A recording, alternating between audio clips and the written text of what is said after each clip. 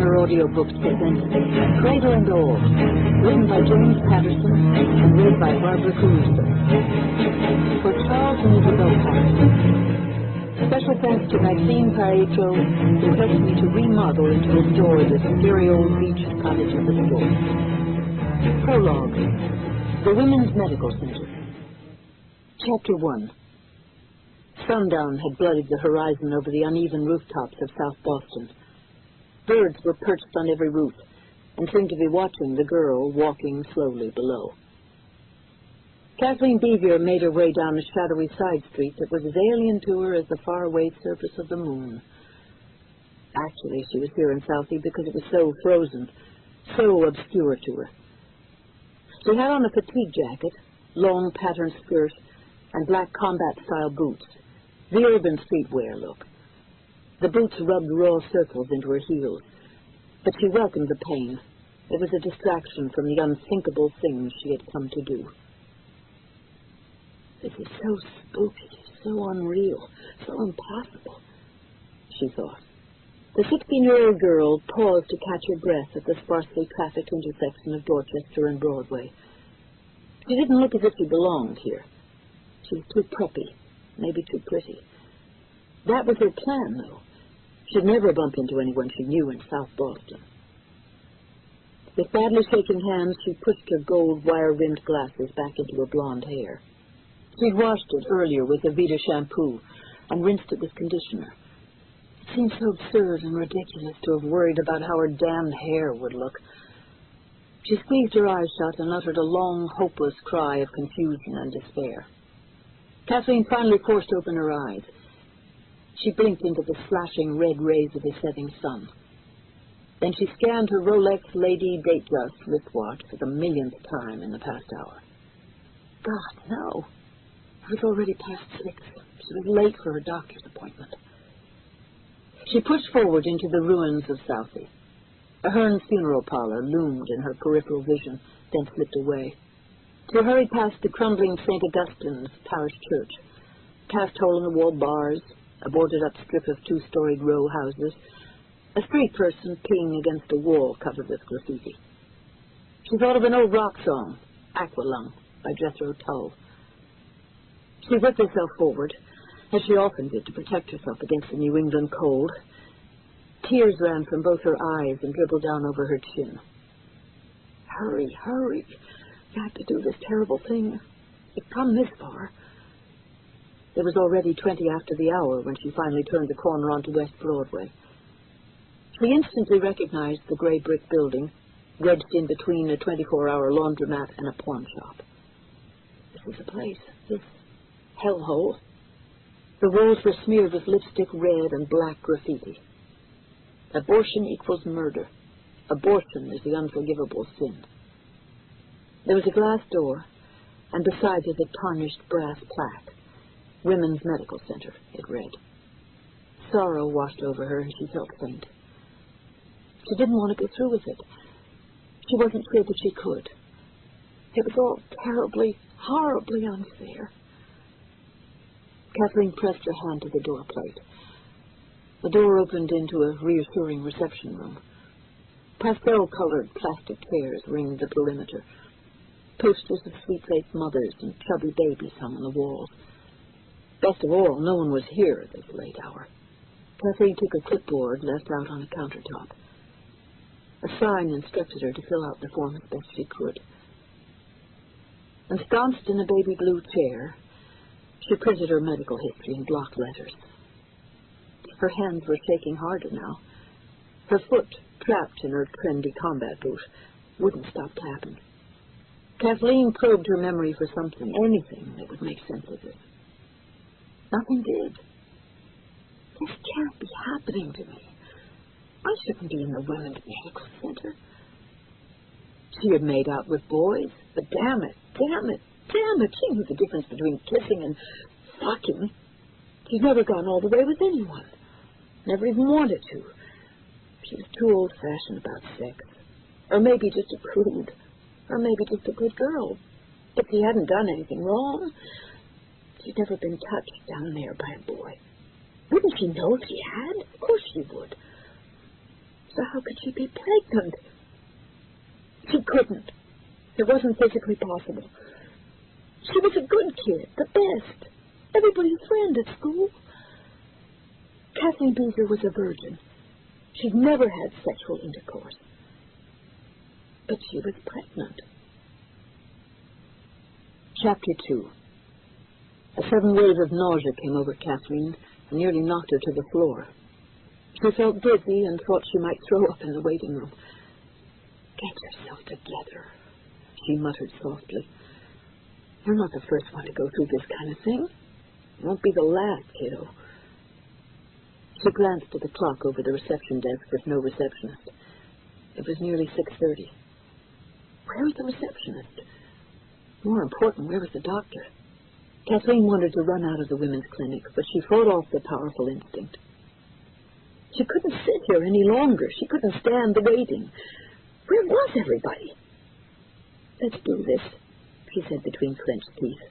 "No time like the present." She stood and walked to a pine wood door directly behind the reception desk.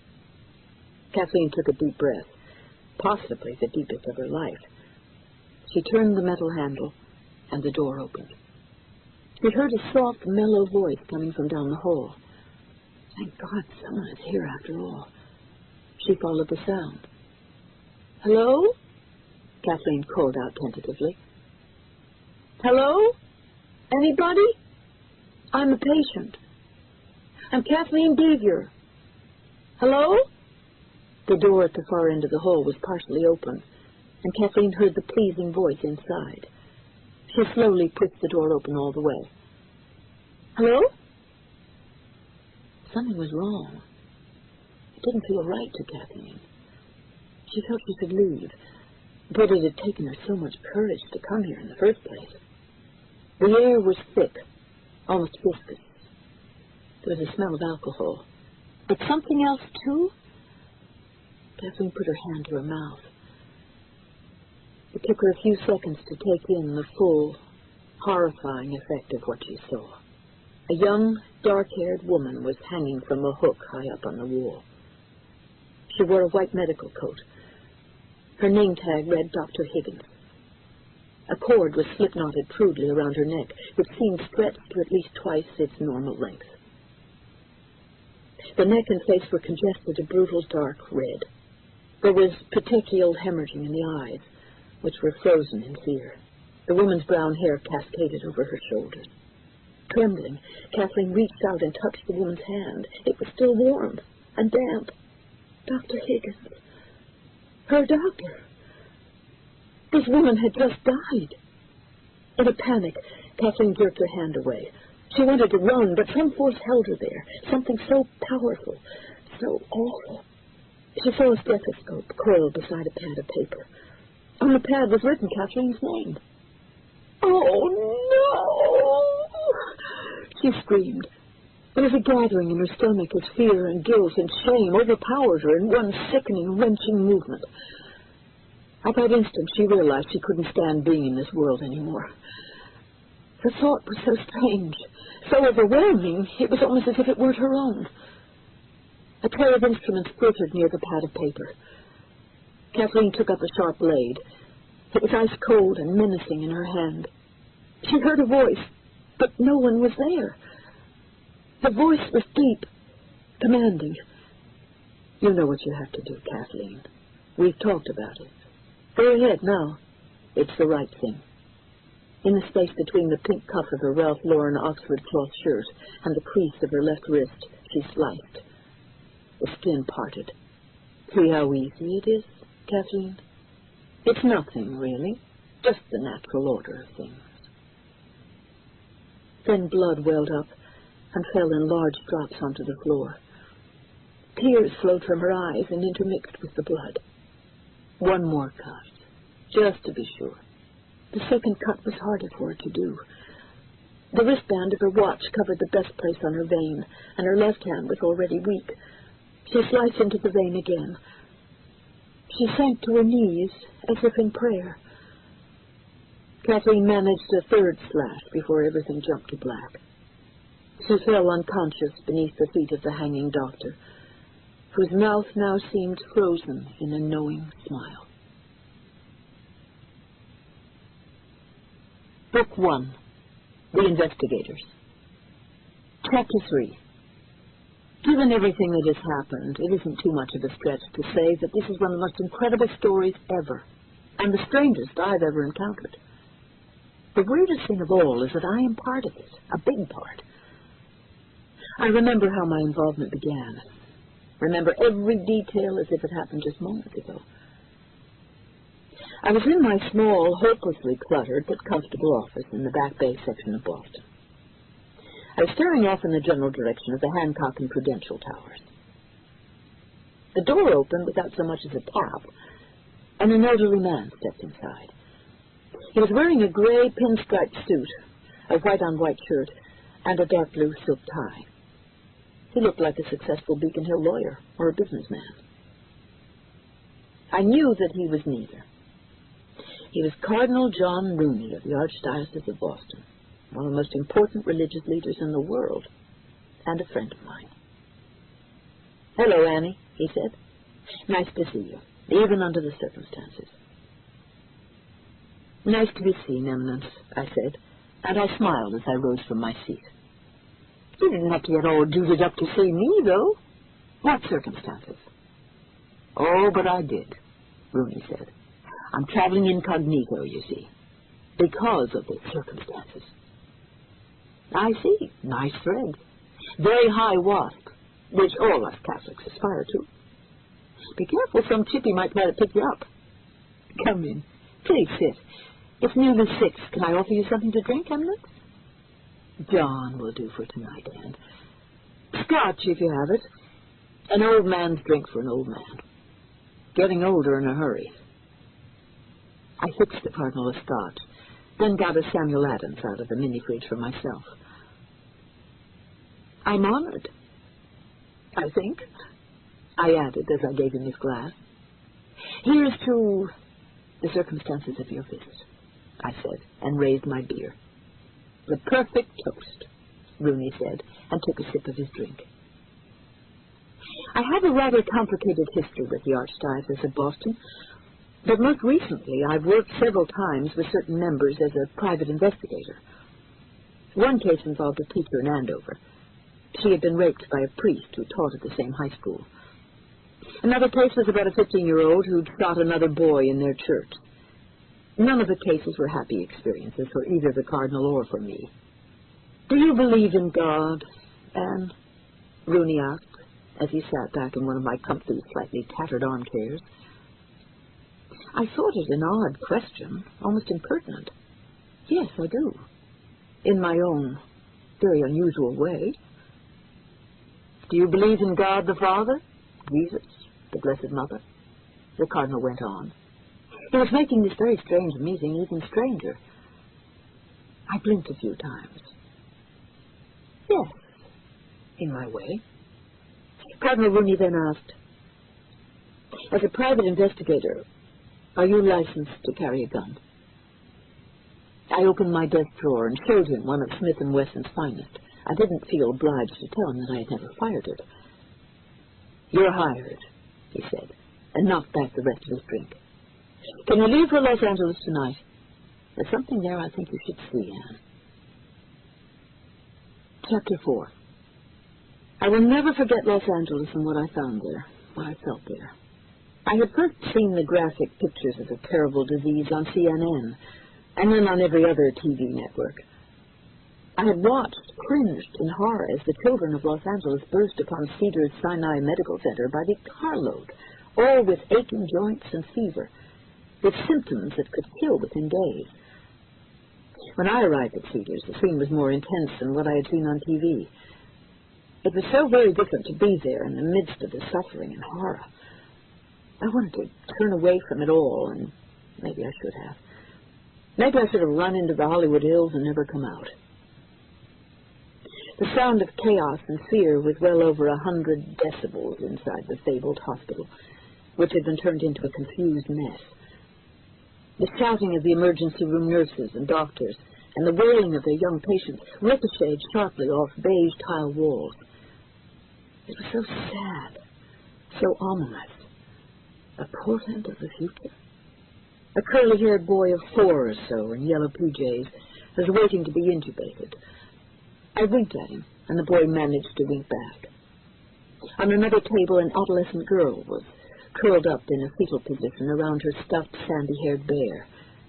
She was crying deep, heart-rending sobs as doctors tried to straighten her contorted limbs. Other children were banked in a holding pattern along the perimeter of the room. Policemen, their radios squawking loudly, manned the doorways as best they could. They were straying, desperate parents from their babies. The long linoleum hallway was packed wall to wall with feverish children, tossing and turning on blankets laid across the bare floor. Each room off the corridor had been turned into a dormitory of tragically sick kids. Their families seemed eerily related by the flimsy blue paper gowns and the masks they all wore. Each new image was indelibly stamped into my mind, and then into my soul. The doctor walking beside me was named Louis Levine, and he was the hospital's director of pediatrics. He was tall and somewhat gawky, and his black pompadour made him look even taller. But I found him heroic in his own way. Dr. Levine had the presence of a rock in a sea of chaos. He was giving me the grand tour, when clearly he had no time for it. The same deeply mysterious plague had just broken out in Boston. Before I left for L.A., I saw the devastation at St. Catherine's, a very large hospital run by the church. The Archdiocese had sent me to L.A. on a fact-finding mission. I was their investigator. You know what it is, don't you? I asked Levine as we walked hurriedly down the hall. Yes, of course, he told me, but seemed reluctant to go further, to actually give a name to the horror. Then he spoke gravely.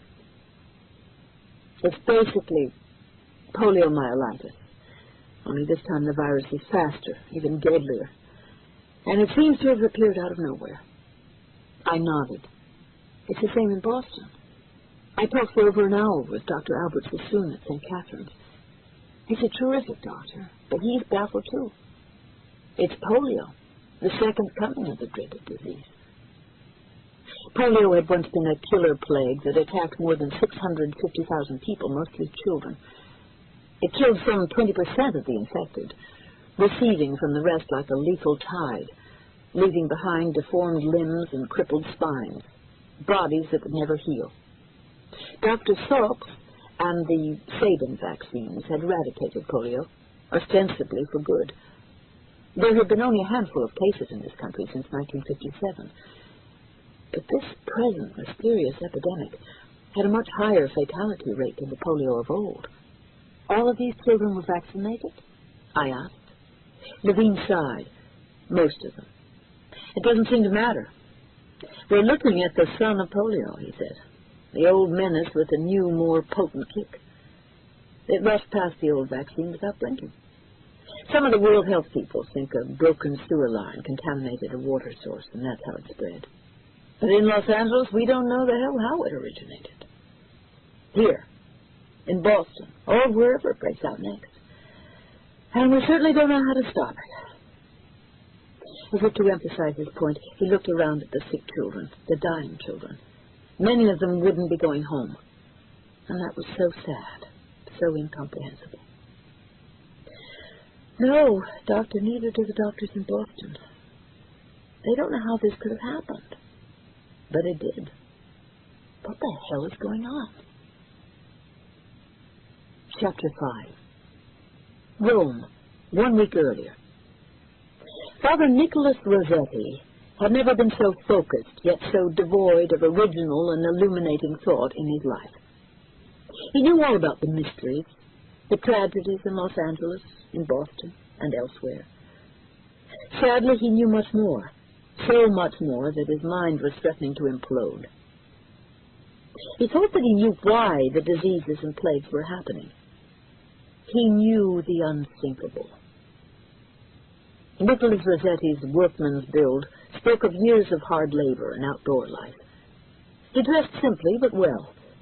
His smile was disarming and self-assured, even when he was feeling almost total panic. He was darkly handsome, and that was inconvenient for a priest. He had been born of poor, simple parents, but Nicholas was very smart, and he was ambitious. He understood how powerful the church still was, but more important, how powerful it could be. He just knew, that one day he would be a cardinal. But an odd and unexpected thing happened to him. Once he was ordained a priest, Nicholas Rossetti started to believe. He was given the divine gift of faith. From that moment on, he promised God that he would dedicate his life while here on earth to serving the church and its people. It was almost too good to be true, but he was consistent. That was how he eventually came to the attention of the Holy See, and then Pope Pius himself. It was known that Father Rossetti was as smart as any priest in Rome, but he was loyal, a genuinely good man, and he actually believed. As he walked, he found himself staring up at the familiar shimmering gold domes, the 2,000-pound crosses and needle spires of St. Peter's Basilica. He was looking for answers, but finding none. His already brisk pace accelerated.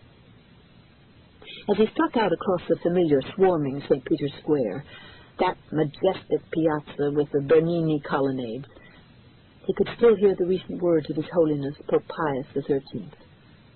The words kept ringing above the din of the Roman streets crowded with tourists, peddlers, and cars honking.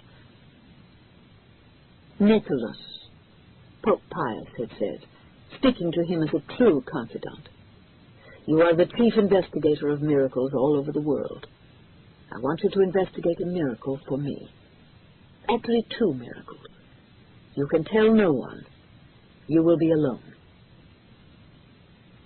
Nicholas Rossetti strode quickly past the 4 magnificent candelabra built at the base of the Egyptian obelisk that had once towered center ring in Nero's circus.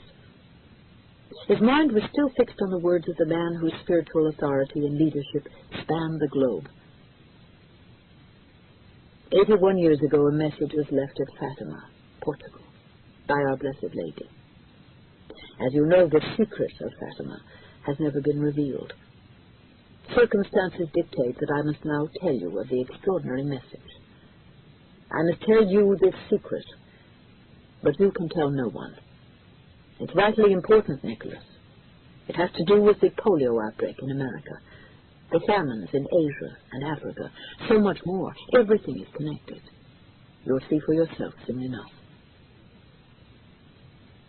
Rossetti had already come to the Porta Sant'Anna. He was about to leave the 109-acre papal state called Vatican City. And will I also be leaving its protection? He wondered. Am I truly alone now?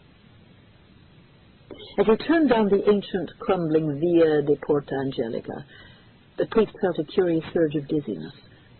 It was disorienting, a kind of swooping vertigo. He felt that he was being watched.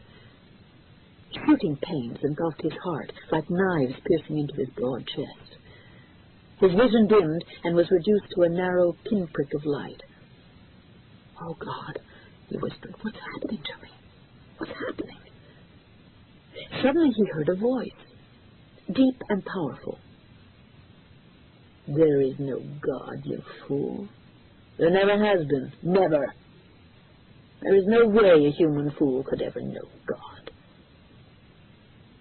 He tried to steady himself, grabbed onto a lamppost as a tide of nausea swept over him. But it wasn't like a wave of food poisoning. It was far worse. A man is sick, someone shouted in Italian. A man is very sick. Nicholas Rossetti gasped hoarsely. Excruciating pain suddenly lanced down his left arm and entered his leg. He had the thought, I'm being skewered. He again heard the voice deep inside his head. You are going to die, and that's the end for you. You'll cease to exist in a few seconds. Your life meant nothing. Could he be having a heart attack? No, he was too young for this to happen. Only 36. He was as healthy as a horse. He'd been in excellent health just days before, hours before. He jogged 5 miles along the Tiber that morning. Your exercise, your jogging is a joke. You see that now, don't you, fool? He fell to the cold stone pavement. The sky seemed to be fading in and out. Colors swam before his eyes.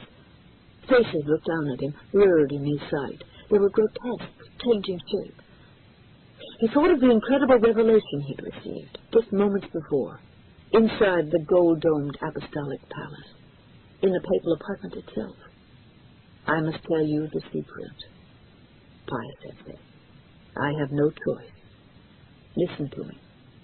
Listen closely. Father Rossetti, Our Lady of Fatima, promised the world a divine child. It's happening now. You must find the Virgin Mother, Nicholas. Only she can stop the diseases, the plagues around the world. You must find her. Please, help me, Nicholas Rossetti gasped as he lay in the street. I can't die now. I know a secret. We all know it, whispered someone in the crowd gathered over him. We all know the secret, they said in chorus. They smiled. We all know. And he saw now that they were devils, every one of them. The streets were filled with grotesque, snarling devils. They looked like werewolves, vicious, hateful beasts up on their hind legs. He heard the voice again. You're going to an early grave with your precious secret, Nicholas.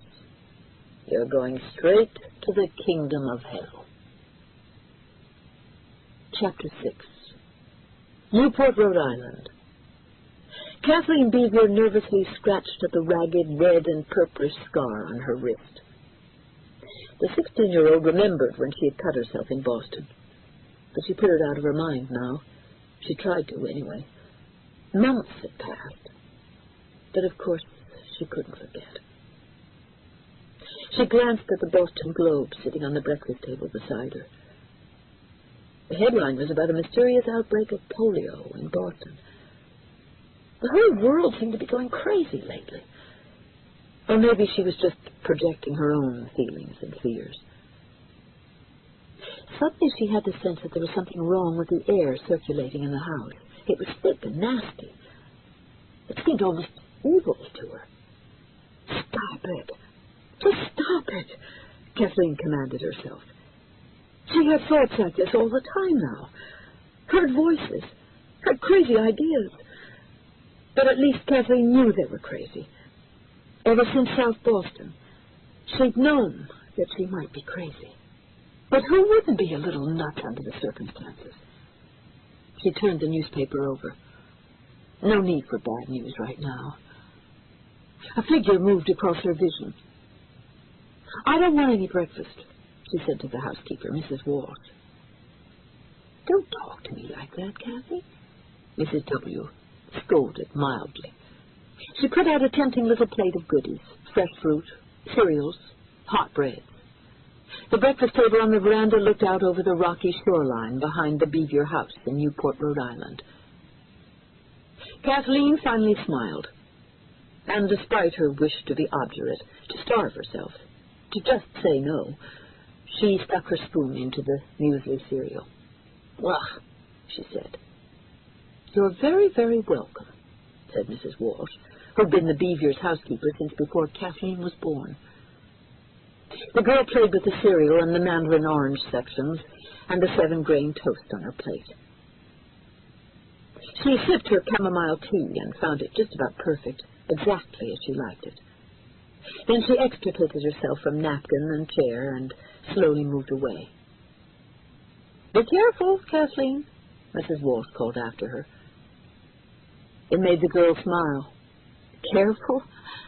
Wasn't it a little late for that? Chapter 7. Supporting her protruding stomach with her left hand, Kathleen negotiated the steep flight of bleached wooden stairs outside the house. Her one guiltless pleasure lately was the beach, and it lay directly ahead. She could cry on the beach. She could scream all she wanted to, and her voice would be drowned out by the crashing waves. She could act crazy if she wanted to, and she very much wanted to. She was 8 months pregnant, and that was just one of the things that made no sense to her. The doctor who was supposed to abort the child had either committed suicide or been murdered. The police still didn't know. Kathleen, too, might have died that night in South Boston if another patient hadn't arrived and found her bleeding on the floor. Kathleen sighed loudly as she reached the beach. Her swollen feet were bursting out of her high-top Nike sneakers. She would have untied the laces, but she couldn't see her feet, let alone reach them. How had this happened to her? How? Why? Wading through the ocean's low tide, she put her hand on her huge tongue. She made the gesture pregnant women everywhere make. She rubbed a soothing circle on the swollen globe. She wanted to hate it, but no matter how angry she was that she was trapped in this body, the baby was hers, and she couldn't be angry at the baby. Her baby hadn't done anything wrong.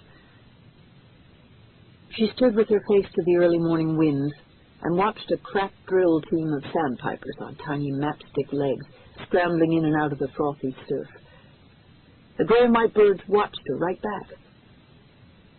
Was it her vivid imagination, or another of the weird things that had been happening to her since her old life was taken over by this new one?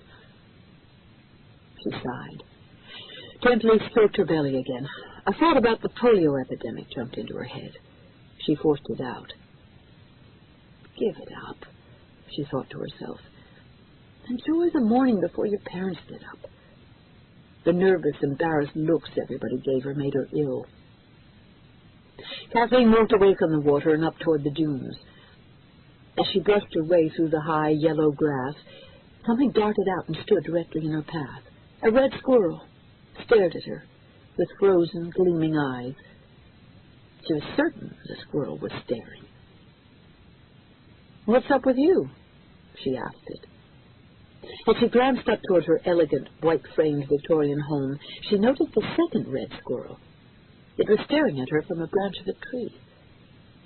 And a big gray fellow standing upright like a tiny bear over near the stairs. Watching? Then Kathleen heard a screeching voice above her head.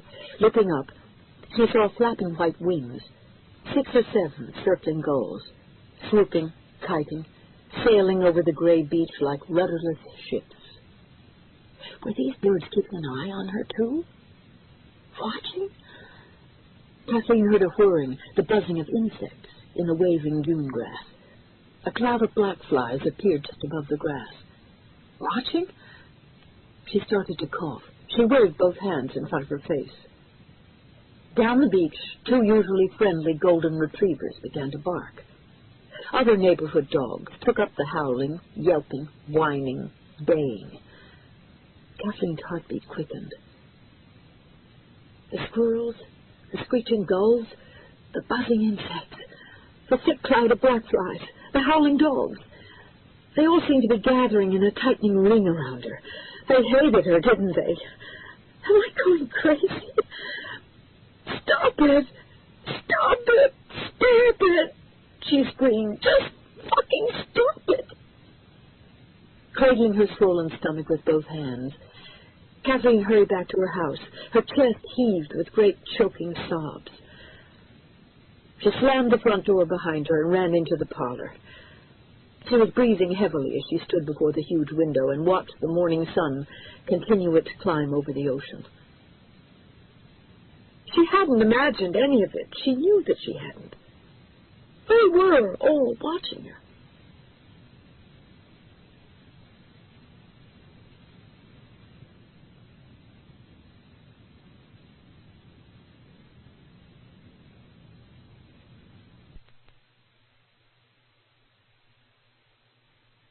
The highway sign up ahead read Newport, Rhode Island, 30 miles. I had traveled from Los Angeles to Boston, and now I was on my way to my 3rd destination in 2 days. My windshield wipers cleared a half-moon tunnel over the slick, gray interstate highway.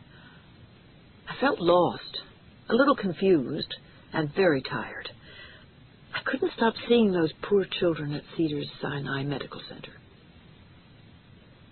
The late afternoon rainstorm pounded ominously on the roof of my sturdy 9-year-old BMW. But I kissed off the warning. I punched on the window defroster, then concentrated on the blurred white stripes that sliced the interstate into curving, sliding, equal parts.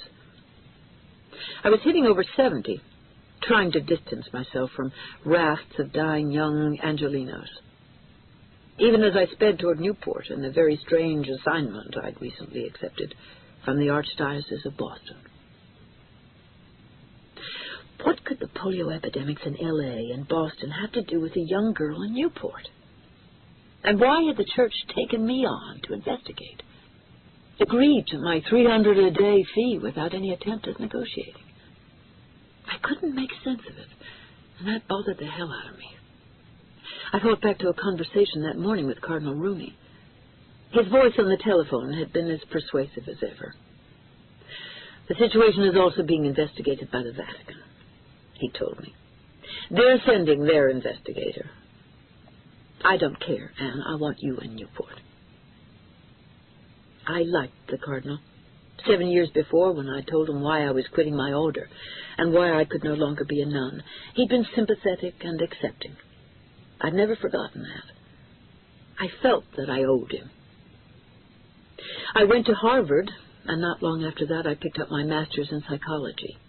My thesis, Firewalking, The Journey from Ages 12 to 20, became a book that was credited with having an impact on the practice of adolescent psychotherapy. I'd gotten into police work to earn my way through school, and I liked it more than I could have imagined. I spent 3.5 years with the Boston Police Department and enjoyed everything except the old boy network at the top. So I left the force and got a license as a private investigator. I'd done the right thing to leave the Dominican order. I was pretty sure that once my habit was in mothballs, I would see my last at the Archdiocese of Boston. I was wrong. The Cardinal had kept me in his active file, very active. He sent me a note every time I was mentioned in a newspaper piece. He hired me to work on a few delicate cases. Cardinal Rooney wasn't just smart, he was clever. I should have known that he was keeping tabs on me for a reason. Apparently, that reason had arrived. My drive from Boston to Newport had already taken 2 hours, and during that time I went over and over everything Rooney had said to me. There's a 16-year-old girl in Newport, he confided. She's a virgin, Anne, and she's pregnant. I need for you to check her out. I respected the Cardinal, but I couldn't contain myself. It's got to be a hoax, I sputtered. This is the 20th century. This is America. I doubt there are any 16-year-old virgins left. He laughed and admitted that that was his first reaction, too. And now?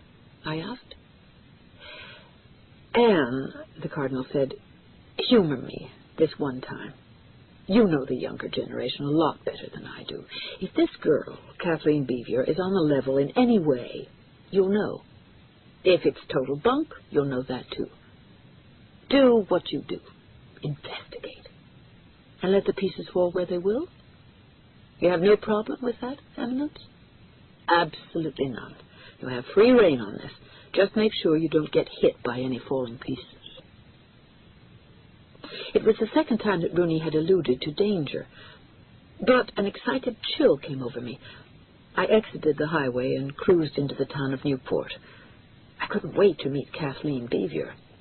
I was trying hard not to be biased against her, but I couldn't help it. The truth was, I just didn't believe in virgin births anymore. Chapter 9. I was met at the front door by the Beavier housekeeper, who briefly introduced me to Mrs. Beavier, then showed me to my room at the cottage. Apparently I would be staying the night. It was only 62 degrees in the room, but I'd already worked up a little sweat thinking about Kathleen Beavier. I'd arrived at the large manor house called Sun Cottage at 4:30. Now I stood at a large bay window in my bedroom suite. I was looking out at an unbeatable ocean view. I was cogitating, one of my favorite pastimes, when there was a knock at the door. Yes? Who is it, please? A soft mumble came from the hallway. It's Mrs. Walsh. Come to draw you a bath, Miss Fitzgerald. Is that all right? That would be wonderful, I said, trying to conceal my surprise. Please come in. Mrs. Walsh, a slight woman with a curly, snow-white cap of hair, stood in the doorway. She nodded, then scurried to the adjoining bathroom. I watched through the open door in mild amazement as she sprinkled bath oil under the torrent streaming from the shiny brass taps. Your bath is nearly ready, the housekeeper said, ducking her head, then brushing past me. My bath is nearly ready. Wow. Okay, I can handle this, I think. I thanked her and entered the handsome bathroom. Mrs. Walsh seemed a little strange to me, a little high-strung, but that was okay. I drank in the stunning details of the room. The Victorian towel racks, the wood-paneled glass cabinets overflowing with thick bath sheets, the old-footed tub, and a magnificent pier glass mirror. I dropped my blouse and khaki trousers to the floor and stared at my image in the glass. I had entered the novitiate at 14, before my body matured. I was a novice at the Dominican convent in Boston. The mirrors built into the walls of St. Mary's were blacked out with paint. My only looking-glass was 4 inches square. For a couple of years I wore a full habit, complete with wimple and Oxford shoes. Even when I was alone, I put on and removed my plain cotton underwear under my voluminous nightgown. My hair was covered, day and night. Mortification of the senses, it was called. I understood now that I had entered St. Mary's as an alternative to staying in our house in Dorchester. I was the next to youngest of 11 Fitzgerald children. My mother was a cleaning lady and a functioning alcoholic. My father was an insurance salesman and a functioning alcoholic also. I learned about St. Mary's from a sympathetic sister at my grammar school, and then I escaped to the convent. At St. Mary's I was the tough one from Dorchester, which served me pretty well. The sisters were good to me, actually loved me better than my parents had, and they tried to save me. Who knows? Maybe they succeeded. I would have been shocked back then if I could have peeked into my future, seen my grown-up woman's body. I stared into the steamy pier glass, still awed, amazed and amused that I'd emerged from my nunny duckling feathers with what could pass as a model's body. Well, almost. Well, in my dreams. I gathered the hair off my neck with one hand, then slowly released the thick, glossy sheaf of it, watching as it swung gracefully around my shoulders. My post-adolescent narcissism satisfied, I smiled to myself and settled into the hot, fragrant bath. I could get used to this, I muttered. I had a moment of pure hedonistic pleasure before a chill invaded me, and I remembered exactly where I was. I wasn't a pampered society babe at Two Bunch Palms or the Canyon Ranch Spa. I was in the Beaver House in Newport, Rhode Island. I was here to investigate a virgin birth, which seemed to me, at best, a physical impossibility. Chapter 10. Around 5 o'clock, I peeked into a very large, softly sunlit library room, feeling like an intruder in someone else's dream. I heard a woman's voice before I saw anyone. Good evening, Miss Fitzgerald. Carolyn Beaver was standing in front of a wall of leaded floor-to-ceiling windows that looked out on a lawn that rolled all the way down to the ocean. I'd met her briefly when I arrived. She'd been courteous but formal and restrained. She was in her late 40s, with an elegant oval face, prominent cheekbones. Her streaked blonde hair was held back by a simple velvet band. She fit very well in the world of Newport, Greenwich, and Palm Beach. She introduced me to her husband, Charles, a silver-haired man who had the sharp, angled look of a corporate warrior. He was dressed in a charcoal gray business suit, crisp white shirt with French cuffs, gold cufflinks, and a striped silk tie.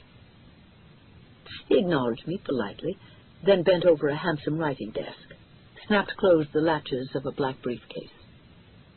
Carolyn dropped into a sofa covered in a muted floral chintz and invited me to sit in a nearby striped Regency chair. Charles Bevier said, "You've got impressive credentials, Miss Fitzgerald. Degree in adolescent psychology. Experience with disturbed children at McLean Hospital in Belmont. And, of course, everything you ever wanted to know about teenage girls but were afraid to ask."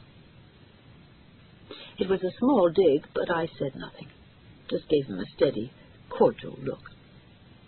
Since Cardinal Rooney hadn't included my experience in police work as part of my background, I decided not to add it to my resume now. "Sorry," Charles Bevier said then. "That was uncalled for. I'm sure that Fire Walking is a valuable book." "We're under a lot of stress," Carolyn broke in. "I understand," I said. "No offense, but you really can't understand the strain," Charles Bevier said roughly. "When we learned Kathy was pregnant, I wanted to strangle her." His voice caught in his throat. Carolyn finished for him. "It wasn't just the pregnancy, it was that Kathleen hadn't told us. Then, as you know, she tried to kill herself. I wish she'd tried to kill me instead." "Stop it," Charles Bevier said. "It's not your fault, see."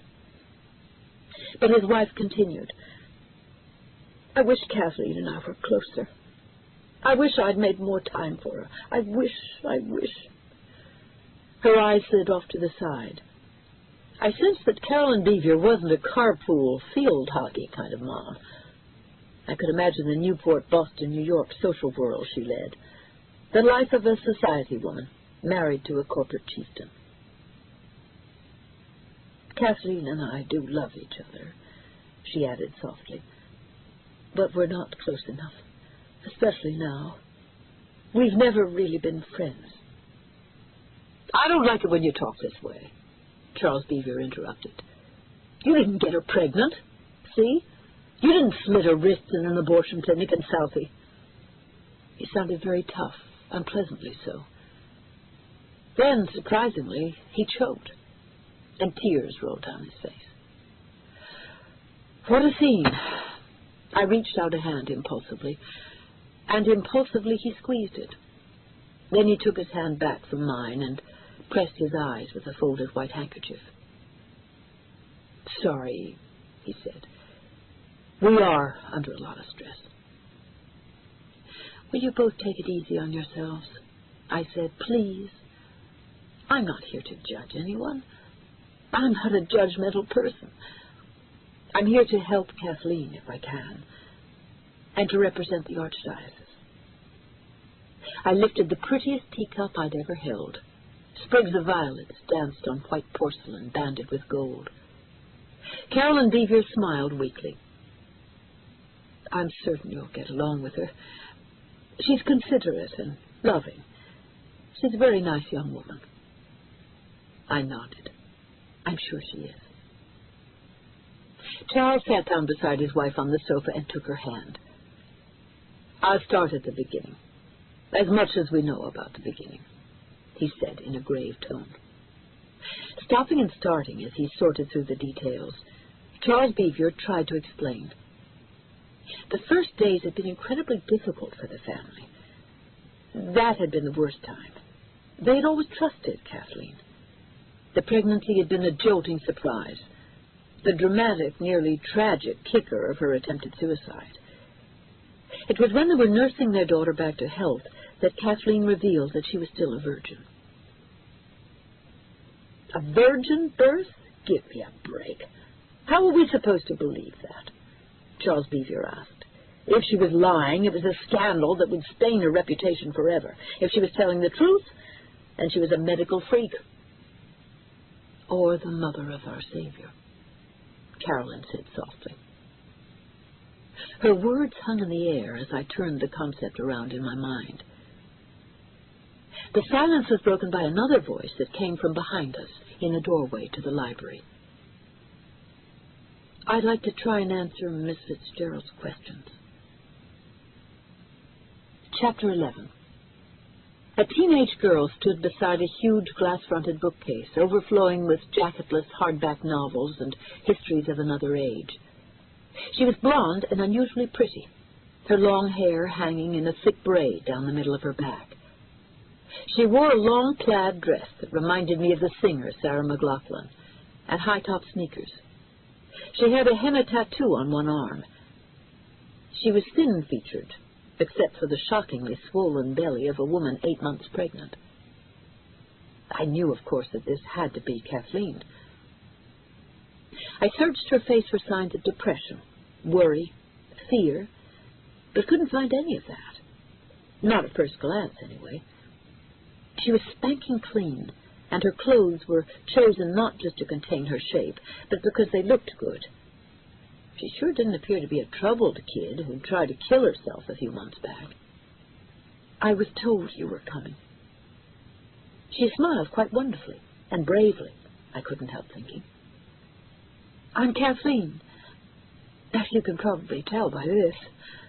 She patted her huge stomach. "Hello, Kathleen," I said. I was clutching the arms of the chair so hard I was sure I was leaving nail marks. I couldn't take my eyes away from the young girl's face. The lovely face of Kathleen Beaver reminded me of the Blessed Virgin Mary. There was no mistaking it. Chapter 12. Mom Cross, Ireland. A week had passed since the brutal and mysterious attack on Nicholas Rossetti in Rome, just outside the Vatican gates. He looked so much older now. He felt so much older. He felt that someone was watching him, and he thought he knew who it was and what it wanted. His only defense was his iron will to serve his church at any cost to himself. His recent affliction had frightened and frustrated him, and the doctors who attended his mysterious illness had no explanation. Tests revealed nothing. Nothing. Meaning what? That the attack had all been in his mind? He'd been deathly ill for 5 days. Then the shooting pains and high fever. The blackouts left him as quickly as they had appeared. So am I well now? Am I cured? Am I sane? Father Rossetti drove his small rented car over the Irish hills, around sudden twists in the roads, with grave determination. He hardly noticed the beauty of the furrowed fields and pastures that flanked the country roads, nor their curious emptiness, now that the spring lambs had been sent to slaughter. His 225-kilometre trek from Dublin's O'Connell Street to Mom Cross in Galway was ending. But he knew his real journey had only just begun. As he got closer to Mom Cross, his fear and anxiety about another physical attack increased. He desperately wanted to control the fears, but found that he couldn't. Why did he feel he was being watched? He could see no one on the roads, and he hadn't heard the deep, terrifying voice in a couple of days. He asked directions at the petrol station, just inside the almost medieval village of Mom Cross. A toothless mechanic in a greasy cap and blackened workman's clothes directed him farther west. He proceeded in that direction. Stone gate posts marked the beginning of a long, curving drive. Elm branches moved overhead, sending shifting shadows across the car's windscreen. The parkland on both sides of the drive looked lonely, unnaturally so. He gave a sigh of relief when he saw that the road wound to a halt at the forecourt of a handsome and secure-looking stone manse. The Holy Trinity School for Girls. Yes, this was the place. The girl was here, the Virgin, Colleen. If he could believe that. Abandoning his English Ford at the entrance, he made his way up the broad stone steps. He could hear a class of girls through an open latticed window, the sweetly monotonous chant of Latin declensions, Amo, Amas, Amak. He found himself reciting the known facts of his investigation, a litany of impossible ideas connected to an outrageous prophecy made decades ago at Fatima in Portugal. A virgin here in the Republic of Ireland, site of John Pope Paul's mysterious visit in 1979. A virgin 8 months gone with child. A 14-year-old schoolgirl named Colleen Deirdre Gallagher. A secret that Rome and the Church in Ireland were struggling to keep under containment. And that was just the start of things, just the beginning. Father Rossetti absently lifted the heavy ring knocker on the school's front door. His heart was racing, and he felt weighted down with fear. Was he being watched? Followed? If so, by whom? At least the voice was leaving him alone. A tall, flat-chested girl presently appeared at the doorway. The Holy Trinity student wore a puffy white blouse, a gray pleated skirt, conservative black shoes. She seemed to be expecting him. She curtsied, then silently led Rossetti upstairs to the office of the Reverend Mother. Still afraid of another attack, he gripped the slight wooden banister as if he were an old man. It was constantly on his mind now, being struck down with terrible, crippling pain, then dying, simply ceasing to be. The school's principal was expecting him, waiting upstairs in her small, dank office. It isn't often we're receiving visitors, much less from Rome, Sister Catherine Dominica said with a benedictory smile that made Rossetti distrust her.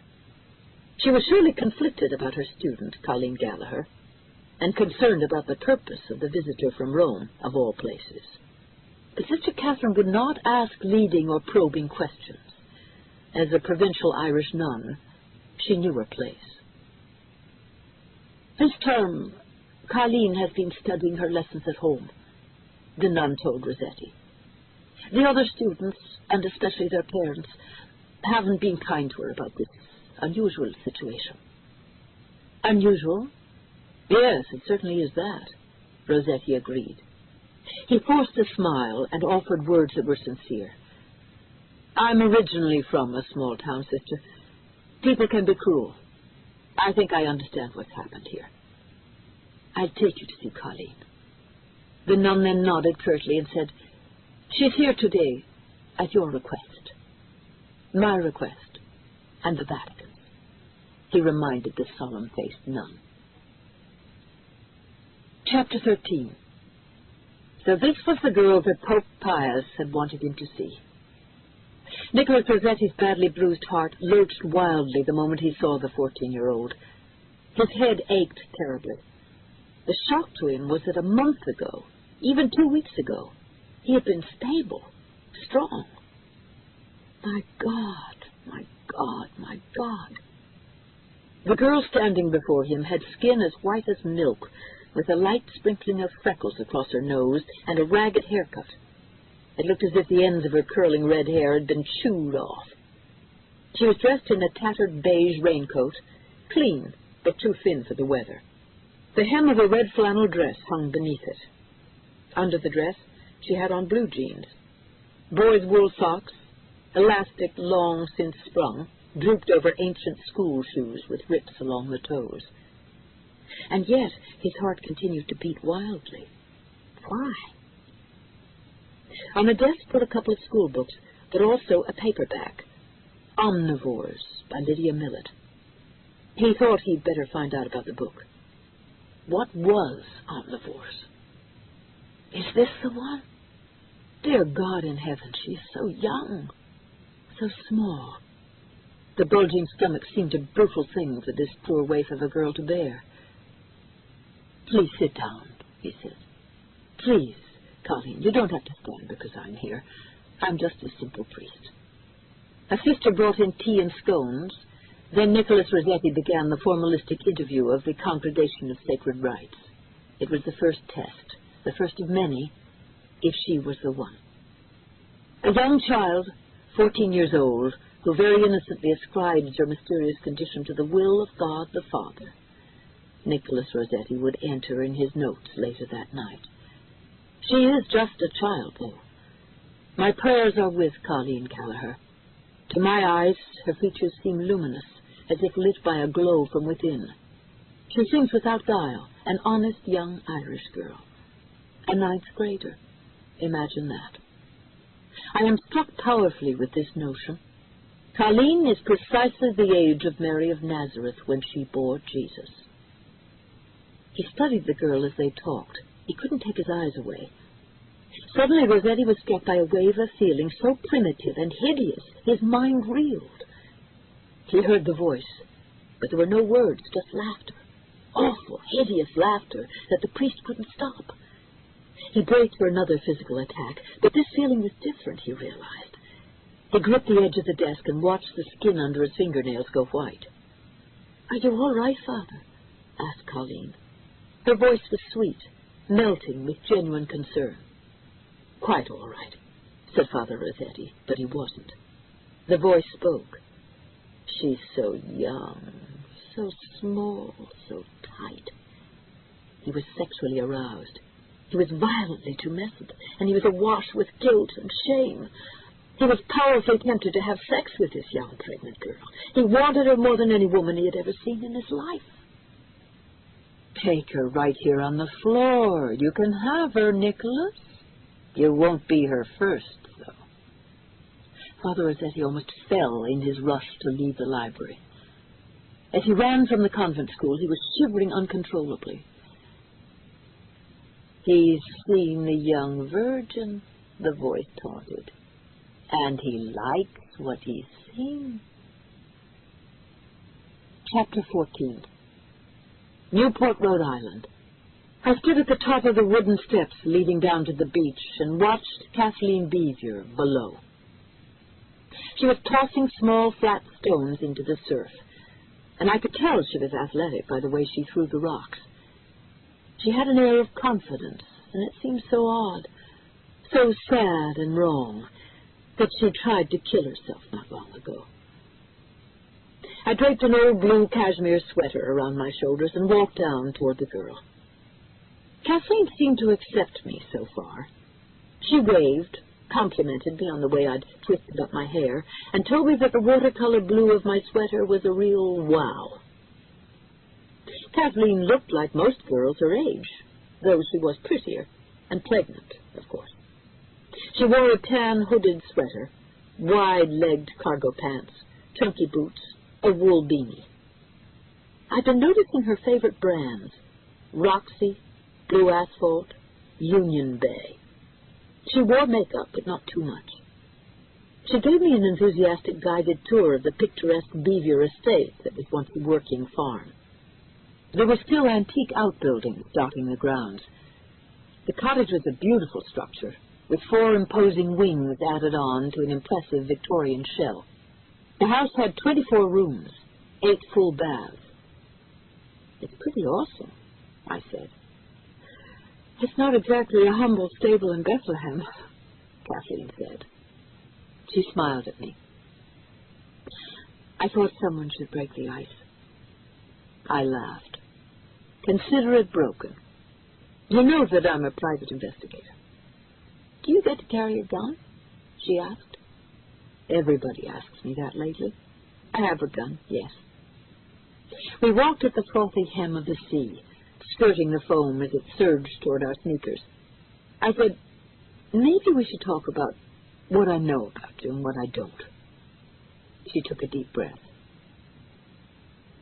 "Okay, if we have to." "We have to," I said, hoping I sounded nonchalant. "All I know for sure is this. You're pregnant, and you say you're a virgin." "Strange, but true. And you know I tried to kill myself." I nodded. "I also know that the Archdiocese of Boston is concerned about your condition. I know they're trying to keep the story quiet, which is understandable. But why did they become involved in the first place?" Kathleen rolled her eyes, which were bright blue and very pretty. "Okay, first of all, though one minor correction. You said the church was concerned. I'd say they're terrified. The almighty cardinal came here himself.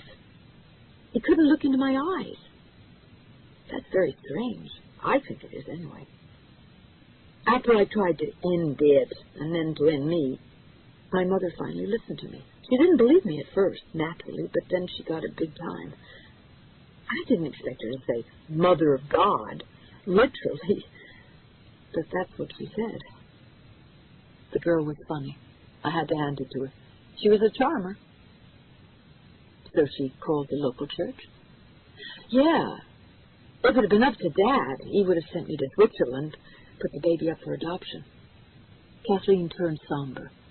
She took off her beanie, rolled it in her hands. I couldn't help running diagnostics on her as she talked. Was she bipolar? One symptom of manic depressive tendencies was megalomania, or delusions of grandeur. The belief that one was going to be the mother of God could certainly fit under that category. Kathleen rubbed at the still livid scar on her wrist, then wrinkled up her face. Things got pretty wild around here after that. I was examined by a high-priced gynecologist. They flew in from Boston. Then I was cross-examined by theologians at Harvard University, of all places. After that, all these different priests began to come to the house. And now you! Anyway, you seem much nicer than the others. They must have made a mistake when they chose you. Or you're sneaky? I'm very sneaky, Kathleen. Please start at the beginning. I've heard the story in bits and pieces. There's something about a day last January, 8 months ago. You'd gone out with a boy after a school dance? Who was he? What was that all about? Kathleen's blue eyes hooded over suddenly. A door seemed to slam shut on the newly formed trust between us. I'm sorry, she said. She shook her head. I can't tell you about that. Don't go there. I'll talk about anything else. Tears filled her eyes, and she had to cover her face with her hands. I wondered if she was conning me. It was impossible to tell. I'm so afraid, she whispered at last. I feel so alone and afraid. People think I'm either a liar or a saint. I'm neither. I'm just me. I'm still just me. She leaned against me, and I took the badly shaken girl in my arms. I could feel her emotions, her fears, her terrible loneliness. I had seen it before, but never quite like this. What had happened to Kathleen Beaver?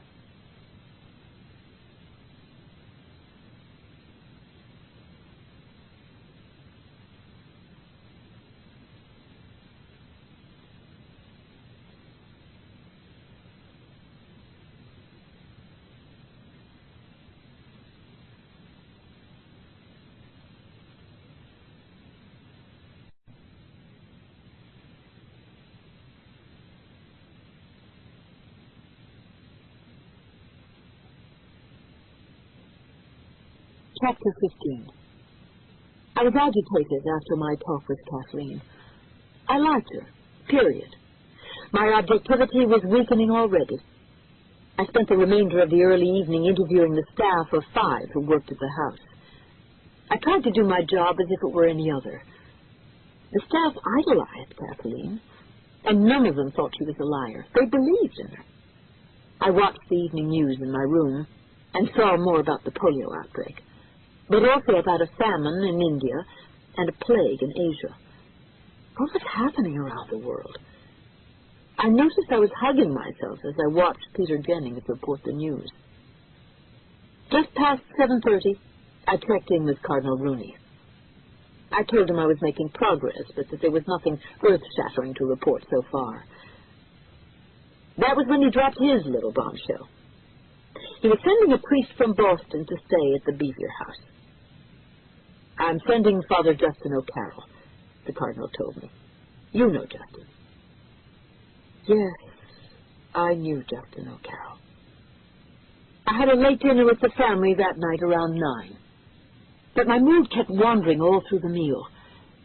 Kathleen had gotten under my skin the second I saw her, and she defied easy classification. Now Justin O'Carroll was coming. God give me strength. Around 10 o'clock, I took a walk alone on the grounds. My mind was in overdrive, and I knew I would have trouble sleeping if I went up to my room. This is a hoax. It has to be. Now, how do I prove it? And what will that do to Kathleen? She had warned me to be careful walking around outside, and I thought that odd advice. The place was beautiful and extremely well lit. I thought that I could handle any danger I found here. Chapter 16. The night air was cold and felt brittle to me. I had hoped that the roar of the waves would soothe me, but instead the sound called up a touch of melancholia that caught me off guard. I had been trying to think of something other than the young girl. And as iron files are attracted to a magnet, so were my thoughts drawn straight to Justin O'Carroll. Damn. Why was Rooney sending him? I hadn't thought about Justin for months, but now that I did, I remembered everything all too well. I had been a Dominican nun for only 2 years, and I felt I'd made the right choice. But then something completely unexpected happened. I met Father Justin O'Carroll, originally from County Cork, Ireland. And damn it, I fell in love with him. I first saw him when he was a caseworker for Catholic Charities in South Boston. He was wearing a plaid flannel shirt, jeans, work boots. I didn't even know he was a priest. I was attached as a social worker to Cardinal Rooney's office, the main archdiocesan office on Commonwealth Avenue. Justin was handsome. Not quite Daniel Day-Lewis good-looking, but close enough to make the comparison. All of the laywomen at the Chancery thought so, too. He had the most intense royal blue eyes and thick black curls. Some days he banded those curls into a ponytail, and then he was virtually irresistible. But I had resisted physical temptation before. I knew where it led. 11 kids and a lifetime of alcoholism. Even when I was a nun, attractive men had sometimes come on to me, fathers of my classmates, and men on the street who couldn't tell I was a nun in my street clothes. But there was something so compelling about Justin, an unmistakable strength that intrigued me, self-reliance and individuality, a seeming indifference toward the rude ways of the world. He was a rebel with a cause. He was devoted to the poor, and especially to children. Justin was worldly wise, too. He could speak intelligently on a variety of subjects, ranging from Irish sociology to classical music and art, to American politics and pop culture, even baseball. He loved Mozart, and he really loved U2 and the Cranberries, and I'd caught him humming and singing selections from both musical worlds. He was classically educated and had a quiet, sensitive temperament. But he was a priest. I was a nun, and the two of us simply couldn't be together. Down on the beach near the Beaver House, I took a seat on a log of driftwood and stared out to sea. Pictures were flowing into my mind, filling in spaces I'd forgotten were there. I remembered how dumb and giddy I'd felt when I was around him, and how dumb and guilty that made me feel. To be honest, I'd never experienced anything like it before. Naturally, Justin and I never discussed this for the first year of our acquaintance. Then I went to an international conference in Washington, D.C., a trip that lasted 2 weeks. One night during my second week, I got a midnight phone call. It was Justin. "What's wrong? Did something happen?" I asked. "The only thing that's wrong that I can think of," I heard a dreamy, faraway voice say, "is that you're in Washington. I'm here in Boston, and I'm missing you terribly." I felt my heart seize up in my chest. I was tempted to hang up the phone, but before I was forced to find an answer, Justin was brushing past the awkward silence. You can't imagine how hard it was for me to make this call. I picked up the receiver and hung it up again at least a dozen times. I feel like a total fool, Anne, but I seemed to have no choice about it. I had to call you. What to say? The word flustered had been invented for moments like this. Could I possibly tell Justin that I'd been missing him too? That constant thoughts of him had been destroying my concentration all week, all month, all year? No, I could not. I would not. I said, rather inconsiderately, "I'll be back in Boston next Monday." And then I said I had to get some sleep, and hung up on him. What willpower!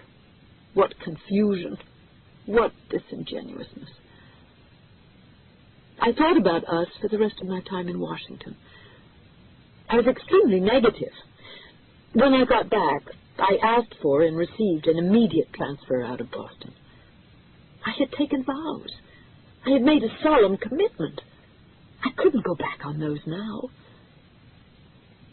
Justin seemed to understand my decision. He didn't write to me or phone me at my new school in Andover. Slowly, my faith and some of my commitment returned. Then one afternoon, he was waiting for me outside the private high school where I taught. "I had to see you again," he said in the quietest voice. "I'm sorry, Anne. I almost feel as if I have no choice anymore. No free will." "Well," I said, and smiled, "it's good to see you too. But you do have free will, and so do I." We went for a long walk through the streets of the village. I tried to talk reasonably, logically, calmly. It seems so ironic when I think of my impassioned lecture to him that day. Then suddenly this positively gorgeous man I wanted to love held me by the shoulders, and I was looking up into those stormy blue eyes of his. We were standing outside of a place called the Pewter Pot. I'll never forget it. "Justin," I whispered, "please don't." "I love you, Anne," he said, still holding me. It was the only time I had ever heard those words.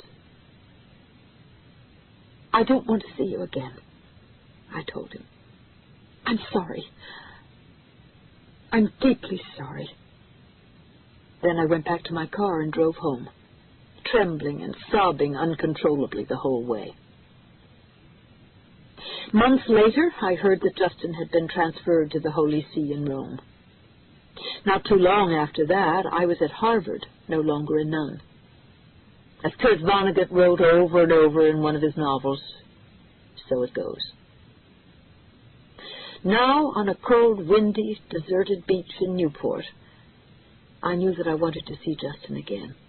I wanted to tell him about Kathleen Beaver and how she had affected me. I wanted to talk to Justin O'Carroll, and I had no idea why the urge was suddenly so overwhelming. But maybe I did have an idea. Soon, I was going to be 30 years old. I was still a virgin myself. Chapter 17. There was a visitor sitting in an armchair in the large Beaver library. I knew who he was and why he was here. He was head of obstetrics at Mount Sinai Hospital. Still, I was introduced to Dr. Neil Shapiro, who had been brought from New York to examine Kathleen. A Jewish doctor, I thought. Well, does that represent some kind of acid test to the church? Shapiro was an ordinary-looking man with thinning gray hair and a solid appearance that seemed to have been shaken by his trip to Newport. He talked rapidly about missed flight connections and a weird feeling of vertigo when he entered the city limits. I sat beside Carol and Beaver in the chintz-covered sofa and accepted a mug of coffee. My mind chewed on several ironies of Shapiro's visit, but then I gave my full attention to the doctor.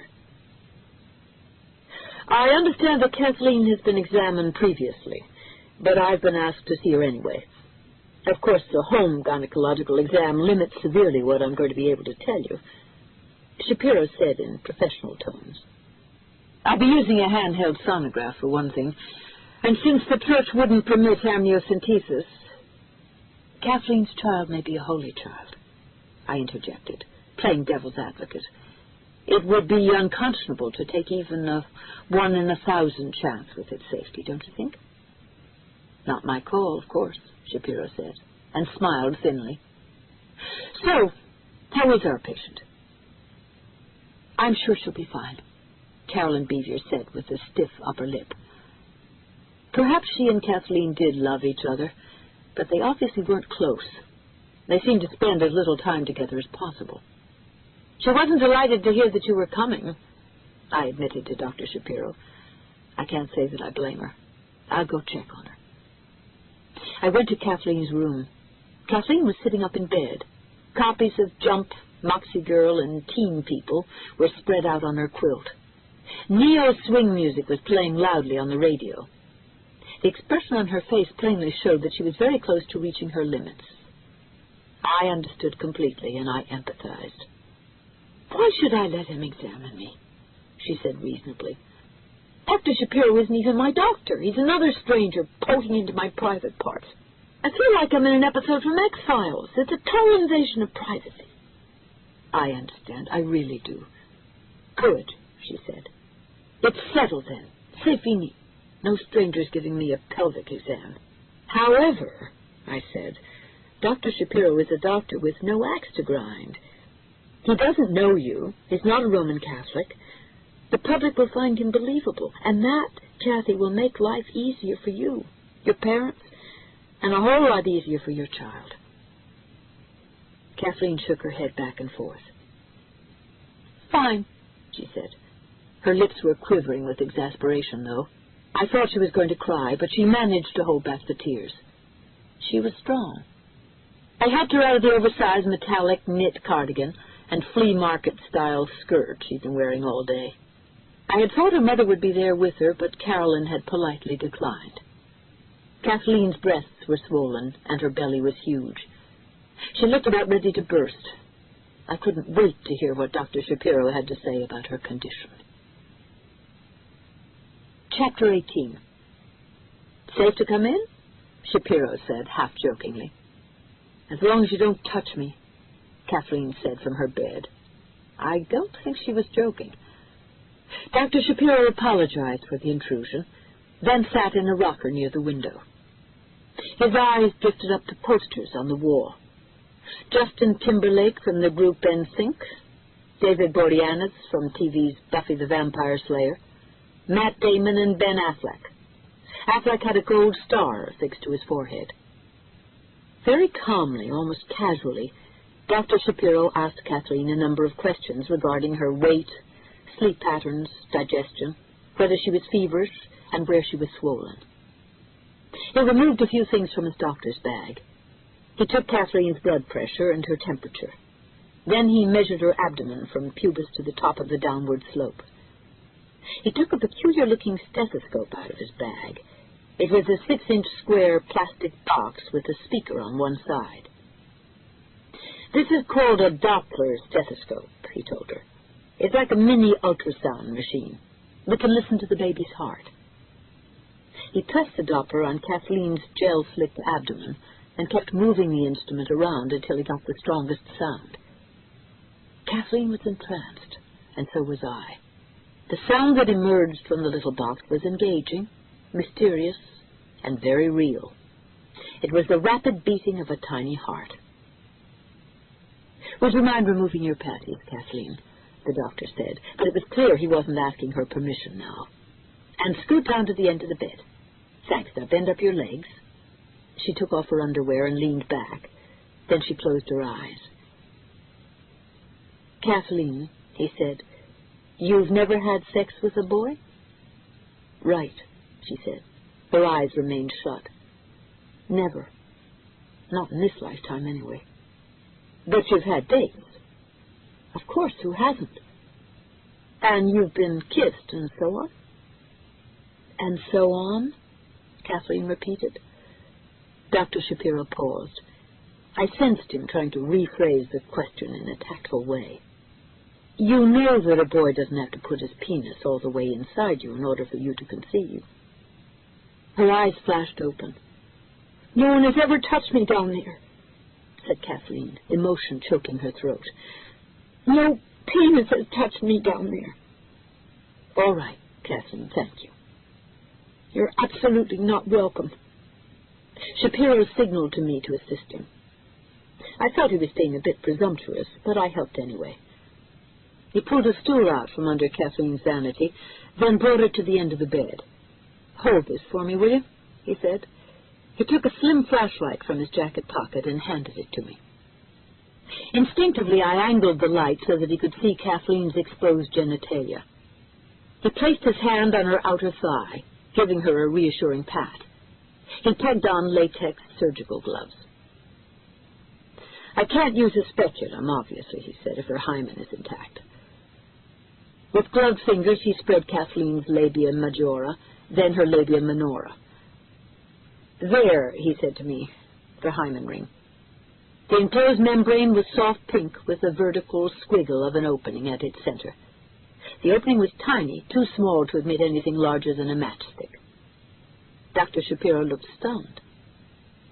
"I've never seen this before," he mumbled. He had to steady himself before he spoke again. "We're all done, Kathy. You can put your legs down now and get dressed." He snapped off his rubber gloves. "She's definitely pregnant," said the expert from New York, the other paid gun in the room. "And this young lady's hymen is definitely intact." Chapter 19. Colleen Deirdre Gallagher was alone in her small room, bundled in woolen blankets to keep away the cold of the night. Outside of the village of Mom Cross, less than a dozen people knew about her condition, and few of them paid it much heed. The Virgin Colleen had already been dismissed as either a fraud or a head case by the Conservative Church in Ireland. The Vatican would have liked the same anonymity for Kathleen Beaver, but it was more difficult for the Vatican to hide things in America, the wild, wild West. Colleen was awake, and as she did every night, she prayed to God and the Blessed Virgin that her baby would be born healthy. "Just let the child be healthy," she whispered. "That's all I ask. Please let my baby lead a good, healthy life. That's all, Lord." Colleen continued to repeat the prayer over and over as the wind whipped across the flatlands outside, through the trees, and up against her house. "Dear God, I don't know why that priest came from Rome. I don't even care. I only pray that my baby will be blessed and born in your grace and live in your holy grace." It was such a simple prayer, and the Irish girl said it beautifully because it came from her heart. Over and over and over, until she finally fell asleep. Outside, someone watched over the house, the girl, and the child growing inside the girl. Chapter 20. John Cardinal Rooney knew that what he was considering was unusual and dangerous, to say the least. He couldn't help that, not anymore. He'd had lengthy conversations with Dr. Shapiro and Anne Fitzgerald. Then he'd spoken with Charles and Carolyn Beaver. Finally, he'd gone to St. Catherine's Hospital and wandered through the wards, which were overflowing with sick and dying children. It was his walk among the poor, afflicted children that finally made up his mind. He saw and felt a connection between the polio outbreak and Kathleen Beaver. He worriedly rubbed his hands together.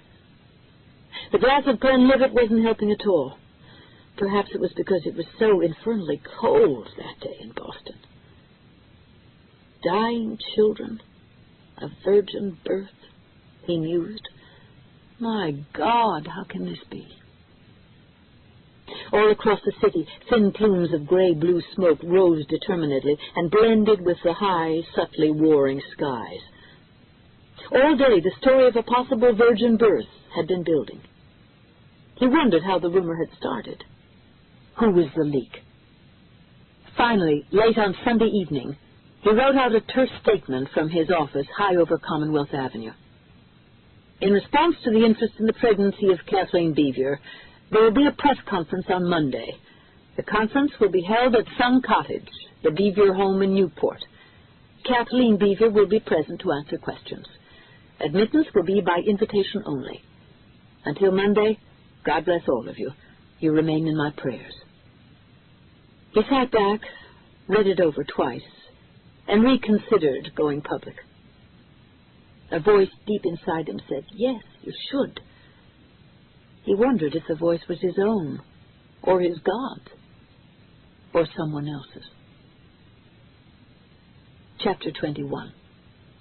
At 9:39 p.m., 30-year-old New York Daily News reporter Les Porter was home in his fourth-floor walk-up apartment on the west side. He booted up his PC, and while his live-in lover prodded the lamb roast with a long steel fork, he checked his email. He had a feeling the story was breaking tonight. His gut said it was. The instant he saw the heads-up message from his source in Rome, Porter forgot everything else.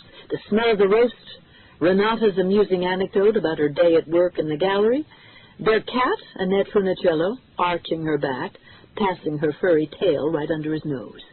"Get," he said, pushing the cat off the keyboard. "I'm working here." He appended a note and forwarded the email to Tom McGoey, international news editor in New York. Then he grabbed the cordless, slapped open his overstuffed filofax on the lacquer telephone table. He punched buttons and finally connected with Boston. He had a confirmation in Rome. Now he needed one from Cardinal Rooney's office. The contact there was Father Justin O'Carroll. O'Carroll was clever and worldly for a priest. "Father O'Carroll, can you give me any other confirmation on the story? Anything? Anyone you can send me to? I have 2 confirmations now. I'd like to have one more. It's in the best interests of all of us to get this absolutely right." Porter cupped his hand over the telephone. He sensed that this was it. "Renata, turn it down, please." He glared meaningfully until the soundtrack of Les Mis was a mere thumping murmur. "All right, Father. Yes. I understand your problems completely. Now, please, listen to what I'm saying. I'm going to talk with our international news editor right now. He'll have to clear this with the managing editor. You will stay near your telephone?" "Yes, I honestly do understand. I know how sensitive this story is. Now, please, stay by your phone. The news will do an honest and fair job with this." He was already halfway out of his apartment, heading downtown to the Daily News offices on 42nd Street. 15 minutes after he flew out of his apartment house door and onto the street, Porter was at his desk in the newsroom, his command center. He pointed and clicked on the address book in his office manager program. He watched names and phone numbers scroll down his computer terminal.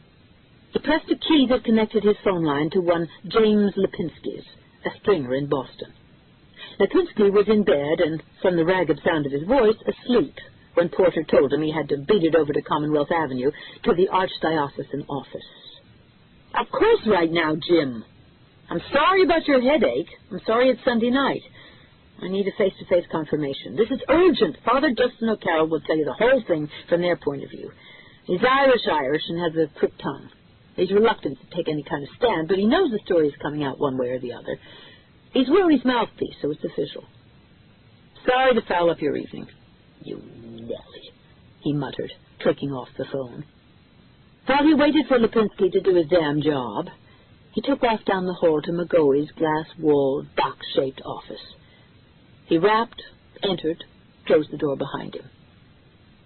Then he told the perpetually snarly Thomas, the Colonel McGoey, the story that had just been confirmed by Father Justin O'Carroll at the Boston Archdiocese office. When he'd heard everything Porter had to tell him, McGoey picked up his hotline to the managing editor, Joseph Denio. In his own way, McGoey pitched like crazy, but he told it straight. When he hung up a minute later, the editor turned to young, frightfully ambitious Porter. "Frankly, Denio doesn't know what the hell to make of it either. Just coming out of the Cardinal's office, it's a story. The fact that they won't deny the rumor helps our case. He wants to see some copyless." At 11:45, the computer-generated layout of the day's paper showed that there were additional news stories coming for pages 1, 19, and 32. At 11:59, the head union printer at the printing plant in Jersey City pressed the starter button. The midnight edition began to roll. At 12:16, the monster presses were screaming. Several 100,000 copies would reach homes in the metropolitan area alone by breakfast. Les Porter left the news building a little after 12:30 with a fresh newspaper under his arm. The paper was still as warm as a loaf of freshly baked bread. No, hell, this paper was hot. Renata was waiting for him in the familiar surroundings of the Café des Artistes bar, 2 blocks up the street from their apartment. Les unfolded the newspaper and scanned it in the dim yellow light. He slid it between Renata and her Smirnoff with a twist. Renata let out a soft "wow" when she read the headline over her lover's byline. Catholic Church closely watches a virgin pregnancy in Newport. A divine child. A divine fucking American child, Les Porter muttered in the buzzing Café des Artistes. You heard it first here. Chapter 22. Rome, the Vatican. His Holiness Pope Pius XIII lay in his bed with one leg twisted under him. His skin was a sheet of running sores. He was in pain, and he was badly frightened. Of the polio epidemics in America, of the famines and floods in Asia and Mexico, of the pregnant virgin girls, of his own mortal body and what was happening to it.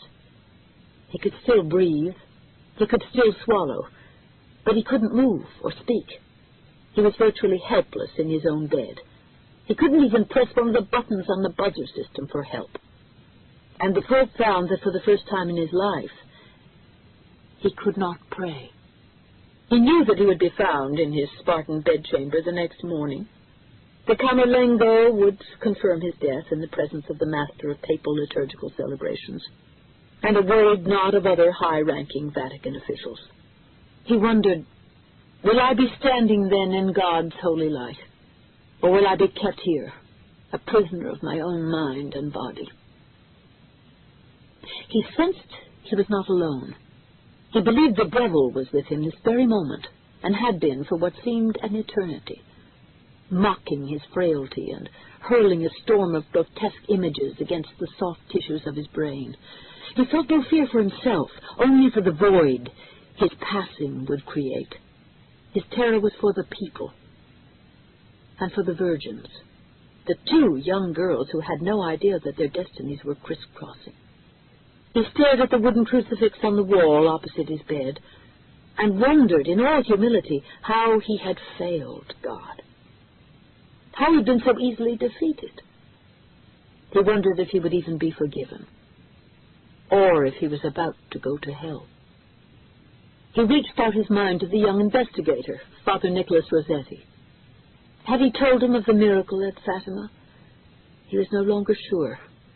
But he found the memory of that day long ago in an untouched niche of his ravaged mind. The details were still as intact as they'd been for more than 80 years. The Pope remembered October 13th, 1917. This had happened and was reported in the Times of London and in the New York Times. 110,000 witnesses from all over Europe and as far as the United States had collected in the hilltops of Portugal. They had stood in the downpour, waiting for the three small children. He had been there himself. The torrent of rain had been mercilessly flooding the desolate sheep pasture since before dawn. Thousands of dark umbrellas shrouded the crowd against the chill, numbing rain.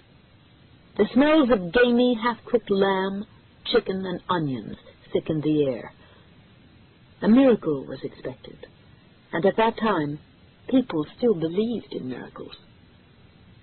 At 1:05 in the afternoon, the three children finally appeared. They were wide-eyed and trembling, inside a tight procession of severe-looking nuns and priests. Behind them came more priests in dripping soutanes, holding flickering red torches and gold crosses. The children, Francisco, Jacinta, and their cousin Lucia, suddenly began to point toward the whipping black skies. This was their 6th and last appearance. "Put down your umbrellas and she will stop the rain," 10-year-old Lucia cried out. The little peasant girl's urgent command passed through the swelling crowd. "Please, madame, your parasol. Senor, your umbrella, please." At 1:18 p.m., October 13th, 1917, the black thunderclouds that had cloaked the sky since dawn suddenly separated. The sprawling festival of people stared upward with open mouths and widening eyes. A golden glow fanned out at the cloud edges. The sun then appeared with blinding brilliance. "Look, the sun has come out. Our Lady is here." Thousands knelt in the thick mud. and as it would soon be reported in the New York Times and everywhere else, the afternoon sun began to tremble and spin at a terrifying speed toward the earth. Brilliant light rained down on the transfixed crowd as they watched it spiral back up to the sky. "Please pray to Our Lady," begged little Lucia. "She says the world war will end soon. She says the devil will be stopped this time, as a sign." The horde of men and women surrounding the three children pounded their breasts and began to scream. "I see her. She is so beautiful. The Mother of God has come back to earth here at Fatima." His Holiness Pope Pius XIII cherished the memory. He had been right there as a young boy. He'd been sitting on the shoulders of his father. He had been too young to truly understand, but it had happened. The lady had spoken to him. The lady had appeared, and she had foretold everything that was happening now, all of it. The seizure ripped through the cerebrum of the most revered man in Christendom, canceling all but one regretful thought. He would never know which virgin bore the divine child. Chapter 23. I am a priest. I'm here on important church business. Father Justin O'Carroll stood in a patch of bright sunshine at the foot of the Beaver driveway, and he tried to catch his breath. This was going to be a challenge. I am a priest. His face was crinkled up, but the thin smile had more to do with the harsh glare than happy anticipation. He would be seeing Anne Fitzgerald here at the house, and he wasn't sure that he wanted to. It had taken him a long time to get over Anne. He didn't want to relive the heartbreaking experience. He was a believer in fate, however, and here he was, in close proximity with Anne again. He knew she would be at the house, since he was at least partly responsible for her being here. He recommended her to the Cardinal, who agreed immediately. John Rooney said that Anne was tough, perhaps even cynical at this stage of her life, and that was what was needed in Newport. The last time he'd seen her, Justin had absolutely believed he would never see her again. He could still recall her anger when he'd shown up at the girls' school where she worked. She was right to be mad, but God, had she let him have it with both barrels. Anne is a trial, he thought to himself. A trial he had earned. Perhaps he'd been selfish before. This time he wasn't going to inflict his feelings on her. Jesus God, he muttered suddenly. There she is. He watched a lithe, strikingly attractive young woman coming over the dunes toward the main house. He wasn't quite ready for it, but there she was. He had the same thought he always did. He still loved this woman. Only now he was sent off not to show it. Anne's sure-footed stride was achingly familiar to him, as was the way her thick black hair whipped around in the breeze. She seemed to be walking in slow motion. There could be no other logical reason why it took an eternity for her to reach him. He felt his insides shift. No amount of rehearsing and girding himself had prepared him for this actual moment. Finally, they stood facing each other in front of the Beaver house. Somehow the impressive and dramatic locale seemed appropriate for their meeting. Anne stared at him, wordless, perhaps furious with him for having surprised her again. He could have called, he knew, given her a warning. "Hello, Anne," Justin said. He was uncharacteristically tongue-tied. "I'm Archdiocese staff, too, part of all this intrigue." At last she murmured a quiet, "Hello, Justin." That was all. She apparently didn't have anything else to say. He stared into her brown eyes a little longer than he ought to.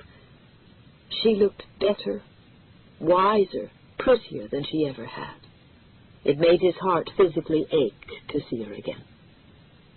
"I'm sorry about just coming like this," he offered, "but you don't just say no to the Cardinal." "I know, Justin. I'm here for the same reason." He stood rooted to the driveway, blood pounding in his forehead, watching her features for some small sign of her feelings. Would she tell him she was glad to see him? Or would she turn and walk away? Or suddenly begin to shout? When her smile finally came, he felt as if he'd been blessed. Anne held out her slender hand to him. Formal, yet with the warmth of friendship. I'm glad to see you, Justin. We've got a great deal to do here. Kathleen Bevier is an amazing young woman. But I don't believe she's going to be the mother of God.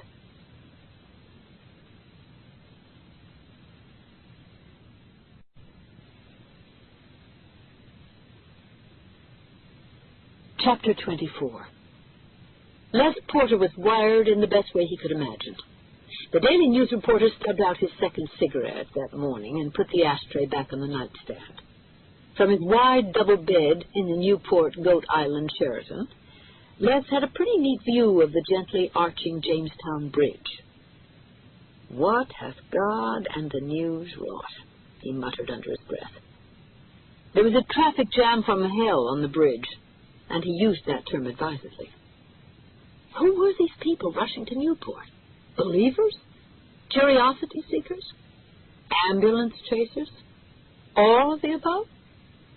The virgin birth story had certainly caught fire in a hurry. Fox, Hearst Entertainment, and Warner Brothers had all tried to nail him down for film rights only a split second after he'd signed on with UTA. His new agents, Richard and Howie, had licked their collective chops and assured him that the Kathleen Bevier story was going to do huge things for him. He'd already known that. This was front-page material, out into the indefinite future. First, speculation before the birth, with all of its ingredients of mystery, controversy, religion, and sex, or the possibility thereof. And then the spectacle of the birth itself. Was it a hoax, or was it for real? And then what? Personally, he thought Kathleen was the other side of Tawana Brawley. But from his point of view, it didn't matter if the Bevier girl was a virgin or a clever fraud. He'd broken the story, but he couldn't own it. He could, however, put his fingerprints all over it, and that's what he meant to do. Les Porter dressed quickly in cords and lamb's wool and an Irish oilskin jacket. His clothes cost more than the maintenance in his co-op apartment. He'd always had a thing for good clothes. Only now, for the first time, the expense was justified. Cameras were going to be pointed at him today. His rental car was waiting outside the Sheraton, and as he pulled out of the parking lot, he found himself doing something he couldn't remember having done for 15 or 20 years. Les Porter, graduate of Regis High School and Manhattan College, quietly said the Lord's Prayer. It wasn't that he believed in the Virgin. It was just that, with all of his bravado, he couldn't quite not believe. Chapter 25. The crowds had started to gather early around the Bevier cottage. The Newport police were there in numbers, and I spent half an hour out on the barricades talking to them. Most of the cops were highly skeptical and cynical of the so-called virgin birth, same as me. One of the more verbose of the patrolmen told me, "This is just rich people turning adversity to their advantage." It was a funny line, but I think the cop was dead serious, and maybe dead right. As the hour of the press conference approached, reporters and a few family friends were allowed onto the grounds of the estate. I talked to several of the Beviers' friends and relatives, but no one could shed any more light on the mystery. I was working hard at this, but not getting very far. The people I talked to were strictly divided between believers and aggressive skeptics. I saw 3 teenage girls being refused admittance to the grounds and raising a pretty big stink about it. They were dressed in the familiar urban female style and looked as if they might be friends of Kathleen's. I hurried over to them. "Can I help you, girls?" I asked across the wooden barricades set up by the Newport police. "Who are you?" one of the girls asked defiantly. She had on carpenter's jeans, work boots, a camouflage pattern parka. All 3 of the girls had WWJD fabric bracelets on their wrists. I knew that the WWJD acronym could mean either "What would Jesus do?" or "We want Jack Daniels," or both. Who am I? Well, right now I'm the one on the inside of these barricades. Are you friends of Kathleen's? We used to be, before this, said the group's designated spokesperson. Before her parents cut her off from everybody, said a tall blonde. Her parents and that evil witch, Mrs. Walsh. We're her New England-style yayas, said the third girl. I assumed that had to do with the book Divine Secrets of the Yaya Sisterhood, which I happen to love. All right, well, come on in and join the party of the year. I opened the space for them, and my new cop friends figured it had to be all right with the Beavers. Where is she being held? The ringleader of the girls asked. Down in the cellar. Actually, there's a lower cellar that's particularly dingy and ice-cold, I said. I'm Anne. I'm part of the establishment around here, but at least I have a sense of humor. And I did get you ladies in here. Sarah, said the tall blonde. Francesca, said the roly-poly one who looked Italian. Chuck, said the ringleader. Okay, I said to them. Let's go see your friend. Chapter 26. Kathleen couldn't believe that I'd broken the rules and brought her friends to the house, but she lit up wonderfully when she saw them grouped at the bedroom door. It's just your yayas, darling, Chuck drawled, and then they were all hugging one another in the bedroom. I left the girls alone for several minutes, but then I figured we had broken enough house rules and it was time to get them out again. Thank you, Anne, Kathleen said at the door, and she hugged me tightly. Did I say thank you? Well, thank you very much. I owe you one. We passed Mrs. Walsh in the hall, and she gave us the look. I took Sarah, Francesca, and Chuck down the back stairs to the pantry, and I talked to them on the way. So why was the three of you banned from the house? I asked. The Beavers are incredibly uptight assholes, Francesca spoke up. They are the worst. Carolyn treats Kathy like one of those porcelain dolls all over the formal living room. Rooms, Chuck corrected. Living rooms, plural. And? I asked. We had Kathy with the abortion attempt. We went and checked out the clinic for her. We set it all up. But you went there all by yourself. Why did you let her go alone? Chuck got angry. Her eyes were dark, tiny beads. She told us her appointment was the next day. We would have gone with her. Are you kidding? When we got down to the pantry, I stopped walking and looked at the girls. I could tell they were comfortable with me, up to a point. So who are you? Sarah asked. I hesitated, then said, I'm somebody trying to make some sense out of this. Yeah, well, join the crowd. This is beyond all our comprehension. It can't be happening, Sarah said. Ergo, it isn't. I nodded. So you don't believe Kathleen is a virgin? They began to whisper among themselves. No, actually we do. Kathleen never lies. Never, ever. She has this personal code of honor thing. No lies. What about the mystery man in all of this? I asked. Do you know who he is? I held my breath. Francesca blurted, his name is Jamie Jordan III, and he isn't the FF. That's fucking father, by the way. Though he says he is. He's a total asshole, and he definitely isn't the father of the new Jesus. All three girls agreed. And now I had a name. Jamie Jordan III. Chapter 27. The girls had been in the house, those hideous, wicked, scurrilous girls, blasphemers one and all. The housekeeper, Mrs. Walsh, thought she heard Kathleen speaking loudly in her room once they had left. Talking to whom? She wondered. Curious, she dropped the clean white linens on the fruitwood sleigh bed in the guest room. Then she slipped out into the dimly lit hallway and tiptoed toward Kathleen's room. Her ears pricked up under the cap of her white hair. Ida Walsh couldn't clearly make out the words, but it certainly sounded as if Kathleen was talking to someone. But who? She hadn't seen anyone come upstairs after the blasphemers left. Was Kathleen saying her prayers before the important meeting with the news people? Of course she had to be frightened. Even though she was pregnant with a child, Kathleen was still nearly a baby herself. Ida Walsh took a cautious step closer to the girl's room. She hooked her hand around the door jamb, and as quietly as possible, the 60-year-old woman levered herself into Kathleen's room. "Sweet sacred heart of Jesus," Ida Walsh gasped. Her hands flew to her mouth. She couldn't believe her eyes or her ears. The housekeeper actually fell backward.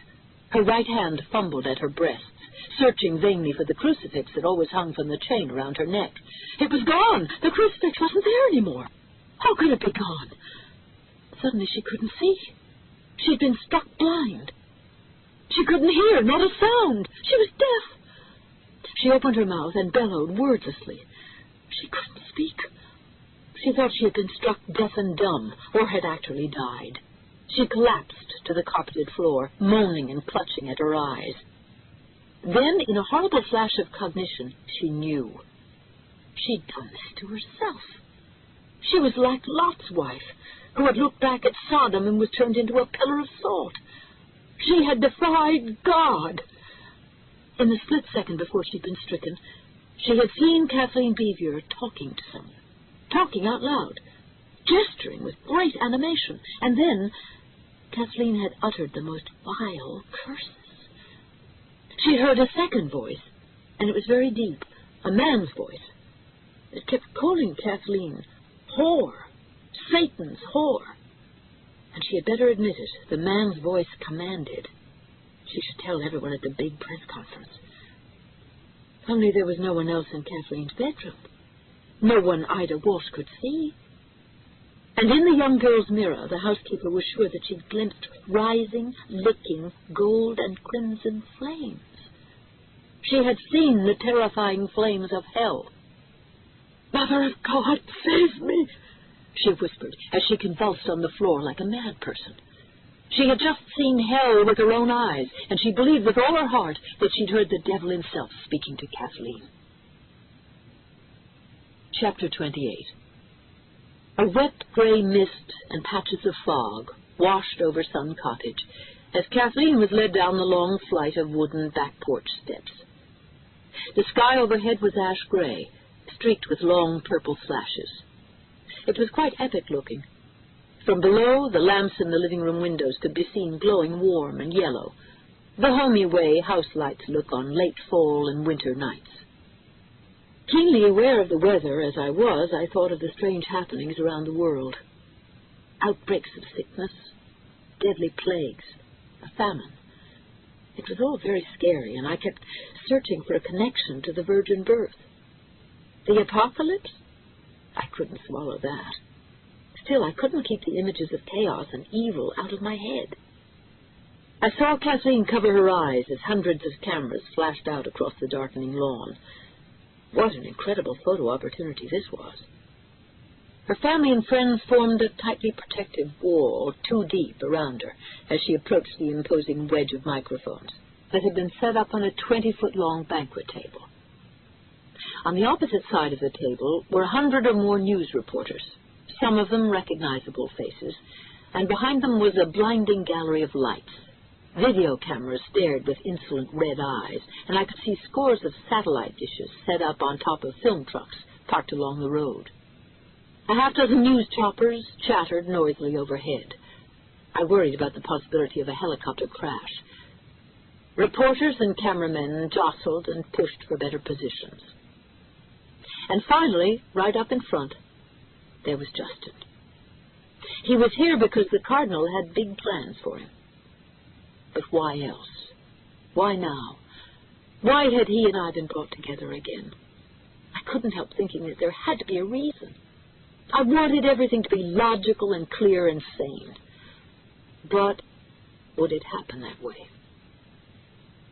Kathleen stared out into the noisy, unreal scene, and she shivered. I felt for her. More cameras flashed and popped wickedly in her eyes. She blinked rapidly. Her eyes teared up. She began unconsciously to grab and squeeze handfuls of her tunic top, the only thing she could fit into comfortably these days. I knew what she was thinking because she told me. What did these important men and women think of her? They weren't stupid, and they were paid to be skeptical. Did the news people think she was a terrible liar? A freak? A fraud? What could she possibly say that would make them believe her? Tall and imposing in his courtly red clerical robes, John Cardinal Rooney finally stepped up to the microphones. The press conference had begun. The world had to be told something. Chapter 29. "Thank you, one and all, for coming here on such short notice," said the Cardinal in his pleasant man-of-the-people tone. He smiled engagingly over the shifting, restless crowd, seeming to look each and every person in the eye. He wouldn't let anyone know how worried he was, or how scared, or especially how his feelings about related apocalyptic events occurring all over the world during the past several weeks would affect the gathering. "Will you please join me in a brief silent prayer?" He folded his hands and bowed his head. Many, even those who'd never been to a Catholic church, lowered their heads. After the silent moment, the Archbishop of Boston opened the news conference for background information questions. An attractive woman in a tan Burberry raincoat began. "Terry Mayer, Chicago Sun-Times. It seems to me and many others I speak to that the Church is going through an extinguishing period." The reporter spoke with a pleasant Midwestern accent. "We hear rumors that a schism is possible between the conservatives and the liberals. Is there any connection between these political difficulties and what is happening here today?" Cardinal Rooney was already shaking his head before Terry Mayer completed the question. "I don't want to sound apologetic, but there really shouldn't be such disappointment and concern when the leaders of the Church struggle. The Church is human. That is its flaw. But that is also its strength and its beauty. As to church politics and Kathleen Bevier, there is absolutely no connection. The birth of this child has nothing to do with church politics." Cardinal Rooney's deep voice hung over the crowd. He sounded both serious and wise, and he certainly seemed truthful and sincere. He answered several more questions before he finally acknowledged the reporter from the New York Daily News. "Les Porter, the New York Daily News. Cardinal Rooney, could Kathleen Bevier please give us some of the background information from her unique perspective? There is a lot of conjecture right now. We want to hear from Kathleen herself." The Cardinal nodded thoughtfully. Then he gestured for Kathleen to come forward. "Yes, Kathleen will speak to you. She wants to be heard." Chapter 30. Kathleen felt numb and unreal. For a few seconds her mind went completely blank as she stared out at the reporters. Then she saw her 3 girlfriends, Sarah, Francesca, Chuck. And that made it a little better, or worse. She wasn't quite sure of anything. "I've never spoken to a large, august group like this," she finally managed to say. Her voice boomed across the lawn, surprising her with its volume. She turned to Anne, who gave her a smile and a wink of encouragement. "And so," Kathleen continued, "I'm not very good at this. To be honest, I did some practicing in the house before, and I was terrible." Kathleen finally smiled at her own obvious discomfort. So far, the reporter seemed taken with her honesty and simplicity. "Last spring," Kathleen went on, "I discovered that I was pregnant, although I am still a virgin. I was frightened and confused, of course, and I finally worked up the necessary courage to tell my parents. They took me to our family doctor, who said I definitely was pregnant and a virgin. There were more tests by doctors in Boston than at Harvard University. There were a lot of suspicious questions by all sorts of priests. And finally, Rome became involved. Last week, another doctor flew here from New York. Once again, he verified that I'm intact. That's all there is to say. That's all there is so far. I'm 8 months pregnant now. I'm healthy. The child is very healthy. I see him once a month on the sonogram." Her reporter's voice floated up out of the crowd. Miss Beaver, you just said that's all there is to say. With all respect to you, why should we accept that? Many of us think there might be much more to this. Kathleen hesitated. She felt like telling them everything. And then she heard the voice. Yes, do it. Tell them everything. Tell them. Well, there is something that happened to me back in January, Kathleen whispered. Her breathiness was a rumble amplified by the sound equipment. Will you tell us what it is, Kathleen? Tell them the truth about your fucking child. Yes, yes, yes. Do it now. I'm sorry. Kathleen shook her head, her satin blonde hair shimmering in the overcast atmosphere. There are some things that I can't tell you about yet. I'm sorry. For now, you have to accept certain things on faith. Kathleen suddenly choked up as the picture-taking accelerated. She felt cold and frightened and so alone in front of all the microphones. She didn't want to cry, but she couldn't tell them the truth. She wasn't able to do it. I really don't mean to be this way. I'm sorry, she said. Suddenly, Kathleen appeared distracted. She leaned forward. Something was happening near a dark stand of pine trees that stood tall like giant sentries behind the mass of reporters. Kathleen's heart began to pound rapidly. The child moved inside, violently. A strange heat rushed through her, and she was terribly afraid. She heard the voice again. Tell them. Tell the truth, bitch. Tell them whose child it is. Kathleen shook her head, then raised her voice above the crowd, above the other voice. She's here. She's here now. The reporters looked back to where the young girl was pointing. Our Lady has come. Kathleen's soft blue eyes glazed over. They became distant and peaceful. Her face was beaming. Every camera moved in for a close-up of the young girl. They all wanted to capture the innocence and rapture of her expression. Can't you all see her? Kathleen whispered to them. Tears rolled down her cheeks. She began to tremble violently. She looked as if she were about to faint. Can't you see her? Oh, please, God, why me? Why me alone? She's here now, and none of you can see her. She's here, I promise you. Oh, God, she's so beautiful. Can any of you see? Chapter 31. People had always needed to believe in something, but especially now. They wanted to have faith, but maybe they no longer knew how to go about it.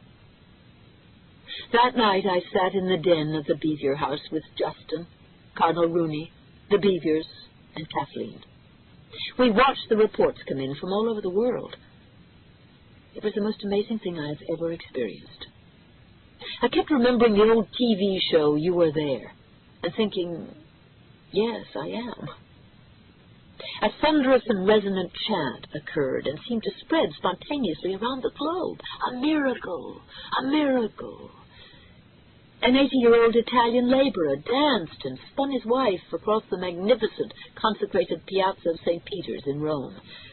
She looked 20 again in his arms. A newspaper photographer captured the couple's magical dance. 6-foot-wide gold bells began to toll across the majestic basilica's cobblestone piazza. The ageless chimes of the bells held a new and special meaning for the more than 10,000 faithful gathered in the vast shadows cast by the world's largest church. A long ribbon of Germans trailed out of the waffle-like exterior of Berlin's famous cathedral, the Kaiser Wilhelm Gedächtniskirche. The line extended far down the glittering Kurfürstendamm. In St. Patrick's Cathedral in New York, John Cardinal O'Connor celebrated an unscheduled high mass at 9 o'clock. Nearly 60,000 New Yorkers crowded into the Gothic cathedral. Cardinal O'Connor knew there was a somber message to be delivered, a message of caution. But the congregation didn't seem to want to hear it. In Dublin and Cork, white and yellow papal flags flew from the General Post Office on O'Connell Street, from all the restaurant and pub roofs, from the portal of the famous Gresham House. At Cathédrale Notre-Dame de Paris, the South Tower's great 13-ton bell sent out the holy message to the left banks La Sorbonne, the Marché aux Fleurs, and Les Arts. Below the great towers in the Place de Paris, the people watchers, the lovers, the street entertainers, and the clochards actually stopped for a solemn moment. The crowd offered a prayer for the young American girl, and the French were especially proud of her, for Kathleen was related to them by blood. At midnight, smoke wafted upward from a small chimney in the papal palace near the chapel. Great ceremonial cannons exploded across Bernini's magnificent elliptical piazza in front of St. Peter's in Rome. "We have a pope!" cried the people in ecstasy. High up in a top-floor window of the gold-domed apostolic palace, a tiny figure in a white silk cassock and skullcap finally appeared. The Holy Father, the new pope, Benedict XVI, extended his cloaked arms out over the people. People in the crowd began to wave to the distant papal figure. "Papa, Papa," they chorused. "Tell us of the Virgin." Chapter 32. That night around dinner time, 2 nuns from the school and a parish priest came out to Colleen's house. She saw the priest's old Volkswagen bus coming through the fields, and she went and hid in the attic. There was a musty-smelling pile of old clothes, bed sheets, and a rag rug in one corner of the room. It was dark there, even with the overhead light bulb on. Colleen burrowed underneath the clothes and made sure she was completely covered up. She could see nothing, smell very little except the clothes and mothballs her mother had once sprinkled among them. But Colleen heard everything. They were in the house now, downstairs, talking among themselves, then calling her name. "Colleen! Colleen, it's Sister Catherine. It's Father Flannery. Are you here, Colleen?" Finally, they were upstairs and in the bedroom with her mother. Ma wouldn't help them find her, even if she could. She rarely made sense to anyone anymore. Her memory was gone, too. Colleen was virtually alone in the house these days, except for the baby, of course. She cradled her belly carefully with both hands. "Hello, sweet baby. Don't be afraid. No one is going to hurt you, baby. No one is going to bother us. It's just the 2 of us, sweet baby. It's just the 2 of us. But we'll be good. You'll see, sweet baby. It's just the 2 of us." Chapter 33. Ireland. That same night, Father Nicholas Rossetti took a commuter plane to Shannon Airport. He knew where he had to go now. He had to see the second girl. There were 2 virgins, one in Ireland, one in America. He was pleased that because she lived in such a small and distant village, the story of Colleen Gallagher hadn't spread. He wished the same thing were true in America, but that story was spreading like wildfire. Rossetti wondered why. What did it mean? What did it tell him? What did it say about the 2 girls? He tried to relax. He hoped the damnable voice wouldn't come again. He wrote several pages of notes about Colleen. He tried to sleep after that, but couldn't. Around him, other passengers slept peacefully, and he couldn't help envying them. With his seat reclined, Nicholas Rossetti leaned back and reread his notes on Colleen Gallagher. He was becoming obsessive, wasn't he? Suddenly the small commuter plane began to buck and shake. He was reminded of his attack in Rome. What was happening now? What in the name of God? Rossetti looked around him. Everyone was suddenly awake. The passengers were afraid. And then the engine of the Beech 1900 seemed to explode. It was as if a small bomb had gone off inside his head. For a moment he believed the plane might have struck another aircraft. Instinctively, he covered his head with his arms. The man beside him clutched at him. "We're going down! We're going to die!" he screamed. The shrieking in the cabin was the audible manifestation of terror. Time became elastic. The plane was coasting downward with a sickening, unrelenting pull. This can't be happening. It's too much. It just can't be. My plane can't be going down. But the plane was going down. It had gone into a spiraling descent in a wide circle to the right. This meant that the pilot couldn't see where the plane was heading. Moisture was whipping past the window like shreds of gauze. A shroud of clouds enveloped the plane. The screaming of the passengers got louder, louder. "Brace! Brace!" came the voice of the captain. Rossetti leaned over and grabbed his ankles as hard as he could. He prayed furiously. In nomine Patris, Filii, Spiritus Sancti. The faces of his mother, his sister, and his older brother flashed before him. And then he saw the face of the Virgin Colleen, strikingly, terrifyingly real, as if she were right there. He waited to hear the dreaded voice, but it never came. The small aircraft dipped steeply to the right, then it crashed through the trees. The plane hit the ground with a furious crunch of metal. Another deafening explosion.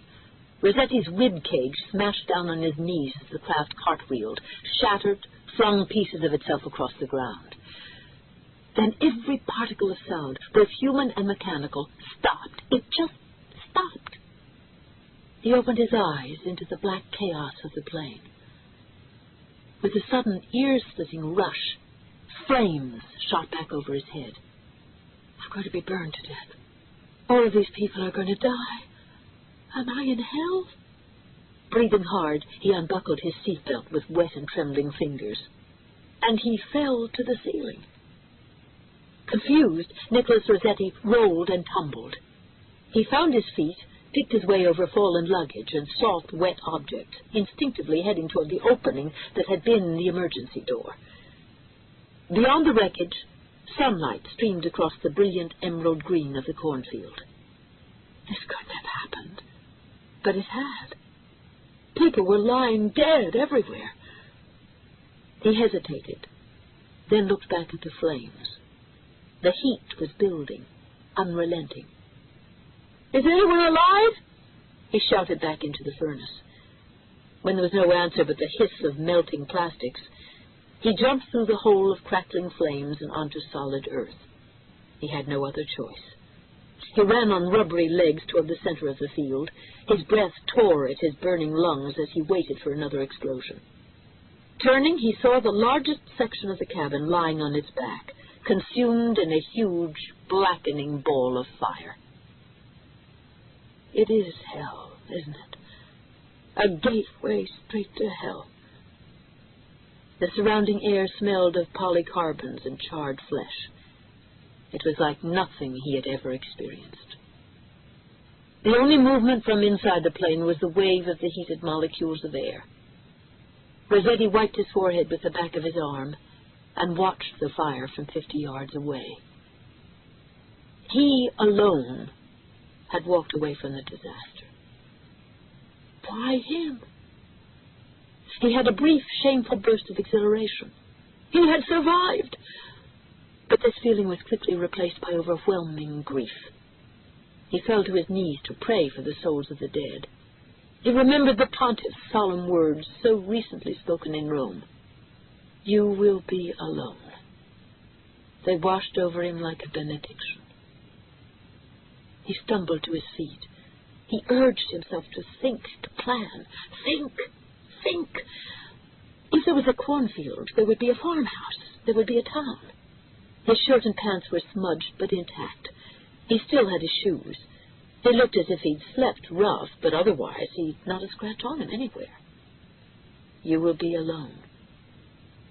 Nicholas Rossetti straightened the fall of his jacket and set off toward a hedgerow that marked the edge of a road. The next thoughts came to him, fully formed. Something or someone is trying to kill me. And something or someone wants me alive.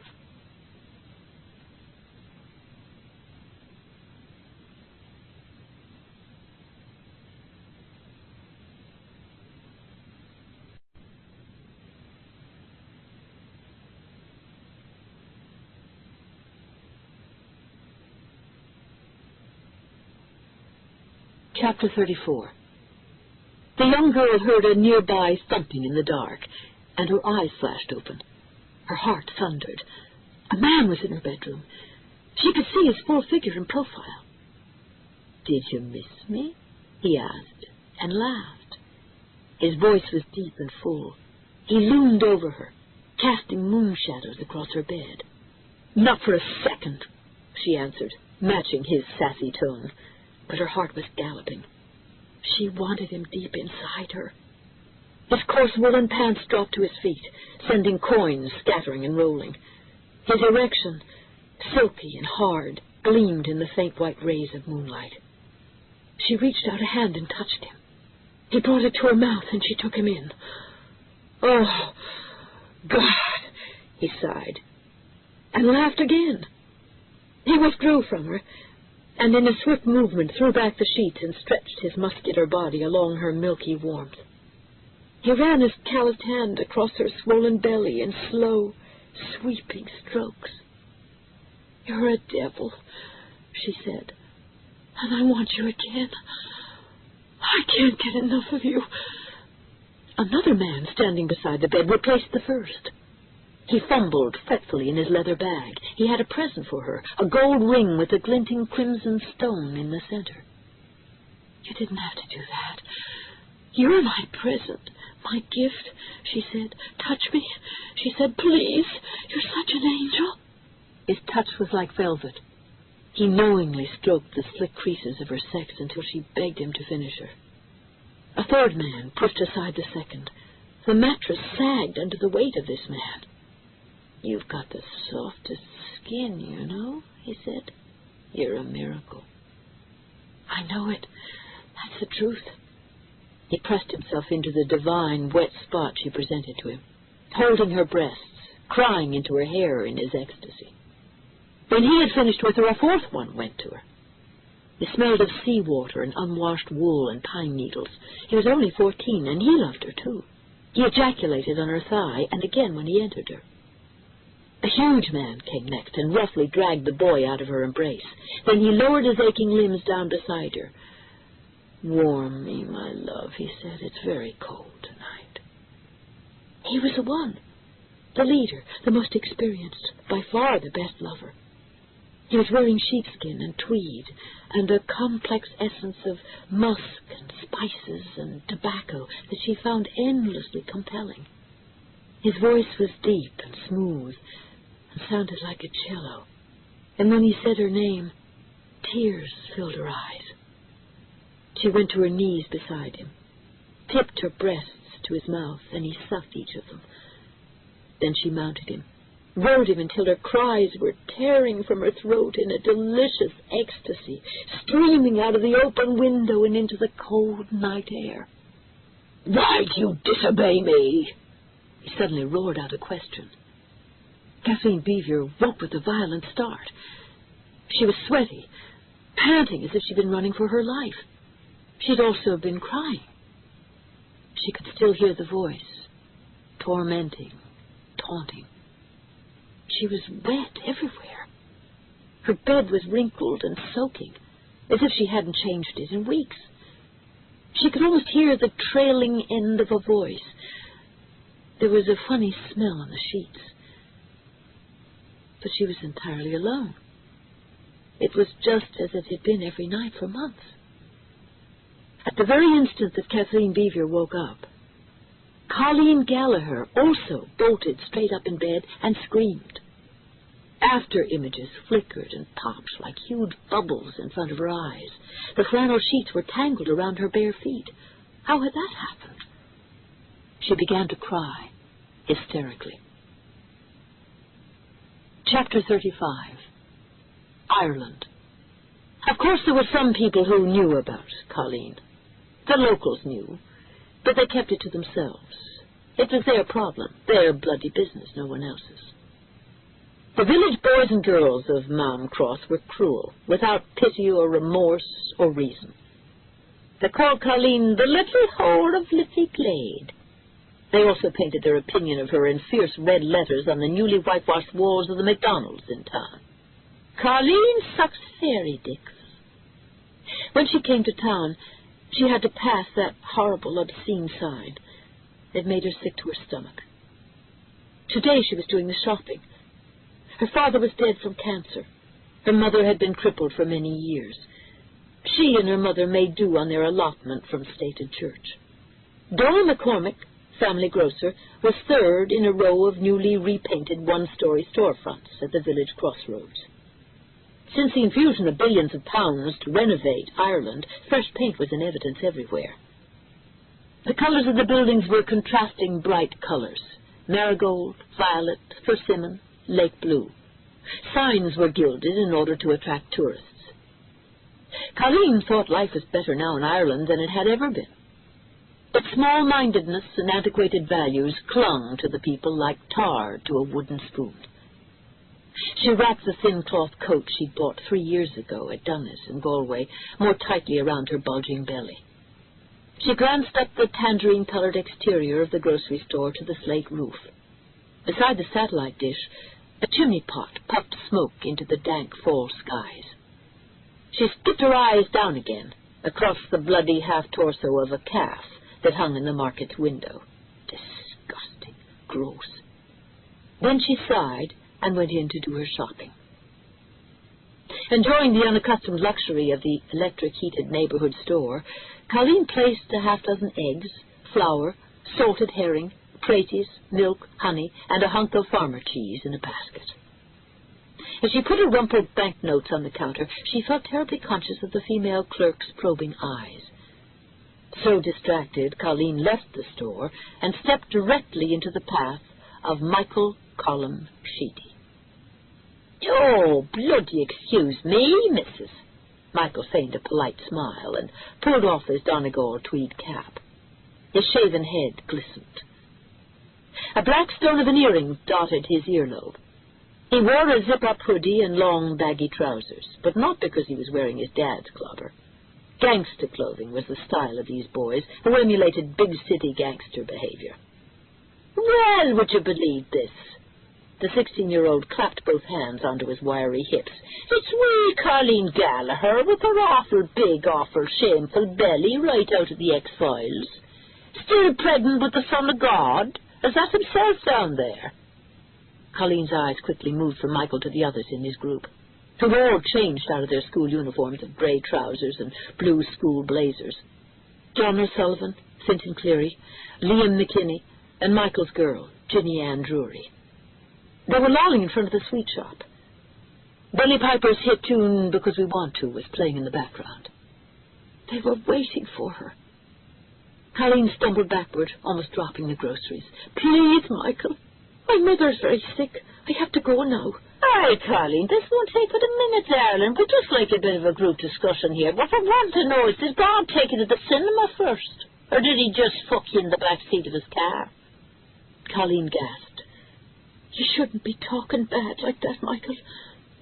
Suddenly Michael Sheedy lifted tiny Colleen and her shopping bundles right off the sidewalk, up toward the red sun just sinking over the village roofs. Colleen's face had turned pale. Tears slipped out of her bright green eyes. "Oh, dear God, no, Michael Sheedy. Oh, dear God, no, Michael Sheedy," the boy mimicked in a high-pitched, mocking voice. As his lads fell into laughter, the head bully boy passed Colleen down the line. "Quick thing, Jono. Don't drop the ball now. The Godhead." John O'Sullivan, nearly 25 stones in weight and only 16 years of age, nearly did drop Colleen. He was okay at football, but not so good with his hands. At the last juggling second, he shuffled her along to Liam McKinney, Michael's chief lieutenant, flatterer, and imitator. Liam wore a swastika tattoo on his right hand. "Please, Liam," Colleen cried out. "Ginny Ann, please make them stop. I didn't hurt anyone. I'm pregnant." The freckled Irish farm boy held Colleen up above his head. He screamed out a loud Croke Park football cheer. The others howled with laughter. "Pregnant with a little bastard, you mean? Aye, you little whore, Colleen. Never give me a proper date, but then you're screwing the Lord on high." At that moment, the most peculiar thing happened on the desolate main street of Malm Cross, the strangest thing ever in the ancient Druid village. Out of thin air came a brown and yellow thrush at the speed of a bullet. The small bird screeched once and then caromed hard off Liam McKinney's head. The Irish boy instinctively put Colleen down. His hands flew to his face to cover his stricken eyes. "Bloody fucker!" Liam McKinney screamed in pain as the bird dived again. "Oh, you bloody fucker, my eyes! Oh, Jesus, my eyes!" Colleen looked back once as she slipped away from the terrifying scene. Liam was clasping his eyes. Blood was coursing down his face. Ragged strips of red flesh hung from the boy's cheek. The bird was nowhere to be seen. It had disappeared as quickly as it had come. The bird was an angel, Colleen thought. It truly was. Heaven must have sent it to stop Liam McKinney and his mean, awful boys. Chapter 36. New York City. Nicholas Rossetti awoke with a start. His mind was still focused on the incredible secret. He'd been thinking of it all night. He thought that he knew why he was being attacked, though no one of sound mind would believe him. He blinked away the violent and morbid images until he got a fix on his actual location. He was in a hotel room in Midtown Manhattan, a city he'd never visited before and one he had disliked intensely from the moment he entered it. Turning his head, he took in faded ivory wallpaper, mahogany furniture, and the heavy swags of drapery striped rose and pink and beige, now blocking out the light on Broadway, north of Times Square. He listened absently to the whine of a police siren above the soft hum of the air control unit. He ordered tea and an assortment of rolls from room service. Then he showered, cleansing himself at last of night sweat. He dressed in black pants and a gray wool turtleneck sweater. Placing the teacup on the desk by the window overlooking the street, he unbuckled the black satchel. The bag held all of his work on the investigation. He smoothed out an old newspaper clipping. The yellowed paper was dated October 14th, 1917, and the headline was as stark and powerful as the event itself. Miracle at Fatima. The reporter for the October New York Times had written these words: "To the astonished minds and eyes of this baffled and terrified crowd, whose attitude goes back to biblical times, who, pale with fear, with bared heads, dared to look up at the sky, the sun clearly trembled violently. The sun made abrupt lateral movements never seen before. The sun did a macabre dance across the sky today, as the Mother of God supposedly spoke to 3 small children." There had been a terrifying warning at Fatima. Even the New York Times admitted as much. And the secret had been kept since that time for almost 82 years. The most recent evidence and documentation sat at the top of his bulging bag. A 19-page deposition on his meeting with 14-year-old Colleen Gallagher in Mam Cross. Next came a packet of 2- and 3-day-old newspaper clippings, pieces from the Times of London, the Los Angeles Times, the Observer, the Irish Press, and others. Tales of viruses out of control, plagues, strange, unexplainable deaths. Rossetti felt his neck stiffen. Tension was returning in waves. He was afraid again. He couldn't hide, not even in New York City. Pope Pius had told him the secret of Fatima. "No, please," Rossetti prayed. "I am not worthy." But he knew the secret was true. He was a believer, and he believed. There were 2 virgins, thousands of miles apart. One girl would bear the Son of God, the Savior. The other girl would bear the son of Satan.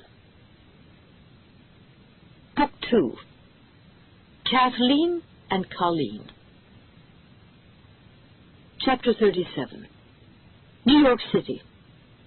In the afternoon, Nicholas Rossetti slogged through bottomless despair as he walked down New York's crowded 8th Avenue. He was in hell, wasn't he? He pushed against the rush-hour pedestrian traffic, wincing at the frequent touch of strangers. He was a mass of tics and nerves, he knew. He jumped at every sound, imagined or real. Soldier of Christ, he thought. No, just soldier. Soldier. He pushed onward, mourning the recent death of His Holiness Pope Pius, a good pope, a grave loss to many millions. And he felt the loss more than any of them. He'd been charged with a mission that he'd had the grandiosity to accept. And now he was alone. He was definitely in hell. These New York people were all damned. He could see it in their eyes. He could feel evil and desolation everywhere he walked. The New York Daily News under his door that morning had caused his desperation and despair to overflow. On the front page, where it most surely didn't belong, was a story about Kathleen Devier. It was a grievous error for this news to be released. It was typical of America, wasn't it? Everything was a circus here. There were no secrets. Kathleen was rich and American, so she was news. Colleen was Irish and poor, so where was the story? He wished that none of it had been made public. News, that was his mission for the day. He had made several calls to Rome, and then calls had been made to him, back to New York. He arrived at a West Side studio owned by ABC Broadcasting at 6 o'clock. He was escorted to a small viewing room, and then mercifully he was left alone. Bracing himself, he slumped lower and lower in the screening room chair. He forced himself to watch the news. All of it was very bad and very scary. The unreleased footage, all of it shot within the past week, portrayed the ongoing drama of a terrifying 5-month drought in the Indian state of Rajasthan. The first jumpy tape image was a wide traveling shot flashing through a grotesquely impoverished village, Sirsa. In a husky, authoritative voice, the news anchor described the conditions depicted on the screen. In much of modern-day India, life is not as you or I have seen it portrayed in movies about the British East India Company or the Bengal Lancers. The state of Rajasthan, in particular, is sometimes called the Great Indian Desert because of its vast arid plains and its relentless siroccoes and simoons.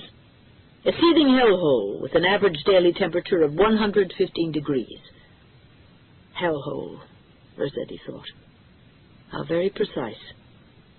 This Indian state, with a population of more than 44 million, is the worst drought and famine area in the world. From April until July, a feverish, white-hot sun bakes the scorched land and the people like a demonic torch. Dust accumulates for miles. Hot, suffocating winds blow dust and meal chaff as far north as New Delhi. Villages are like smoking furnaces. The great, motionless sand dunes make you feel that ancient, primordial, evil presences are there in the Indian desert.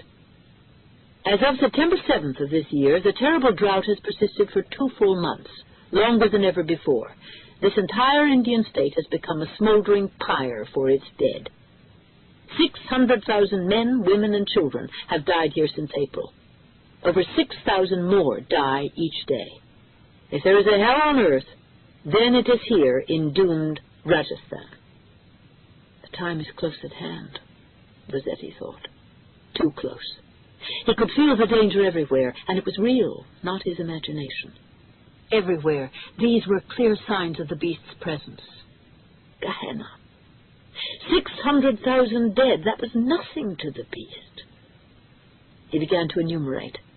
The drought in the state of Rajasthan, the unspeakable famine in India, the slaughter in Rwanda, genocide so brutal and senseless it could have been inspired only by evil. AIDS, with a death grip on China, most of Africa, and now Spain and Sicily. The new polio was crippling the West Coast and breaking out in New England as well. A burgeoning hemorrhagic plague resembling Ebola had suddenly appeared in southern France, flowering near the miraculous shrine of Lourdes. The enemy had come as foretold. Lucifer's army was here, fallen angels, legions of them. It was their time.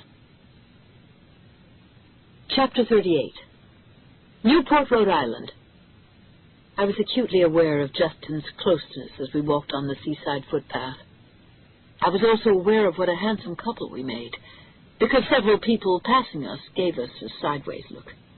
If they only knew the story, our story. I had been a nun, and Justin was still a priest. But we weren't a couple, far from it. It was as if there were a thick wall of electric current between us, simultaneously attracting and repelling. 3 times in the past 2 days we had taken walks or drives together, ostensibly to discuss Kathleen Beaver. Justin was the Cardinal's point man, and he was very serious and good at the job. I couldn't tell if he believed in Kathleen, but he was intellectually open to all possibilities. Of course, there was much more than that between us. And I kept thinking, I'm not a nun anymore. I can think about Justin O'Carroll any way that I want.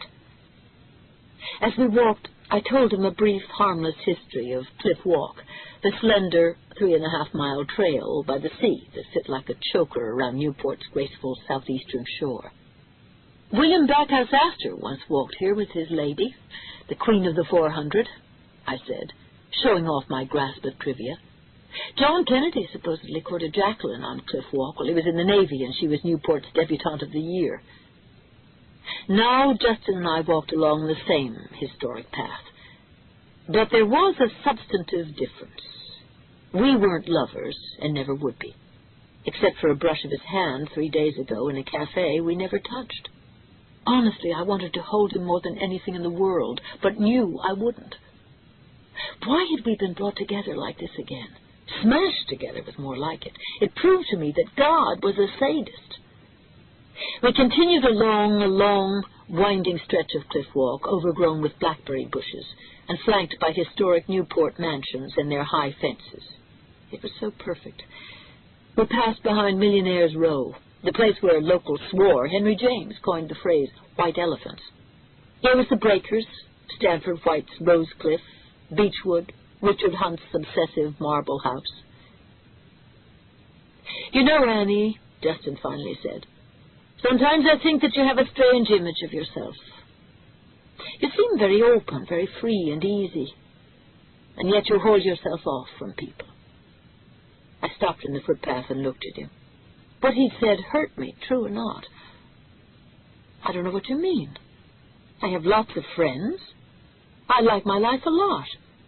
Do you mean that because I'm not married I can't be fulfilled? He smiled thinly. He didn't want to fight. I didn't mean it the way it sounded, Anne. What then? Ah, Annie. All I mean is that you have a beautiful and very special passion for life. I've watched you in Boston, here in Newport. You are in magnificent communication with Kathleen already. But you are closed off to yourself.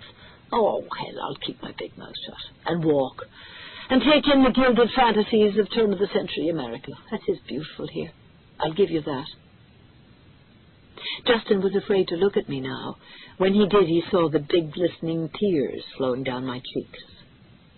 He'd hurt me badly, struck close to home, and he had no right to do that.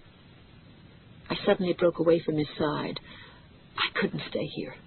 I began to run up the vine-strewn path, not knowing where I was going, except that I knew I had to go away from Justin O'Carroll. Chapter 39. Kathleen was going stir-crazy in her parents' house. She desperately wanted to be with her friends, Sarah, Fran, and the irrepressible Chuck. She felt hemmed in by the walls and by the heaving bulk of her own flesh.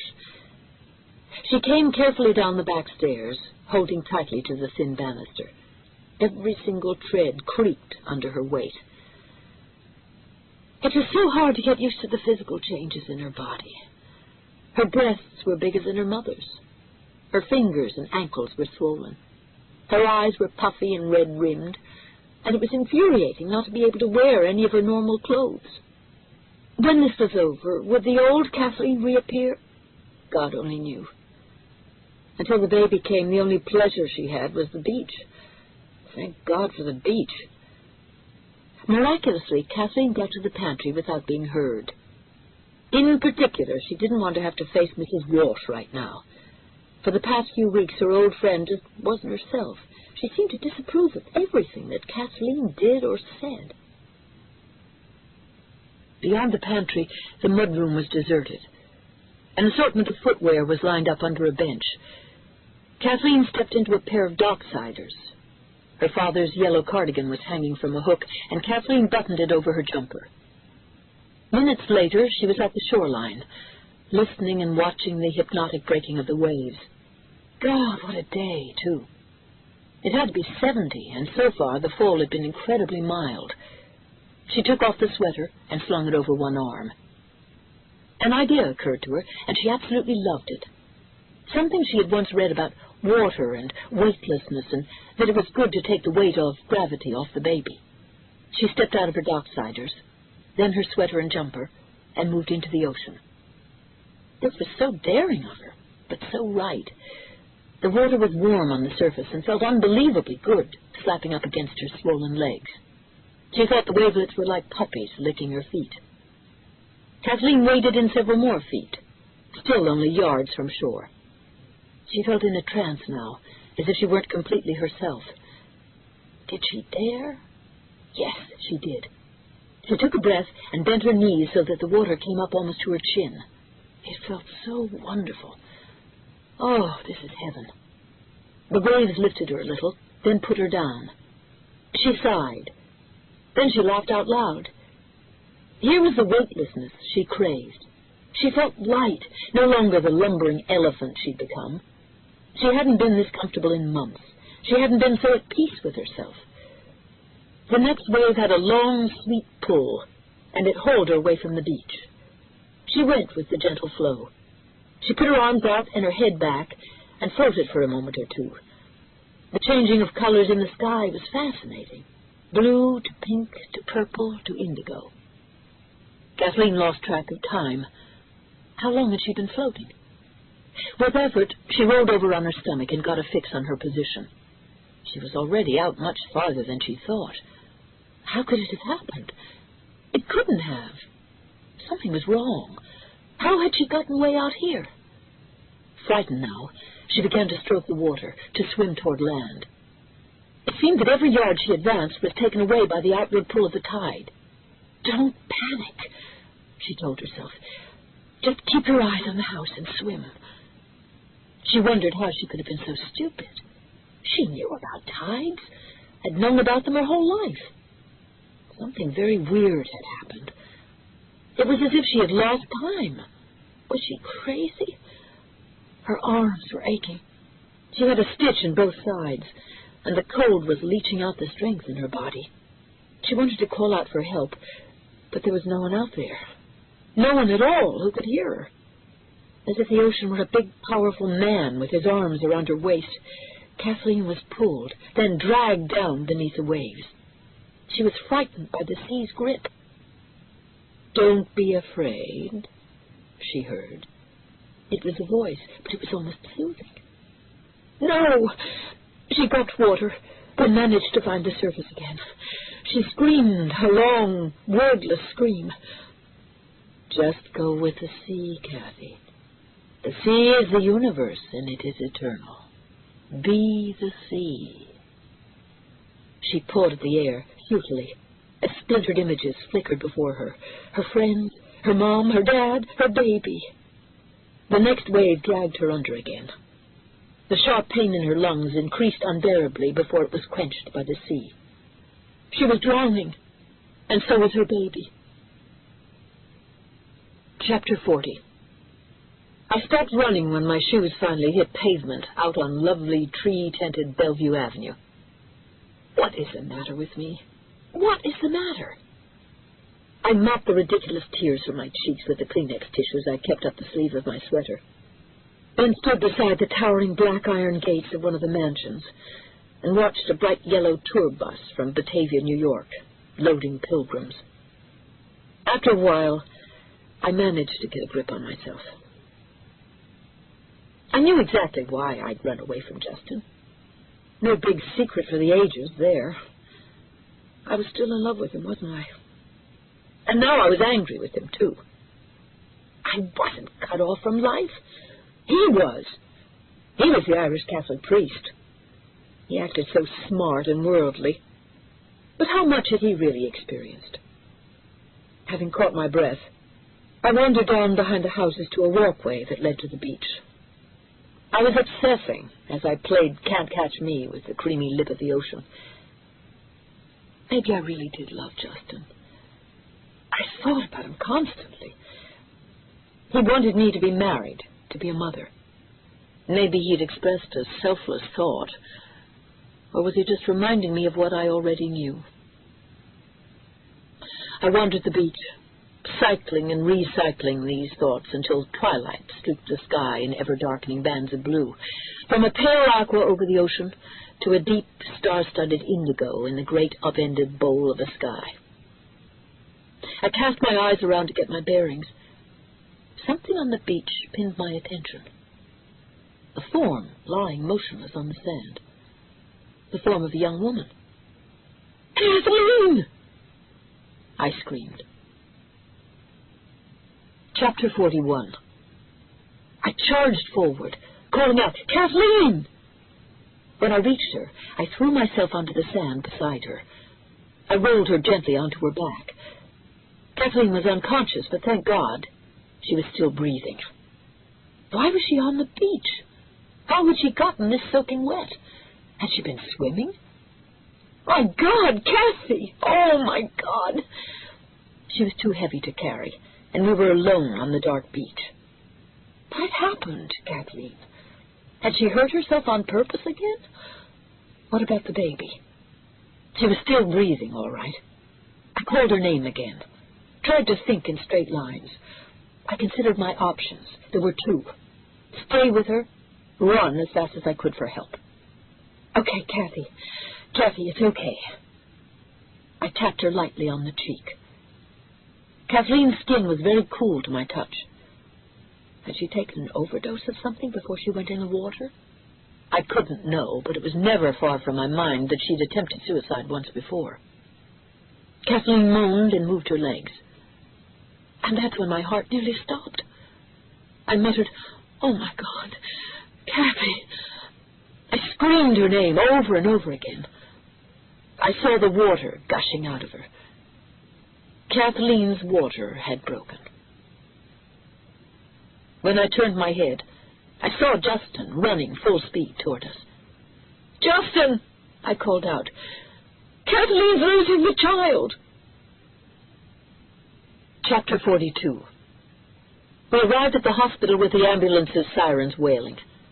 A half-dozen doctors and nurses came stampeding out to meet us. I was wrapped in Justin's windbreaker and an EMS blanket.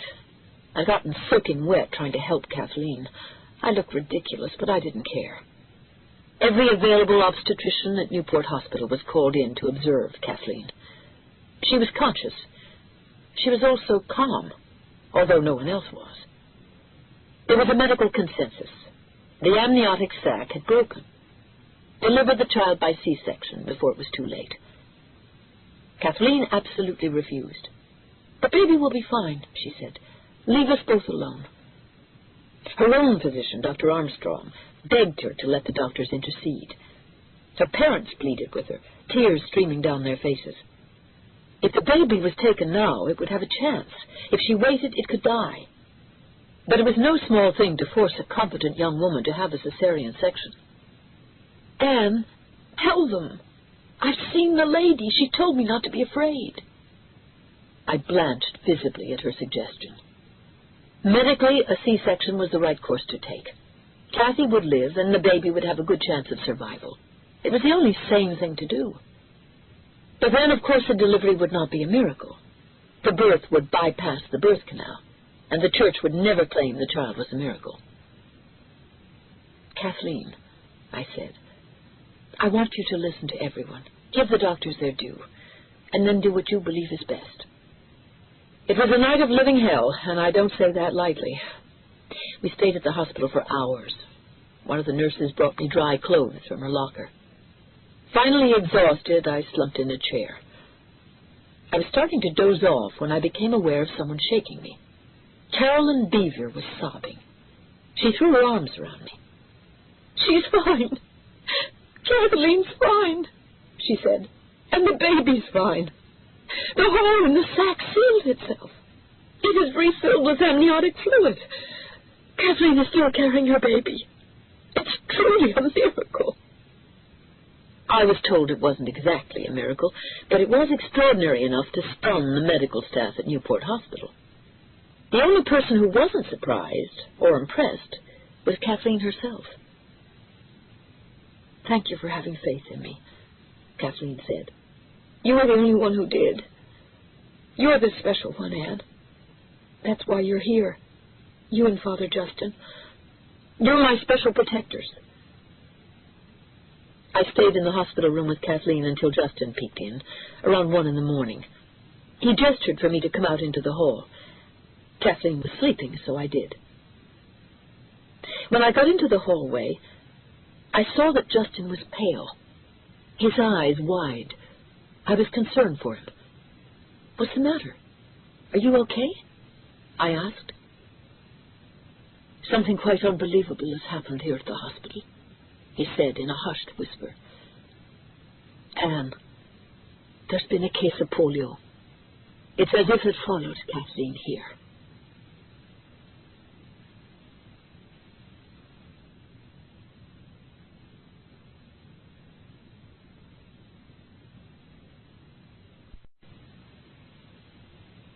Chapter 43. Ireland. Colleen Gallagher thought that if she had to stay within the claustrophobic confines of her home any longer, her mind would explode into the tiniest pieces, never to be put back together again. She made sure her ma was comfortable in her room. Then she sneaked from the house and saddled the horse. She rode down the hill on horseback, her hand wrapped in the mane of her mother's horse, Grey Lady. She sang one of her favorite boy's-own songs to herself, pausing mid-verse to wave at the gypsies in the lower field. She wanted to be a simple schoolgirl again. She wanted her life back. The gypsies were not the dusky Romany types from Central Europe, but rather descendants of displaced Irish people who'd lost their holdings during the Great Famine in 1845. For generations, they'd moved from county to county, mending things, wasting their sulkies at fairs, and some said, doing thievery or worse. They were scorned as she was scorned. It wasn't fair. It wasn't right. She remembered now with shame how she, too, had scorned the gypsies. Then 6 months ago, something had happened that changed her mind. As today, she'd been passing the field on her way to the idyllic spot widely known around Mom Cross as Liffey Glade. A woman with flaming red hair, a purple velvet skirt, and an old Harris tweed jacket had beckoned to her. The gypsy woman walked toward her, her eyes gone huge. She crossed herself and began to pray, clutching her rosary as if it were a lifeline attached to heaven itself. Colleen had been shocked by the display, afraid and curiously bold. But moments later, she'd accepted the gypsy's invitation to join her for tea inside the caravan. The woman's name was Margaret, and her caravan was a marvel of organization. There were neat shelves layered with tools, hat boxes covered in shelf paper, racks of clothing hanging according to color, and surprisingly, an expensive new television set, battery-operated. Beside the TV was a shrine to the Holy Virgin. She was a beautiful porcelain Madonna, her hand raised in blessing, a shawl of blue and white lined with real gold draped over her flowing hair. "You've seen her in the flesh as well as the spirit," said Margaret. "I know you have. Isn't it true?" Colleen had turned to her, dumbfounded. What did this strange woman know? "You love children, Colleen," Margaret then said, her voice humble and reverent. And she looked pointedly at Colleen's stomach, which had just barely begun to swell. "I know your secret, little girl. You are just like her. Your secret will change the world." Chapter 44. I know your secret, little girl. Colleen took a long, slow ride that day toward the north side of town. The large hospital for the county was there, and she wanted to visit it before it was her time. She tied Grey Lady to an old oak in a lush field near the hospital. Then she walked across the back lawns and entered the small lobby. Colleen had been at St. Brendan's before to visit sick relatives, but she didn't remember ever coming by herself. She felt grown up and maybe a little brazen as she slowly made her way up the winding staircase to the second floor. Colleen knew where she wanted to go, the maternity ward. It was to the left once she entered the main corridor on the second floor. She pushed open the swinging doors and was immediately met by a nurse. The woman saw her condition and smiled in recognition. "Hello, dear." "Just taking a walk," Colleen said. It wasn't actually a lie. A woman was moaning loudly inside one of the rooms, and then the woman began to scream. Almost immediately, and seemingly in sympathy, a second woman down the hall let out a piercing scream. Colleen leaned against the wall and tried to compose herself. "My God, it sounds so awful. Will I be able to do this when the time comes?" She listened to the two women as they continued to moan and scream. One of them called out for her husband. Then, almost in the same breath, she cursed him. "I'll be alone," Colleen thought. "I have to be so brave." She had thought the pre-visit to the hospital would be a good idea, but it didn't seem to be. She was clearly more anxious now than she'd been. She turned down the corridor in the opposite direction. What was down here? More birthing rooms? More women in terrible pain? But then Colleen noticed the glass window, and she saw the tiny babies inside. Some were crying, but most were sleeping or just looking around, checking out the world. Colleen began to smile for what seemed the first time in months. And she knew she would be all right. She wasn't going to be alone anymore. She would have her baby. Chapter 45. When she was just half a kilometer away from home, Colleen could smell the cool, sweet air of Liffey Glade. She looked forward to entering the grotto-like clearing that had been a natural shrine long before the Christians, even before the Druids. It was to Liffey Glade that Colleen came when she wanted to be alone. A brisk, flowing, clear stream bubbled through the grotto on its way to the Loch Corrib. The pine and spruce trees hunched over the water. 9 months earlier, on January 23rd, in Liffey Glade, Colleen had undergone what she now considered a mystical experience. Before that night, she had been known around Moncroft as a quiet and well-mannered scholarship student at Holy Trinity. Colleen was liked at school, but she was never fully accepted by most of her schoolmates. She was appreciated best by the sisters at the convent school, who perhaps saw themselves in the quiet and reflective girl who was usually near the top of her classes. She felt herself lucky to be of service to others, and that was why she had come to her decision. She would become a nun. Then, in a moment in Liffey Glade, everything changed. Colleen Gallagher became the bride of Christ not just in spirit, but in body as well. This particular early October afternoon, Colleen carefully rode Grey Lady down across the sodden cow pastures behind their cottage. At Liffey Glade, she tethered the horse to a tree and pushed her way through wet, rustling branches. The girl knelt on the soft carpet of pine needles and dust in the private little outdoor chapel. Colleen lowered her head of gleaming dark red hair. "Dear Father in heaven, I am your humblest servant. I know you can feel my sadness and my love for you. Father, I am so lonely now. I am so terribly lonely these 9 months. But Colleen Gallagher was not alone. She was being watched. Always watched. Chapter 46. I was getting closer to accepting the fact that Kathleen Beever's baby was special in some way, and that troubled me more than I could say. It definitely worried me that I was starting to believe that Kathleen could be telling the truth, that my objectivity might be fading. I had gone from this is a fraud to there just might be some truth here. For just about the first time since coming to Sun Cottage, I had a few hours to myself. Kathleen was catnapping in the sunroom. Mrs. Walsh was baking furiously in the kitchen when I went in to get a pot of tea. Carolyn and Charles Beever had gone to town to shop.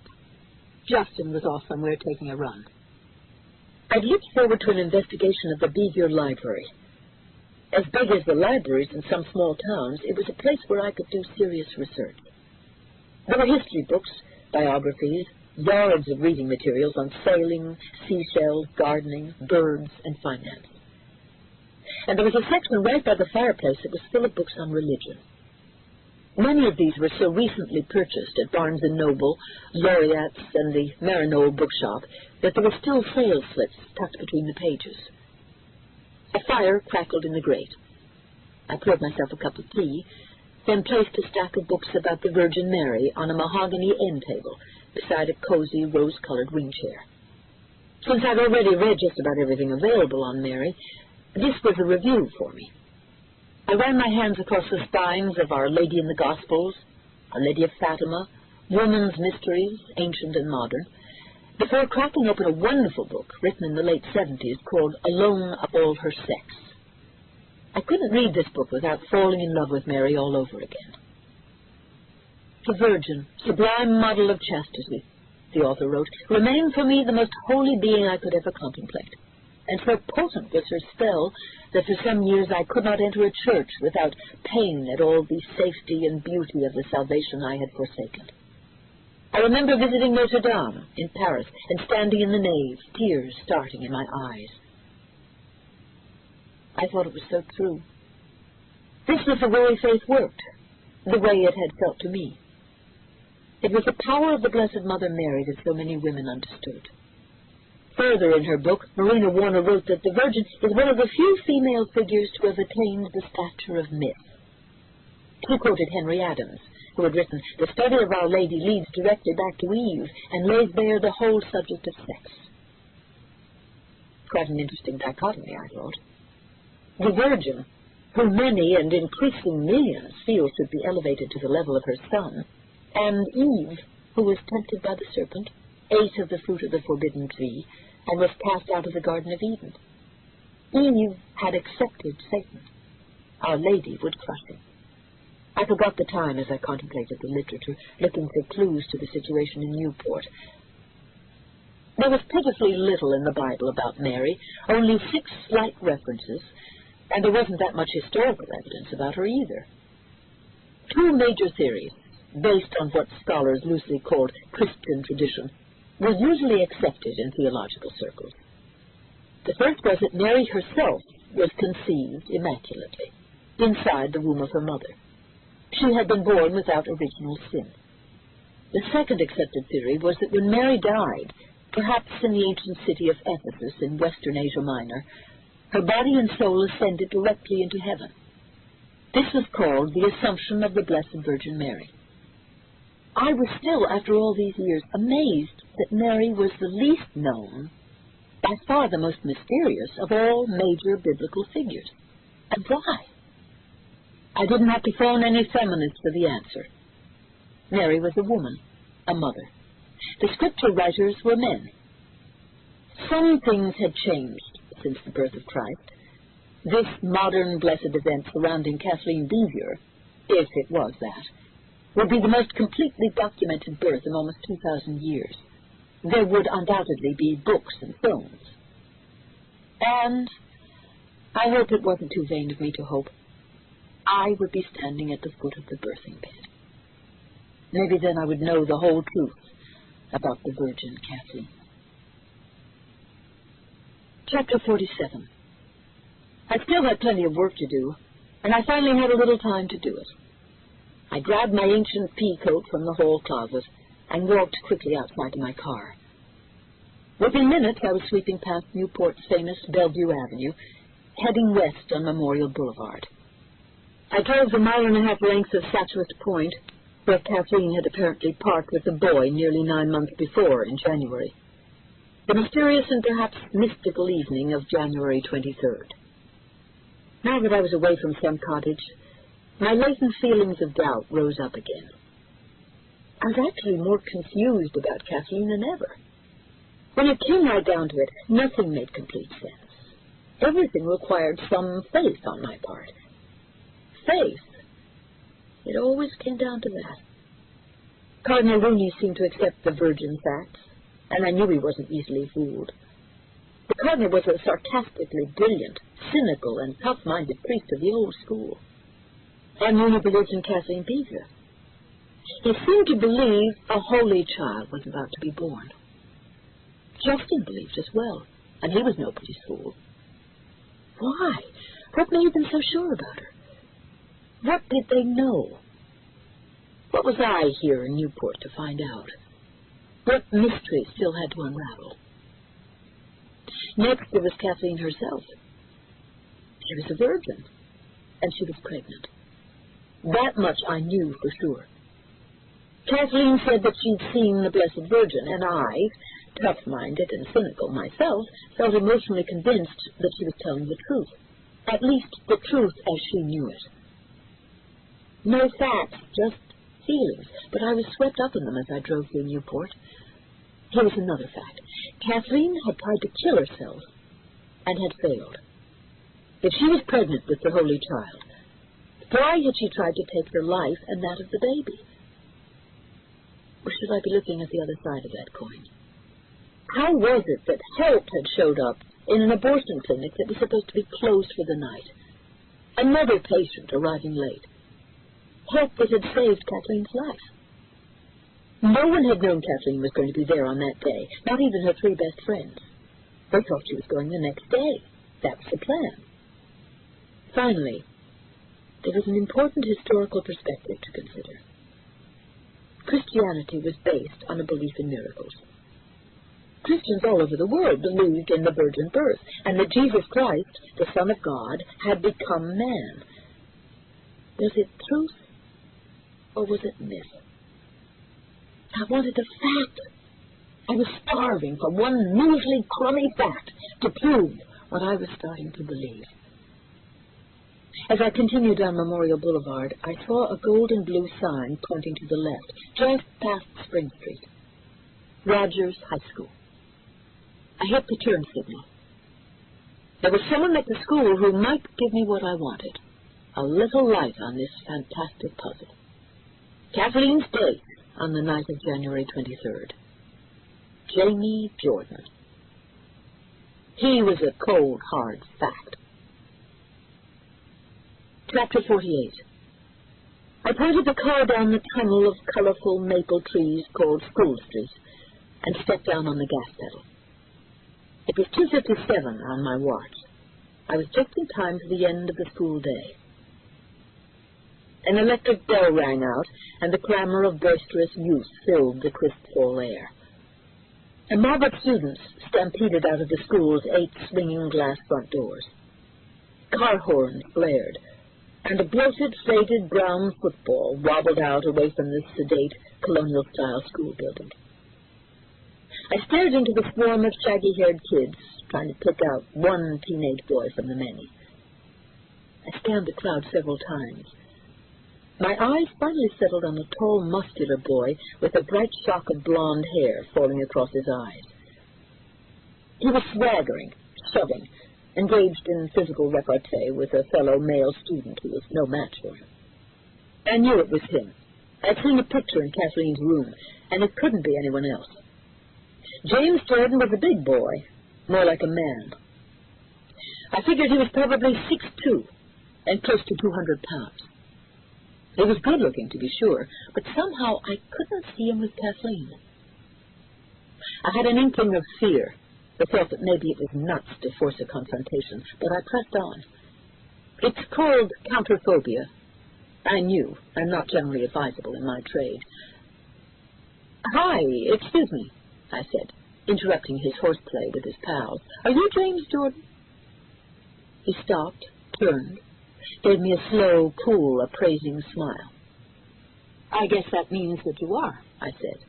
I forced the smile I didn't feel as he tapped out a cigarette from a red and white pack. "My name is Anne Fitzgerald. I'm a friend of Kathleen." Jordan lit up a cigarette, then shot a look at his buddies, who'd begun to clump around him. They were sniggering and giving me the once-over, trying to be as unsubtle as possible about it. Yeah, I'm Jamie. And you're a friend of Kathy's? What kind of friend? I'd like to talk with you for just a few minutes. I kept my eyes steadily on James Jordan. I didn't move a muscle. I didn't show any fear or doubt that he would talk to me. His curiosity about me won out over the don't-give-a-shit posturing. I knew it would. It's what I do for a living. Chapter 49. His friends were shifting their feet like a herd of prickly young bulls. They were standing too close to me, violating the invisible margin of space I try to keep with strangers. They knew it, too. Who are you? You from hard copy or something? One of them asked. No, I said coolly. Not a tabloid reporter, just a friend.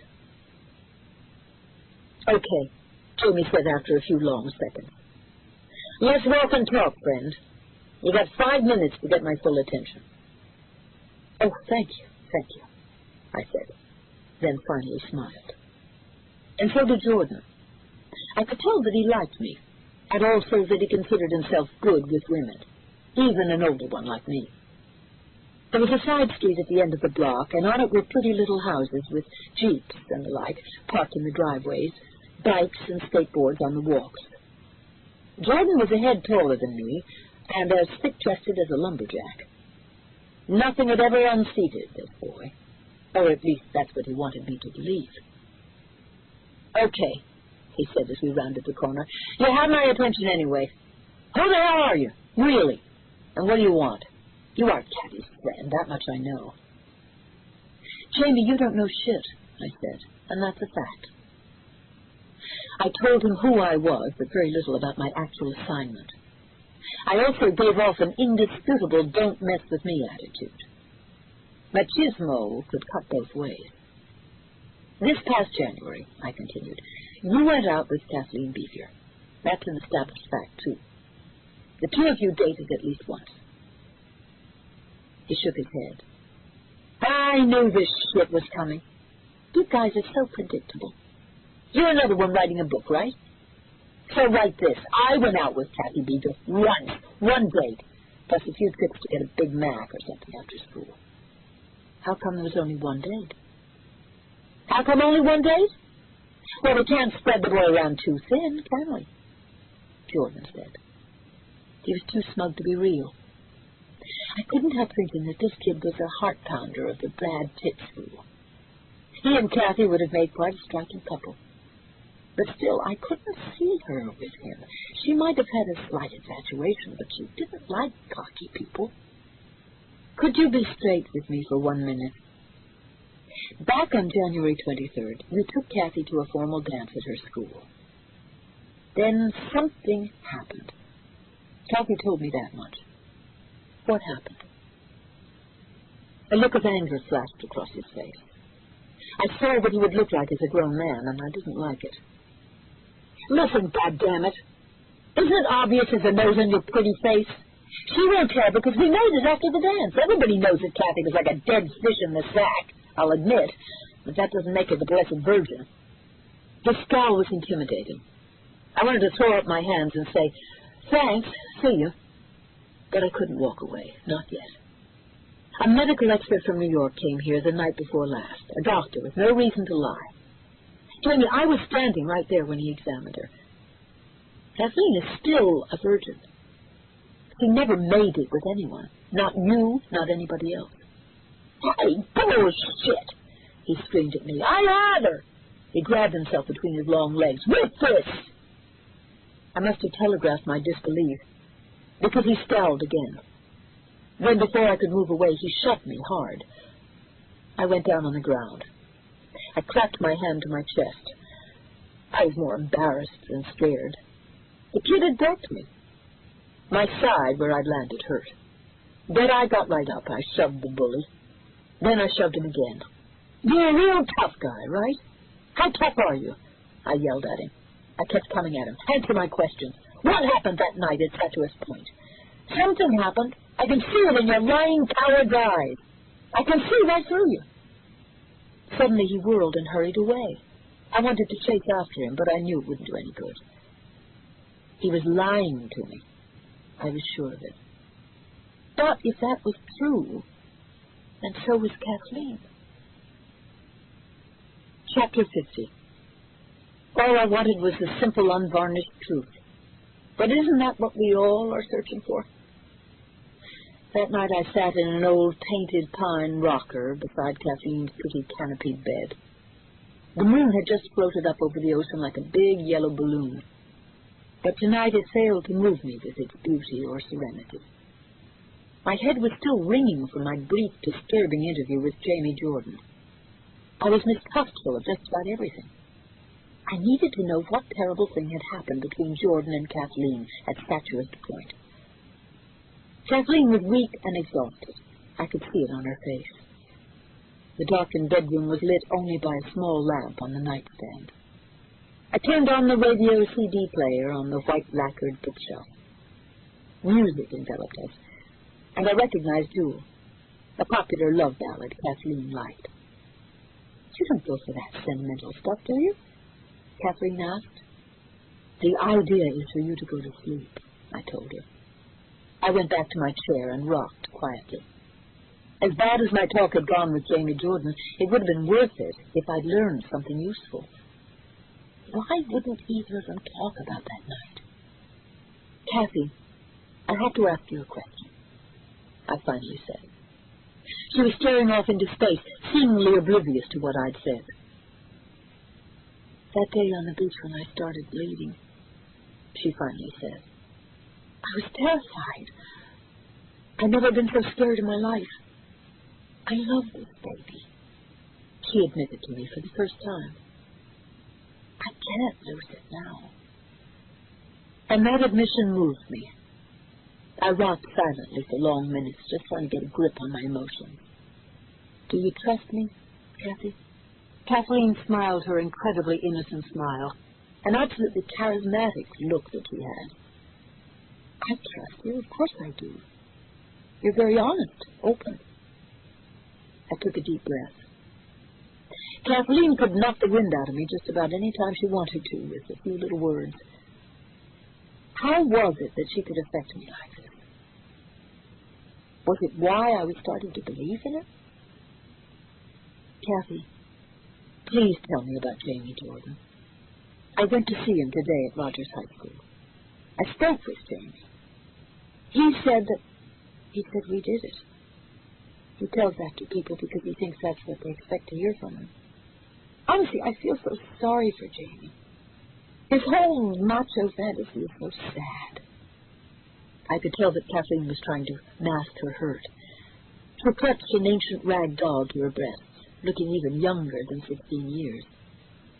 "We didn't have sex, Sam. Jamie took me to go parking out on Statuist Point, but I wouldn't do anything with him.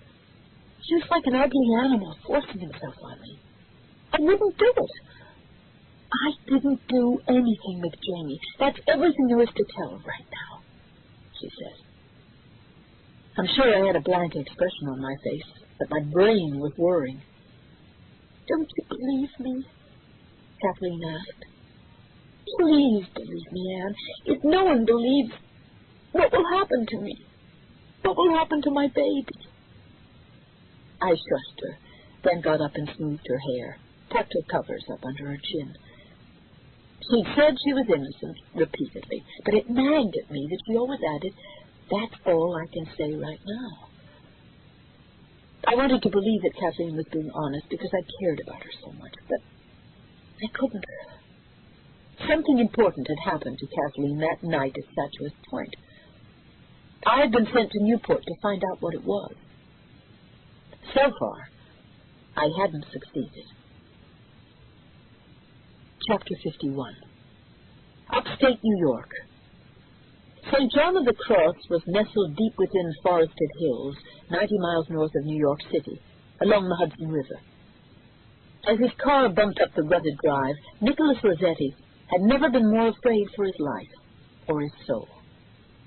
The compound, made up of a castle-like estate building and a dozen sandstone cottages, was a rest home for alcoholic, deranged, and melancholy priests from the Archdiocese of New York. But there was someone here who offered some hope to Father Rossetti. If there was any help in this world, it would come from Monsignor Bernard Stingley. This was Rossetti's final stop before he traveled to Newport to see the second Virgin. Inside the almost medieval estate, Rossetti was met by a slender, crew-cut monk who led the visiting priest down stone-block corridors. Their footsteps and voices echoed like pistol shots in an underground tunnel. At the end of the third or fourth hallway, the monk knocked, then swung open a dark oaken door. A robed priest was standing at the window. Rossetti felt his heart expand when he saw him. Then he heard the voice, laughing, cackling obscenely. "You stupid fool! This vain old man can't help you. No one can help you." Monsignor Bernard Stingley was his former mentor and confessor at the Lateran in Rome. Silenced for the past half-dozen years, the elderly priest was a great biblical scholar, and he was renowned for his writings on the Apocalypse. "Nicholas." Stingley came forward and embraced the much younger Vatican priest. "I can't believe it's you. It's so good to see you." "Bernard," Nicholas said into the rough cloth of the older man's robe. It was an uneasy embrace, and when he stepped back, he was alarmed by the worried lines crossing the silver-haired priest's thin, pinched face. "Are you well?" he asked. "It is not my health you should be thinking about," the older man answered. Once again the voice laughed loudly inside Rossetti's head. He tried to ignore it, but couldn't. Nicholas Rossetti carefully closed the door behind him and took in the book-lined walls of the room. Shelves on the longest wall held Stingley's collection of Chinese, Greek, and Far Eastern statues, all of them depicting a Christ-like figure. There was an unmade daybed in one corner. A plain wooden crucifix hung above it. Beneath one of two casement windows was a cluttered work table. The two sat down at the table overlooking the Hudson River, which ran like a wide glass highway far below. They exchanged condolences about the passing of the late Pope Pius. Then Stingley said, "I think I know why you've come, Nicholas. I have a bad feeling. I've had it for several weeks, actually." Nicholas Rossetti didn't doubt that. The drums must have begun beating loudly the day he left Rome. The Vatican community was small, almost incestuous. He stared into Stingley's familiar steel-blue eyes. Clearly, more small talk would be unwarranted and inappropriate. "Monsignor, I know that you know the secret of Fatima. Pius told me you've actually read the words, the message of the Virgin, the promise and the warning." The Monsignor didn't speak yet. His eyes showed nothing. He merely listened. Rossetti continued, but suddenly he wasn't so sure about his old friend. "You were with Pius much of the time he was ill, back in '90. He spoke of Fatima, and you were there. You heard it all. And now I know what you know." Distress flashed across Monsignor Stingley's face. "Pius had no right to ask you. It's too late for recriminations or regrets. I know about the two virgins, one good, one so evil." "Then you know nothing!" Stingley's voice rose. "There is so much more. God doesn't create in black and white. It's not so easy. The truth has little to do with the human life systems." As Stingley spoke, Rossetti felt the small room at St. John's begin to spin, jerking him back to the spinning sidewalk in Rome, and the hot knives lancing into his heart. The swirling sidewalk became the beach plain, spiraling down, cartwheeling into the trees, splintering metal and bones. It was more than a memory or a hallucination. He felt the heat crackling around him and the sharp odor of burning flesh. The vision was a warning. "Leave this place. Leave now." But he would not. He couldn't. Why was he being warned, though? Why had he been spared? He heard his own voice as if it came from far away. Please, I need to know how to prepare myself. The search for the true virgin. What do you mean, I know nothing? I want you to tell me exactly how it's going to be. I fear that my descent into hell has already begun.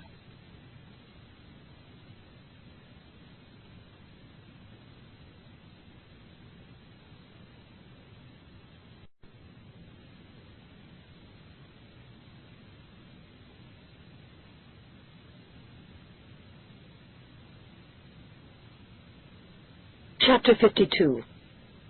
It has, Nicholas. You have that much figured out correctly.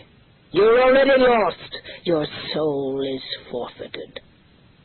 The voice screamed laughter inside Rossetti's head. It seemed like hundreds of voices, and the pain was unbearable, as if his skull were being ripped apart. The old priest rose up suddenly, overturning a large oak chair with a resounding crash. "They're here! You brought them here!" His eyes widened with fear. "The legions are here! They're everywhere! I can see the unholy bastards! Now they're waiting to be turned loose!" Father Rossetti tried to go to his former mentor, but his arms and legs wouldn't move. They felt as if they were weighed down by stones. What in God's name was wrong with him? Was he having a stroke? Was this another attack? Could he possibly survive again? Nicholas watched in horror as the same force struck Stingley. The priest flailed his arms, trying to swat away an invisible presence. He stumbled toward the overflowing book cabinet. He drew in a deep, raw breath. Then Monsignor Stingley's entire body sagged. When he spoke, his voice was low and hoarse, as if he were having trouble getting out the words. "At first there will be the loss of control," he said, swinging his head back and forth at an exaggerated speed. "You will find that you have no free choices left. No freedom of thought. No freedom of action. That's only the beginning." "That's nothing." Rossetti heard the voice inside his head. "Get to the good parts. Next you will feel the physical decaying of your body, your mind, your soul, Nicholas. You will lose all hope, and that foul, rotting hopelessness, that abject feeling of pointlessness and futility, is the most defeating of all human experiences." "This is a smart man, Nicholas. For a priest, listen to him." "When it happens, when there is nothing for you except that abysmal black hopelessness, then you know you have crossed the threshold into hell." Monsignor Stingley stood at the window, his back arched horribly, the light breaking around him, blinding the Vatican priest. He passed his hand several times across his chest as if trying to relieve a constriction there, and then he spoke again. "I should beseech God the Father to have infinite mercy on you, but that would mean deceiving you with false hope." Rossetti wanted to speak, to ask for the Monsignor's blessing, when the old man suddenly cried out. Bernard Stingley's face was as white as bone. His lips, the edges of his ears, and his fingertips were a shocking shade of blue. A deep, rasping breath came from his mouth as he pressed his hand hard against his sternum. Frothy white mucus spilled from his mouth and nose. He screamed. "There are legions of devils, fallen angels everywhere. Look beyond the two virgins, Father. Look beyond the virgins. The legions are right before your eyes." Rossetti tried to go to him, but he couldn't rise from his chair. He watched as the old man's skinny legs buckled and he fell to his knees.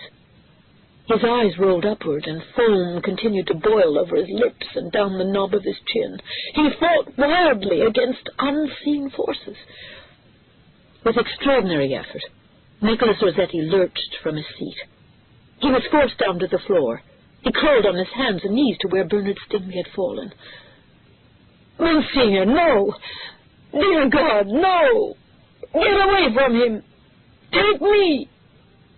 The old man whispered, but the whisper was like a roar. You will be taken and damned to eternity in hell. Do you comprehend eternity? Look beyond the virgin girls. The answer is there.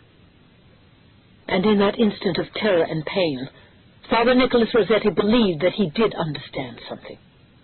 He was with the legions now, and they were hell, and they had come up from the abyss of fire to earth. Monsignor Stingley was screaming at the top of his voice, "Get them off me, please! Please! They're eating me alive!" Chapter 53. Kathleen felt totally spooked. That was the right word for it. Even though nothing had actually happened, she felt an intense pressure building up inside her. She had the intuitive feeling that something really bad was creeping up on Sun Cottage and on everyone who lived there, especially anyone who tried to help her. Anxious and fearful, Kathleen threw back the chintz curtains of her bedroom window. At first, all she saw was the reflection of her own face in the black window pane. Then, through the film her breath made on the glass, she saw gold lights pricking through the dark. The carriage lamps along the driveway cast a fuzzy glow along Ocean Avenue. A couple of private security guards in dark fur-collared parkas were standing at the front gate. For some reason, their presence didn't make her feel at all secure. A sudden movement caught her eye. Directly below her window, a car door opened, and a man got out. He looked ominous. A black suit, a black hat with the brim severely pointed down, a bulging black satchel under his arm. He looked spooky. Even from above, Kathleen could see how stoop-shouldered he was, as if he were carrying a mountain of stone on his back. And she had a very odd thought. They are here for me. Plural. They are here. Suddenly voices boomed out as the front door to the house opened, and Father O'Carroll came out onto the veranda. He extended his hand warmly to the dark figure. That was how Kathleen knew with certainty who the man was. He was the other investigator, the priest from Rome. Just before he entered Sun Cottage, he looked up. Kathleen thought with a shudder, he looked right into my eyes. He already knows the truth, but he hasn't the faith to believe it. This priest hasn't the faith. Chapter 54. Father Rossetti had finally arrived. Now, I guessed, there were three of us watching over Kathy, trying to get at the truth. Was his presence a sign that I had failed? Had I? A meeting of the minds had already been called. I took my place in the straight-back chair in one of the handsome double parlors on the first floor of Sun Cottage. I was only an observer. That was my job in this meeting. But my heart was thumping in panicky double time for Kathleen. She sat beside me in an armchair, her protruding stomach looking as if it were about to burst open any minute. I hoped she wouldn't be too afraid, wouldn't be too affected by stress. Charles Beaver offered drinks all around, and when he got no takers, poured himself a stiff scotch. Carolyn looked faint as she sagged into a chair on the other side of her daughter. Justin sat closest to the sliding oak doors. The assemblage quieted down immediately. We were all waiting to hear what the priest from Rome had to say. He knew things that we didn't, and he looked so damn mysterious. He was a formidable presence, alien, downright strange. A black monolith with an unknown agenda. I watched him anxiously clasp and unclasp his large workman's hands. He finally smiled, but it didn't look genuine. There was no way Father Rossetti was in control, as he'd have us believe. He greeted us in a sibilant voice, colored with the musical tones of his native tongue. Then he strode to the center of the room and took a wide-legged stance in front of Kathleen. Kathleen, I have been sent here by the Vatican, Rossetti said, For what it is worth, my official title is Chief Investigator for the Congregation of Sacred Rites. This Congregation of Sacred Rites is the body within the Church that investigates miracles, all varieties of supernatural phenomena, claims of sainthood. I guess you've come to the right place, Kathleen said. The broad-faced priest smiled. Nevertheless, please don't be afraid of me, Kathleen. I'm something of a pushover. In spite of the theatrical title, I'm simply a bureaucrat. I'm like a tax investigator of the supernatural. Kathleen shook her head. I'm not afraid of you, Father. I was glad to hear her say this, but I was concerned for her. She looked pale and tired. I was afraid she might go into labor at any moment. Father Rossetti seemed not to notice. He was definitely no pushover. Kathleen, is the Blessed Virgin Mary here with us tonight? He asked the strange leading question as if he were requesting the time of day, as if it were an afterthought. Kathleen took a deep breath and pushed back a wisp of silken blonde hair. She's here, yes, she said in a soft voice. Inside the house? In this very room with us? Yes, right inside this room, Father. Are you surprised? Don't you believe in the Blessed Mother? I'm sorry, Kathleen, said Rossetti. His hands were working again, clenching and unclenching. I'm just not used to having our Blessed Mother around. Is she quite beautiful? Is she standing, Kathleen? Or is she sitting over on that blue chair, perhaps? Father Rossetti, Kathleen said, I know what you're doing, but please don't try to play tricks. They're quite beneath you. Our Lady is here with us. In appearance, she is like a beautiful gentlewoman. You do believe in her, don't you? Kathleen, I'm concerned only with what you believe, the Vatican priest said with an edge in his voice. I heard it, and I saw his facial muscles twitch. There was no longer any doubt in my mind. The Vatican priest was absolutely terrified of Kathleen Bevier. Why was he afraid of Kathleen? What did he know that we didn't? What was he here to investigate? Chapter 55. I was mesmerized by Father Rossetti as he paced in a tight circle at the center of the long room. The atmosphere inside some cottage was charged with anxiety, but especially with energy. And from the twitching and fidgeting I saw around me, things were clearly uncomfortable for everyone. Rossetti himself was behaving like a caged panther. He seemed possessed. He had the confidence that comes only with absolute power. I have some extraordinary news, he said at last. It was apparent to me that he dismissed all of us but Kathleen. He fastened his eyes on her.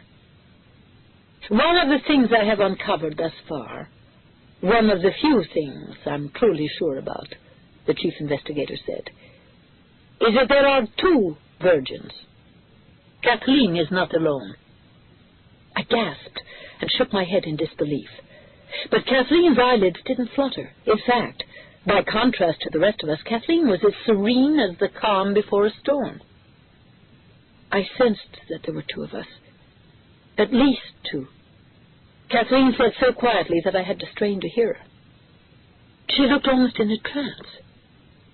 Everything is happening in great numbers right now.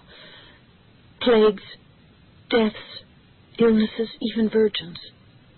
It's the scariest time ever on the earth. The Vatican priest's brown eyes narrowed. How do you know that, Kathleen? You must tell me everything that you know. Tell me now. It was as if a volcano had erupted on the far side of the room. Don't ever talk that way to my daughter. Charles Bevier, who had been silently simmering, boiled over in rage. In 2 paces he was on the bulky Vatican priest. I yelled, "Stop!" as Justin tried to drag him off Father Rossetti's flailing body. There was a struggle. Charles thrashing, threatening to throw the priest out of the house. A dam had broken. His daughter was being housed again, and he wouldn't tolerate it. With his wife and daughter hovering over him, he shook himself off and settled down to half a roar. They returned to their seats. "Enough with the third degree," Charles Bevier said, in a sharp, angry voice. "How about answering a question for me? Let's cut the investigator crap. What's your business here, Father Rossetti? Why are you in our house trying to scare us to death?" I shot a startled glance at Justin, who returned my look of alarm. Kathleen leaned forward in her chair. Her wide blue eyes went from me to the priest, to her father. "I can answer that, Daddy. Father Rossetti has come here to find out which of the two girls is the true virgin." Chapter 56. I went to sleep that night trying to comprehend the startling news that there were two virgins and what it could possibly mean to the church. It was 4:30 in the morning when I was awakened from a deep sleep by a persistent knocking on my bedroom door. 12 kinds of emergencies jumped into my mind as I scrambled out of bed, only to find a tidied-up and smiling version of Father Rossetti standing outside my room. "What's happened? Is Kathleen all right?" I asked. "Good morning. Sorry to get you up so early," he apologized without seeming to mean it. "Kathleen is still sleeping like a baby." He said, calling a meeting. By 5 o'clock, I had joined Justin and the Vatican priest in the library. From the look of things, it seemed the two of them had been up talking for a while. Justin summed up what he knew so far. The so-called second virgin is a young girl in Ireland. Her name is Colleen. Sort of rhymes with Kathleen. The church is struggling to keep her situation secret.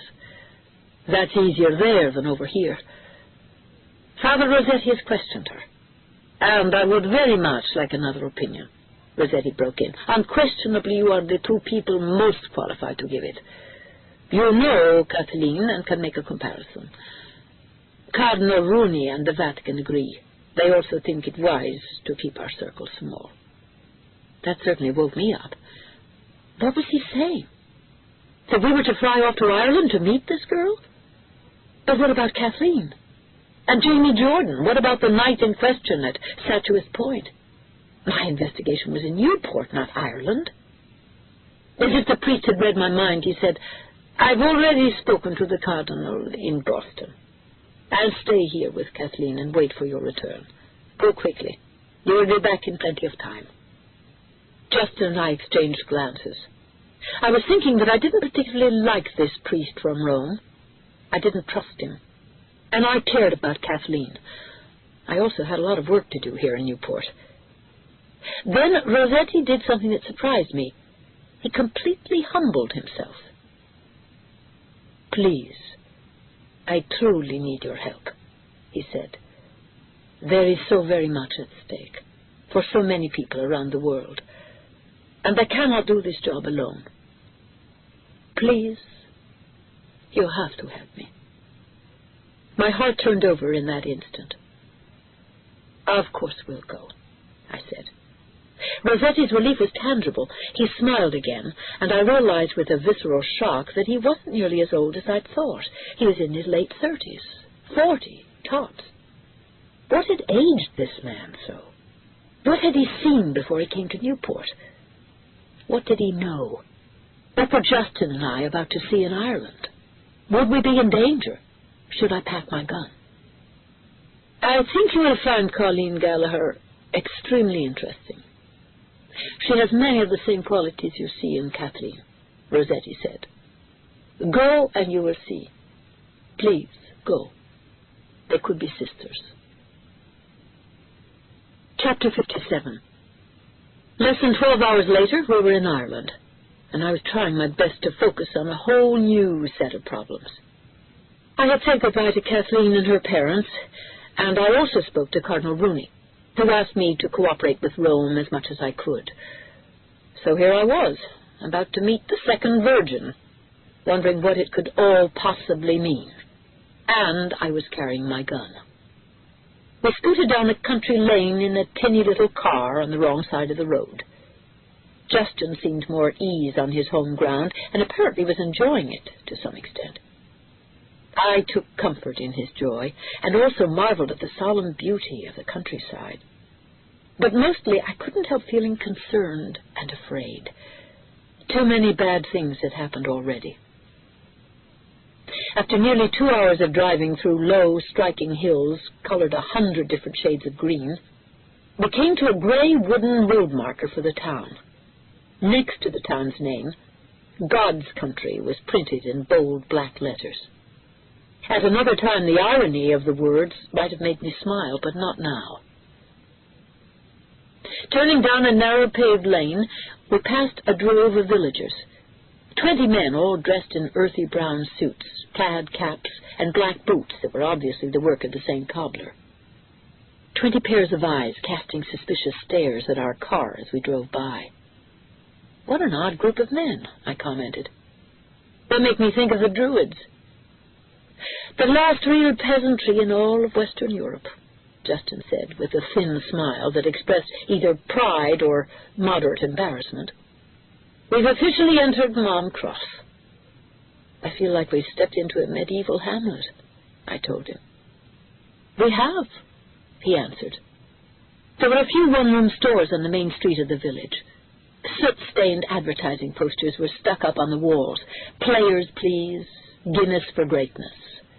A livery stable and garage housed in one building, a row of stone cottages, freshly tiled and painted. Justin explained that inside each of the cottages there would be a 10-by-10-foot family room filled with souvenirs, a television, and numerous religious pictures. The bedrooms would all be cramped and tiny. The interiors would be badly lit and perfumed with the heavy smell of a turf fire. I knew the real estate review was nervous chatter on Justin's part. The chatter abruptly stopped when we saw the graffiti on the fast food hamburger joint that looked so out of place in the center of town.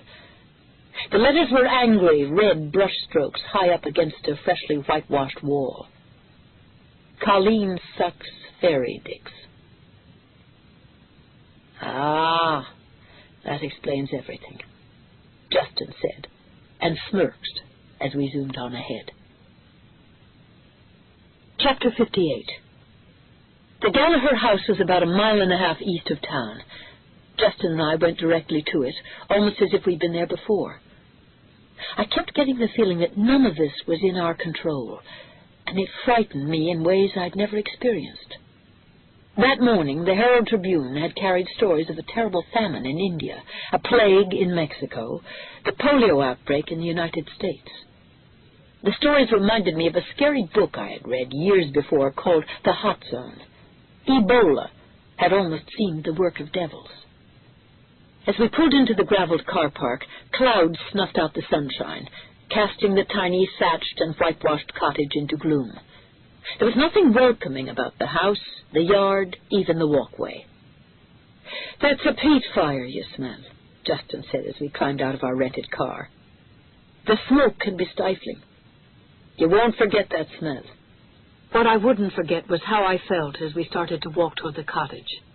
We were in Ireland, by God. We were about to meet the second Virgin, and our opinion was important to solving a great mystery. "Colleen's father died a year or so ago. A regular, thin, cool sort of man," Justin said. "Her mother was felled by a stroke.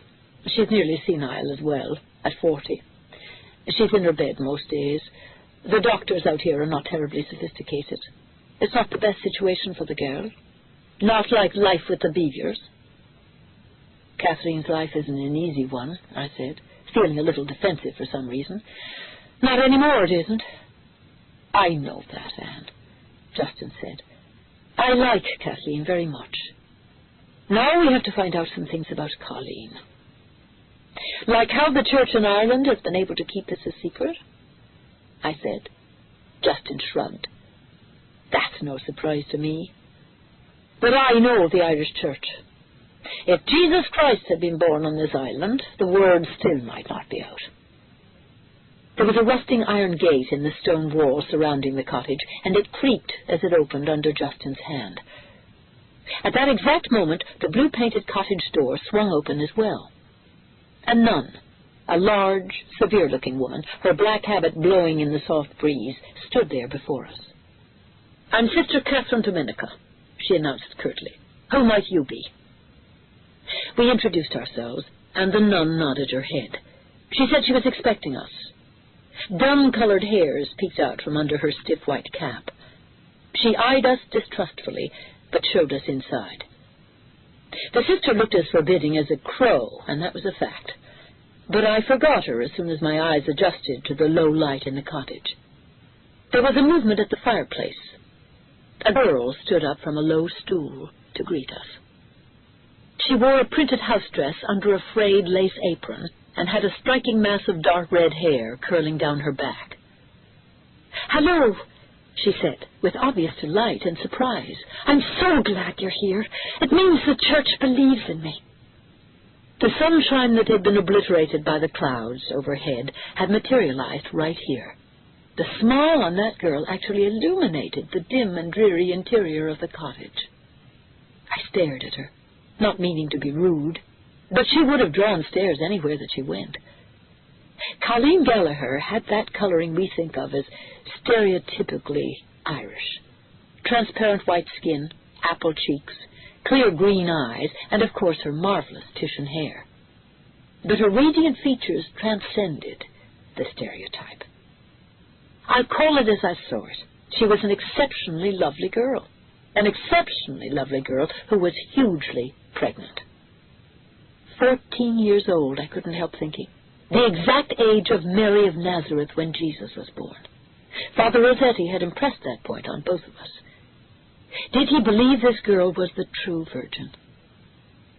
"Could I get tea for anyone?" the girl asked in a sweet, shy voice. "Some homemade soda bread after your long journey from America?"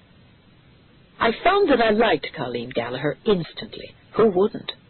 And that made me feel as if I were betraying Kathleen.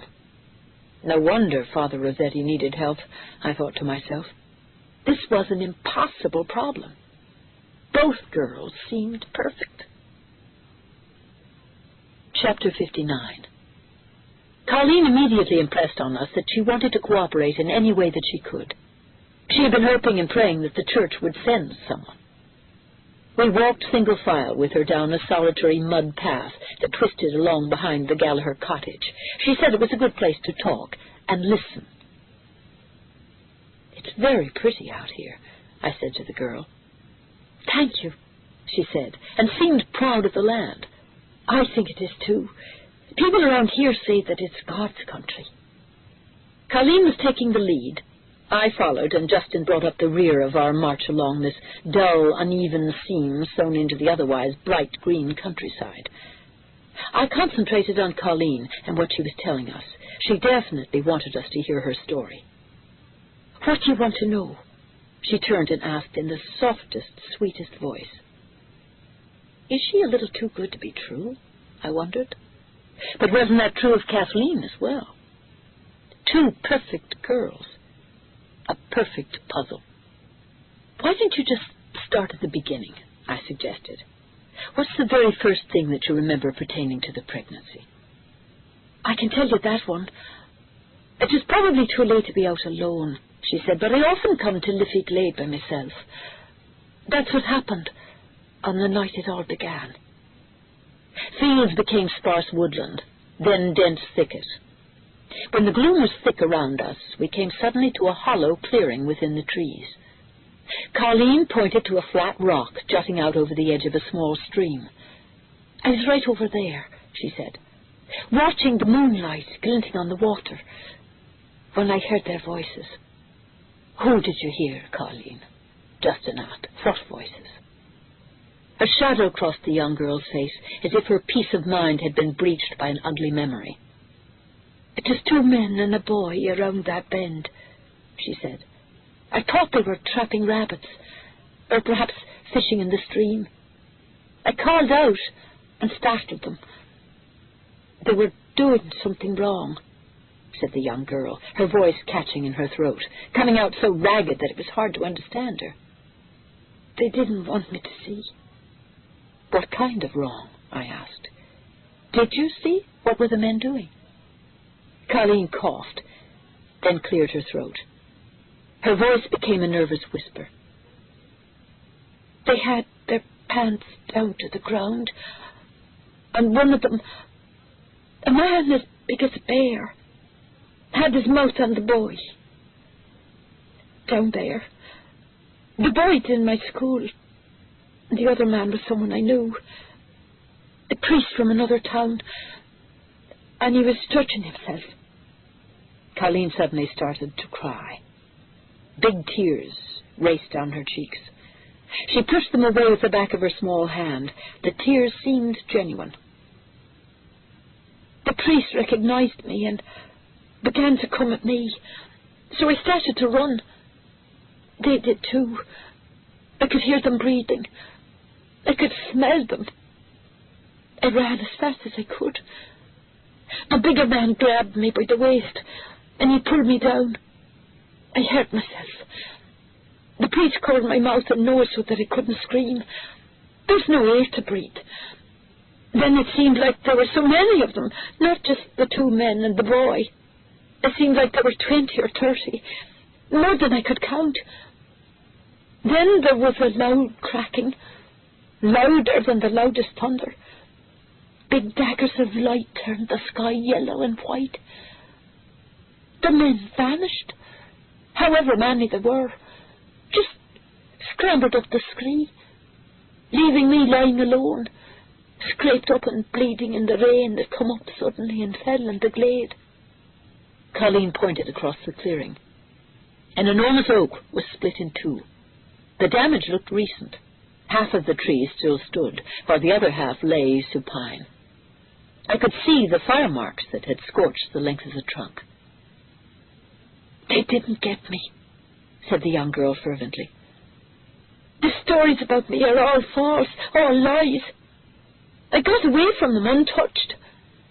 I am a virgin, I swear it, Colleen said, cupping her belly with both hands. So how did this happen to me? How could it be? She asked us. As we stood in the gloaming in this fairy glen, I noticed the same pinkish glow that I'd sometimes seen emanating from Kathleen, now shining faintly around this child. Could Justin see it? Could it be a nimbus? I turned to him and saw to my shock that tears were flowing down his face. He could see the glow too. My God, what did it mean? What was the strange light? If you don't believe me, please ask my doctor, Colleen said. He's right here in Mam Cross. He'll tell you the truth. I believed her. I believed every word. And so did Justin. And we didn't need the testimony of Dr. Murphy. Early yesterday morning, Father Rossetti had pressed Colleen's dossier into my hands.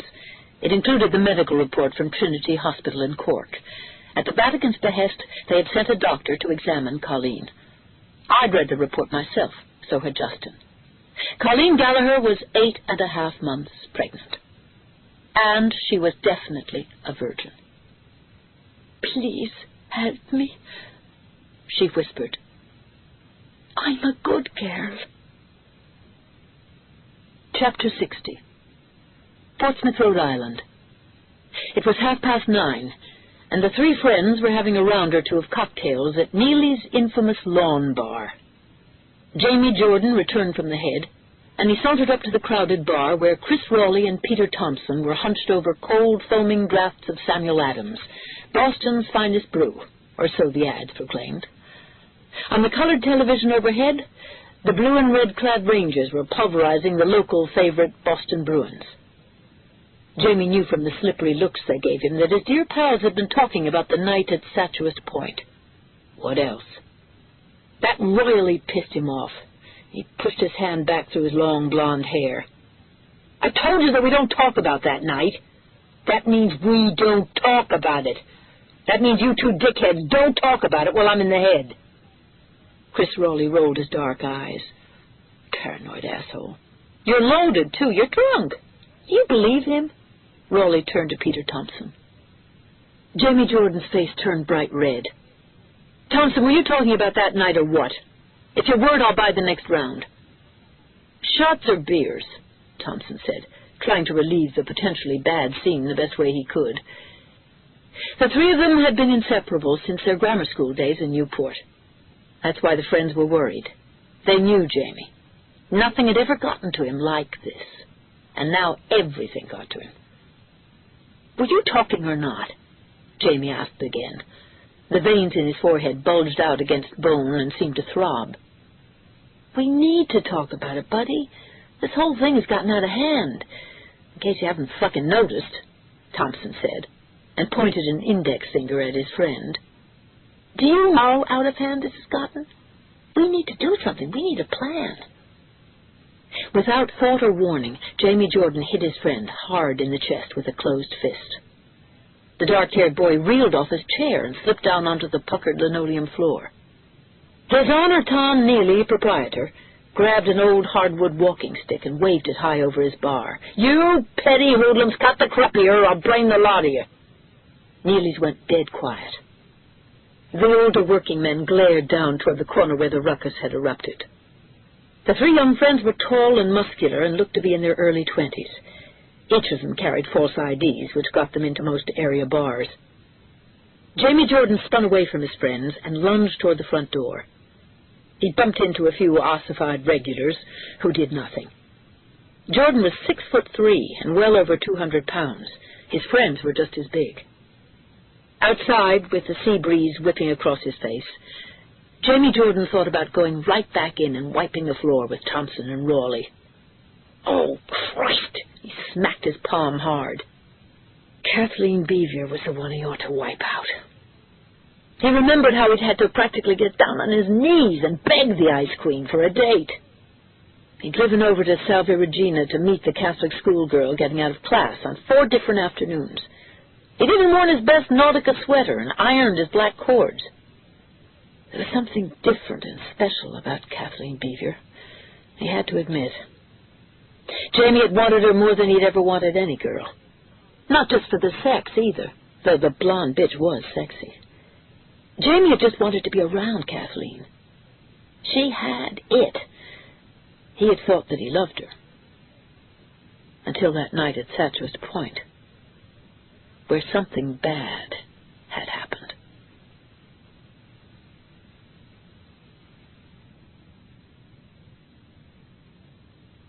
Jordan fired up the motor of his expensive Mercedes SLK. He twisted the radio to full volume and jerked the neat yellow sports car out of Neely's half-full parking lot. He yelled out the words of a Smashing Pumpkins song. His friends were right about one thing. He was bombed out of his mind. As he motored up the steep cobblestone hill behind Neely's, he angrily thought back to the night of January 23rd, when he'd taken Kathleen to the Salve Regina dance. Jamie's own parents were pretty wealthy, but he'd still felt intimidated as he drove up to the Beaver house that night. He'd worn a black tux, and he knew he looked great, but he was still unsure of himself. Charles Beaver had answered the front door and invited him in. He'd been preoccupied, rude actually, talking on the cell phone and barely giving Jamie a nod. Jamie had cooled his jets in the living room and tried not to take the slight personally. A few minutes later, Kathleen appeared. Not half an hour late, where a lot of girls like to make you wait around for them. He appreciated that, and his mood softened. Actually, the sight of Kathleen had taken Jamie's breath away. She wasn't just another pretty schoolgirl. She was drop-dead gorgeous. She had on the sleek pale green dress, instead of one of those puffy gowns that made girls look so ridiculous on prom night. She wore a silver headband in her long blonde hair. She looked like some kind of royalty, Jamie thought. Unfortunately, the dance at Salve Regina was even worse than he'd imagined it would be. The band was a stiff, middle-aged quartet that played at all the pitiful Newport club and debutante teas. Besides that, there was an old-fashioned wooden running track that circled the gym, one story above the dance floor. From there, flocks of Carmelite nuns watched over the dance like hawks from beginning to end. The nuns seemed to have a knack for laughing and tapping their feet at all the wrong times. He'd been desperate to leave the dance after the first 5 minutes. Still, maybe Kathleen was worth all this torture. There was supposed to be a fancy party after the dance. Engraved invitations had been sent out. Come to a great bash at Elaine Scaparella's house. Kathleen had been pressing against him all night, tantalizing him with her CK perfume and the delicious hint of cleavage showing below her neckline. When Kathleen put her head on his shoulder during the last dance, he could almost taste her. Jamie knew she wanted him to. There was no doubt about it. He could hardly believe how easy it had been to talk Kathleen into skipping the dumb party and going for a ride down near Second Beach and Satchell's Point. Now he wished to God that they'd never gone there. He wished he had never laid eyes, or especially hands, on Kathleen Beaver. Chapter 62. As Jamie headed out past Second Beach now, the high beams of his Mercedes stabbed through the thick, dreamy fog like glowing swords. He was pretty woozy, but his driving was okay. This wasn't the first time he'd been shit-faced behind the wheel of a car. He was driving back to Satchell's Point, where he had taken Kathleen almost 9 months before, the night that changed both of their lives. Something bad had happened out there. Something insane. He knew it. So did Thompson and Raleigh. And so did Kathleen, that phony bitch. That goddamn liar. The funny thing was, Jamie wasn't exactly sure why he was going back. It seemed as if it were out of his hands. He had to go there tonight. As he banked the sports car around a soft S curve, he noticed that his vision was tunneling. Strange as hell. And a dull, muzzy ache behind his left ear was moving up behind his eye. Oh, Jesus, not again, Jamie thought to himself. He looked down at the Mercedes dashboard. The car's glowing clock read 9:54. The speedometer was at 60+, and the ringing was starting. That meant that soon there would be a painful pounding at the top of his skull. Simultaneous noise and pain. Memorial Boulevard slimmed down into a ruler-straight, two-lane blacktop as it approached Satchell's Point. In his rearview mirror, Jamie could see the receding lights of southeastern Newport and the glittering mansions on the coast. He had a sudden desire to take the car over the point. It would be so easy. Like flying. He frowned, then shook his head painfully. That was a really stupid-ass thought. He was bulletproof, though. He was 10 feet tall. He was Teflon JJ. But he knew the car couldn't fly. Another unwanted thought circled, then intruded. Kathleen. And with the thought of her name, a shrill banshee wail started up in his brain. Just remembering made him hurt so bad. But he couldn't turn back the clock. The day after the dance, telling everyone that he'd made it with Kathleen. I broke a vagina from Salva Regina. He'd strutted and bragged like the asshole he could be sometimes. Jenny reached up and touched his head. The pain was so piercing it was making him nauseated. That was why he wanted to cut the wheel. Cut it now. Cut it into the concrete retaining wall. Wheel screamed. Rubber fused to asphalt. He put both hands on the steering wheel and forced the car back to the center of the road. He was going crazy, that was it. The top of his head wanted to blow off. The incredible pain. Then stop the pain, he heard. You can do it, you know. You're in control. Besides, you know that you deserve to die. You know what you did. The yellow Mercedes swerved to the left and crossed the double yellow stripes again. The steering wheel didn't feel real. He couldn't grip it. Jamie's hand flew off the wheel and covered his ears. See, you can do it. You can fly. You can fly. The sports car shot out of control, just missing an oncoming Jeep with fishing tackle, waving wildly from the roof, missing it by 10 inches or so. God, that was close. Chrome yellow headlights blinded him for a second. An angry car horn trailed off into the thickening fog. He held on tightly as his car continued its irresistible skid on the slick black road. Suddenly he was flying up into the thick gray fog. The front wheels left the ground and shot straight up with the pull of centrifugal force. The car's headlamps strained vainly on the constellation of Orion before illuminating the downward curve of the car's trajectory. Jamie Jordan screamed high above the rock music playing on the radio. "I'm sorry, Kathy! Oh, God, I'm so sorry for what I did! I'm so sorry!" Chapter 63. Something was wrong. Something felt terribly wrong to Kathleen. The digital clock on her night table announced that it was 11:24, then 11:25, then 11:26. The numbers clicked forward inexorably. But Kathleen couldn't sleep. "I don't want you to sleep," she heard the voice say. "You'll never sleep again. And that's not good for the baby." The phone beside her bed rang. Her hand slid slowly out from under the warm covers that sloped down the mound of her stomach. She reached for the ringing telephone. She'd known it was going to ring. How had she known? Was she psychic? How could she be? Hello? It's Kathleen. She heard the uncertain, distant-sounding voice of her friend Sarah Petrie, who'd been mostly absent from her life lately. "Oh, Kathy, I'm sorry to call this late. I wouldn't have, but it's god-awful important. Something terrible happened." "Sarah? What is it? What's going on?" "It's horrible, Kathy. Jamie Jordan cracked up his car at Statue's Point. He gets headed on WPRO." Sarah began to cry. She completely lost control. Then she hung up the phone. Dazed, crying herself, Kathleen put down the phone.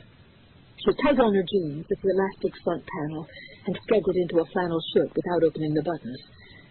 Bending over to put on her socks and boots made her want to heave. She was so sick to her stomach, and worse, heartsick, beyond any feeling of loss she had ever felt. A cup of dim yellow light shimmered at the far end of the upstairs hallway. Kathleen walked down toward the inviting light, the house creaking like an old ship under her feet. She passed through a small, dimly lit anteroom that led to her father's bedroom. His door was ajar, and she could hear him snoring gently. His keys were in the leather case on his desk. She tucked them up, and as quietly as she could, Kathleen ran carefully down the stairs. She grabbed her navy blue parka off the coat hook. She had to go out and see about Jamie. She had an awful feeling that somehow this was her fault. Chapter 64. Kathleen drove her father's Lincoln down a gravel road that ran parallel to the beach, then twisted out of the beach bramble half a mile south of the main house. She was throbbing inside. Her eyes blurred with tears as she took Ocean Avenue, now slick with rain. The beachside road was like a twisting ribbon of shiny black glass. She was doing everything she could not to become a car crash herself, but the desire to make everything go away was so incredibly intense. But she had more at stake here than her own life. She had the baby to think of. She had to keep the baby safe. So Kathleen kept both hands rigidly clasped on the steering wheel, and her eyes fastened to the bold yellow center stripe of the road. As she drove, she began to remember what had happened that night in January. It was finally coming back to her. She was close to the truth. But then she lost it again. Damn it! Damn it! Damn! She arrived at Statue's Point a little past 11:45. "Oh, my God," she whispered as she took in the scene of the accident. The bleak, bold hillside that marked the beginning of the wildlife preserve was indirectly illuminated by the headlights of a long procession of cars that had come from town. City of Newport and Portsmouth police vehicles were parked helter-skelter all over the hill. Two shiny red fire engine pumpers were balanced on the bluff down near the accident scene. She didn't need the emergency lights to tell her where to park the car. She knew exactly where to go. This was where it happened. This is where it all started in January. She could almost remember, but it kept fading away. She was blocking it. She knew she was. Why? There was a freezing wet wind slicing up from the ocean.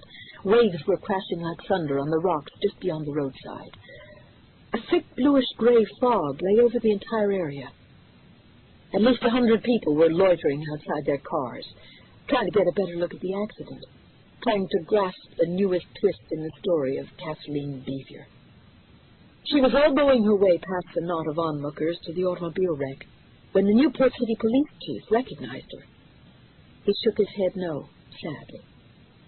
I have to go down there, Kathleen said. I must. I'm going. Captain Walker Depew took off his black visored cap and nervously thumped it against his leg. It's not a good idea, Miss Beaver. It's a terrible scene down there. He's gone. Jamie Jordan is dead. I'm sorry. Don't go down there. Kathleen began to sob at the final news about Jamie. He pushed past the flustered, red-faced police chief as if he weren't there. Peering through the fog, she could see where the yellow Mercedes had awkwardly struck the rocks, grill first. Almost hypnotically, she put one foot in front of the other and, balancing her awkward body, began her rocky descent. Your lover is dead. She heard a voice screech inside her head. It's time to admit the truth about you and Jamie. Tell the truth, you bitch. Kathleen wanted to do it, but she couldn't remember what had happened. I don't know what happened, she whispered through gritted teeth. I don't remember. A murmur rose and spread back among the crowd that was gathering on the road. It's her, the Virgin. Hail Mary, full of grace. A woman's voice rang out in the fog and drizzle. It almost seemed a sacrilege to Kathleen. No, please, she said, and waved for the prayers to stop. Go away. Please, just go away. She walked on toward the harsh blue glow coming from 2 police emergency lamps set beside the overturned car. A Newport policeman, a young trooper in a black leather jacket, held out his bulky arm to stop her. No farther there, miss. She brushed past without even glancing at his face. There was no way any of them were going to stop her. Kathleen was less than 30 feet from Jamie Jordan now. She saw the whipped foam bubbling on the car's engine, a precaution against another explosion. She couldn't help thinking, whatever happened back in January, it was bad. Really bad. Chapter 65. Les Porter of the New York Daily News sat in his rented car on a hillside in the frigid New England night, and he couldn't fully comprehend what was happening. He couldn't believe he was here to witness it. The battery on his cell phone was low, his coffee was cold, and he was seething with unanswered questions. He wasn't alone in this regard. Word had exploded from the epicenter, where the yellow Mercedes embraced the rocks, to the fringes of the crowds in microseconds. Within minutes, everyone knew the up-to-the-instant details. Before you could say live from Newport, television reporters and fanatics and run-of-the-mill rubberneckers with nothing better to do hied themselves to the fogged-in scene of the fatal accident. Then Kathleen Beaver had arrived. Porter had rarely witnessed a more dramatic scene in his years as a reporter. She approached the still smoldering automobile wreck where the boy lay dead. She knelt to pray, and then a bright light suddenly appeared over the crowd. Someone in the crowd that was gathered on the shoreline began to scream, "Miracle! It's a miracle!" Fanatic, Porter thought to himself, but the strange light seemed to take on a halo effect. It kept coming closer and closer, directly toward Kathleen Beaver. Porter switched on his radio and searched for the news, the competition. Andrew Clark of station WNPO in Newport was reporting from 2nd Beach Road. Loud, interfering static preceded his report. Finally, a crisp young male voice came on in the unmistakably self-conscious style of local radio reportage. Kathleen Beaver is kneeling at the scene of James Jordan's tragic accident. It seems a touching and moving gesture to most of us in the crowd. The young girl is approximately 15 yards from the twisted wreckage. The Statuette Point area is blanketed with a kind of graveyard fog, which contributes to the general eeriness of the scene. A couple of people have actually begun to pray out loud with Kathleen Beezer. One can't help thinking of the power and glory of the ancient church, of the role religion once played in so many lives. A bright light is moving right in toward the Beezer girl. Some of the people are becoming hysterical now. They seem to believe the light represents something mystical or divine. But wait, it's something else. There's an explanation for it. The light is coming from a boat out on the water. The Castle Hill Coast Guard Station's search and rescue boat, the 41, has been drawn to shore by the noise and car lights. The fog covered her hull until she was up close. The lights we all saw were the twin revolving searchlights on the starboard side of the 41's cabin. There was no miracle at Fatuous Point tonight. The light was just a boat. Les Porter stared down the hill and watched Kathleen Beezer walk slowly away from the smoldering wreck of the boy's car. Was all this a hoax? He thought to himself. Of course it was. It had to be. Chapter 66. I saw Kathleen's girlfriends as we arrived at the accident scene near the ocean. Francesca, Sarah, and Chuck looked grief-stricken as well as petrified. Once again they were caught behind police barricades and couldn't get anywhere near Kathleen. I walked past the girls on my way down to see about Kathy. I was sure she would be destroyed by what had happened to Jamie Jordan. You guys all right? I asked the girls. This is so awful, Francesca said, and tears filled her eyes. Car accidents involving young people were the saddest tragedies. It always seems so pointless and absurd, especially this one. I'll tell Kathy you're here, I said. He'd never kill himself, Chuck told me. He loved his ass too much. He'd never do this. I continued down the steep hill toward the wreck. What was Chuck intimating to me? Was it that Jamie Jordan had somehow been murdered? I'm Kathleen's guardian, I said before anyone tried to stop me on the way down. I felt that I had a right to be here. Behind me on the path, Preston kept close. His story was that he was with the Archdiocese of Boston and staying with the Beezers. Kathleen saw us coming, and she climbed the rocks toward me. I was suddenly afraid for her. The two of us hugged tightly, and I could feel how upset she was. She was shivering. Her eyes were red-rimmed, and she looked as if she'd been crying for hours. Something really bad happened here, Anne. Not just tonight. Back in January. I can't remember. I'm trying with all my might, but I can't. It's why Jamie died, though. Oh, Anne, it's all my fault. I'm not a holy person. I'm a little whore. What is happening to me? Chapter 67. As if it were a large, ferocious dog, dread took Kathleen Beezer in its teeth and shook her out of the deepest sleep the next morning. She nearly always woke up with the sense that she had done something wrong, and that she was going to be punished for it. But today, she knew it was true. Jamie Jordan was dead. She still couldn't accept it, couldn't believe it, but she knew it was so. She felt Jamie's sagging weight in the body bag, almost as if she were part of the EMS crew that staggered up the rocks with them. And she felt drained by the certainty that he was gone. Outside Kathleen's window, the air shifted in the aftermath of the previous night's blustering storm. Leaves had been stripped from the trees, and the tossing ocean had been disturbed. There was a faint and dirty odor under everything which was hard to describe, like a refrigerator that needed cleaning, or old laundry left in a car trunk over the summer. Like something was rotting. Kathleen wondered if the odor was coming from her. She felt hopelessly displaced and confused. Climbing, stiff-legged and lopsided from her bed, she went to her bathroom. She used the toilet, brushed her teeth, and while staring at her sleep-swollen face in the mirror, Kathleen was assailed by a recurring, guilt-ridden vision. She imagined her baby with a grotesque and twisted body, a misshapen skull. When it cried, its voice would be like a cat's being torn from its mother, being dragged off to slaughter.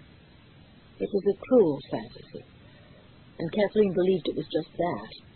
But because the thoughts came regularly, it was a hard fantasy to shake. Kathleen had other doubts, too, practical concerns about what she would do after her baby was born, about what her life would be like once she had her child. The crowds of leering onlookers last night, they acted as if they owned her. They had jeered at her when the lights had turned out to be a Coast Guard cutter. Some had called her names. How could she live a normal life ever again? She hadn't asked for this. She hadn't done anything to deserve it. She wanted to tell everything about that night, the 23rd of January. Just put it out there. If only she could remember. Last night was the first time some things had begun to come back to her. There was an image of herself in the prom dress. A lot of men were gathering around her, out at Fatuous Point. It didn't seem likely, but that was what she remembered. A lot of men circling her, not letting her get away. And then what had happened? Kathleen heard the pine floorboards creak sharply across her bedroom. Oh, dear. She cupped her fist to her chest. You scared me. Phew. Hello. Kathleen smiled up into the stormy green eyes of the housekeeper, Mrs. Walsh. There was no cheery good morning from her, though. Not a word. What was wrong with Mrs. Walsh? Chapter 68. Everything was going as bad as it possibly could. Worse. Now Mrs. Walsh was against her, too. Kathleen's heart was thumping hard. She shot her eyes away from Mrs. Walsh. She was scared, and she didn't want the housekeeper to know it. She sat on the bench in front of her vanity mirror. Fumbling with her woolen socks, she began the exceedingly awkward job of getting her feet into them. She welcomed the diversion. Was it all her imagination? Or had Ida been acting really weird around her lately? Had the housekeeper come to talk it out now? Maybe to explain what was wrong between the two of them. The upstairs part of the house was particularly quiet and still. It made things even more uncomfortable between them, Kathleen thought. The woolen sock resisted her, tangling and frustrating her efforts, refusing to be a sock. I'll be out of here in just a minute. 2 seconds, she said. Why didn't I speak to her? Kathleen thought, and began to perspire. God, what could I have done to her? Mrs. Walsh has always been a dear friend. More of a mother to me than my own mother could ever be. A flicker in the mirror caught her attention. Kathleen looked up again at the older woman. It took a long, extended second to understand what she saw. Ida held a double-edged knife in her right hand. It was a nasty-looking fillet knife, one used to slice and gut fish in the Bevier kitchen. The housekeeper let out a harsh, guttural rasp and shouted, In the name of the Holy Father, I chase out Satan and his fiendish child! Then she slashed down hard at the bulging mound of Kathleen's stomach. Pure shock and reflex made Kathleen twist away from the flashing, razor-sharp knife. The long blade drove deeply into the wooden vanity, missing her by inches. Kathleen jerked herself away from Ida Walsh, even as the crazed housekeeper furiously struggled to pull the knife free. Kathleen slid by into her bedroom. Ida, stop! It's me, Kathleen! What are you doing? You're not one of God's! You're not even Kathleen! Ida Walsh screamed at the top of her voice. You are Satan! Her face was screwed up, livid, her eyes blazing with hate. The muscles of her arms were tense and bulged. Kathleen barely recognized the woman she had known since childhood. Ida, no!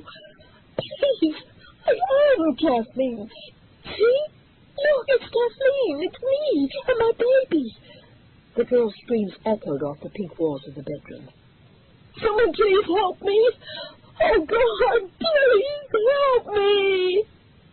Kathleen ran awkwardly for the stairs, ricocheting off the door jamb as she passed through. She caught the finial of the banister flanking the staircase.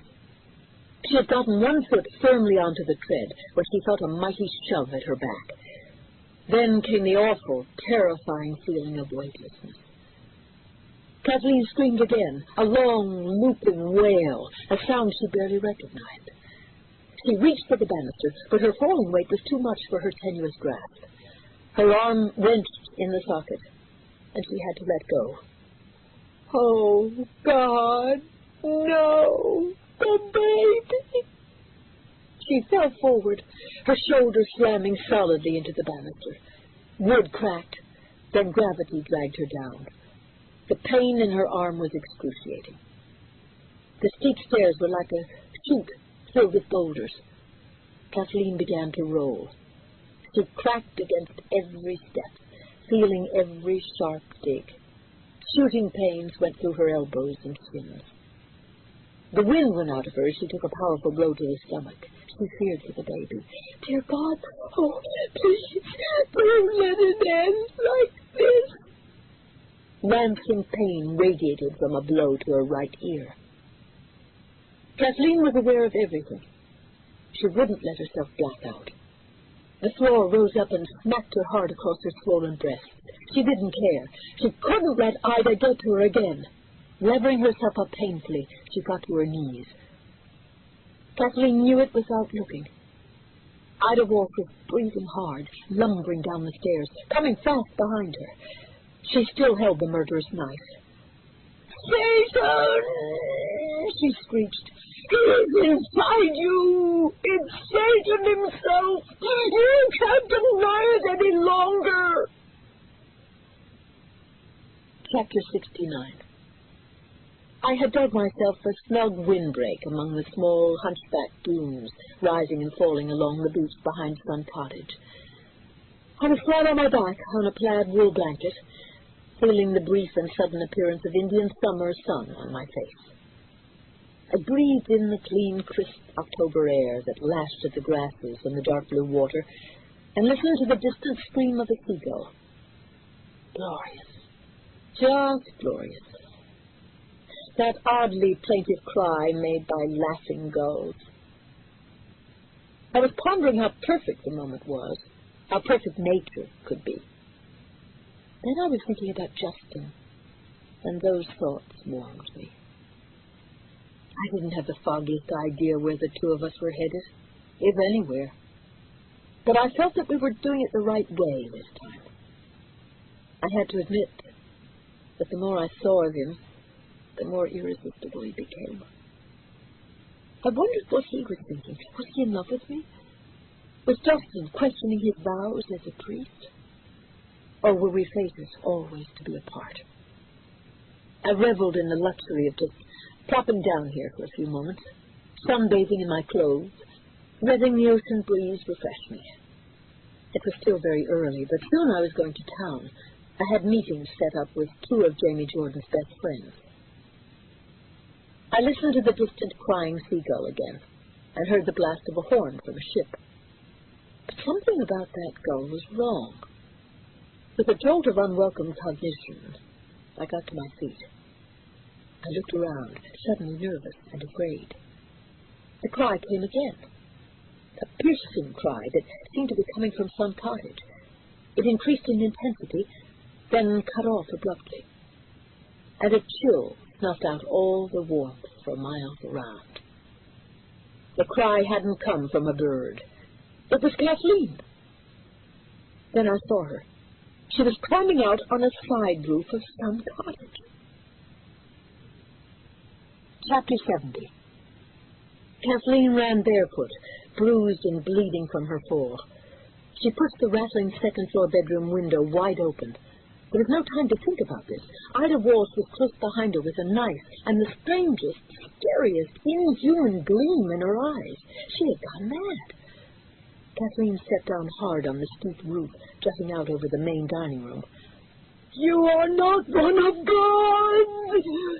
She heard the shout behind her. "You are Satan! I see through your tricks, your disguise! Get back! Kathleen screamed back at her. Leave me alone! I am Kathleen!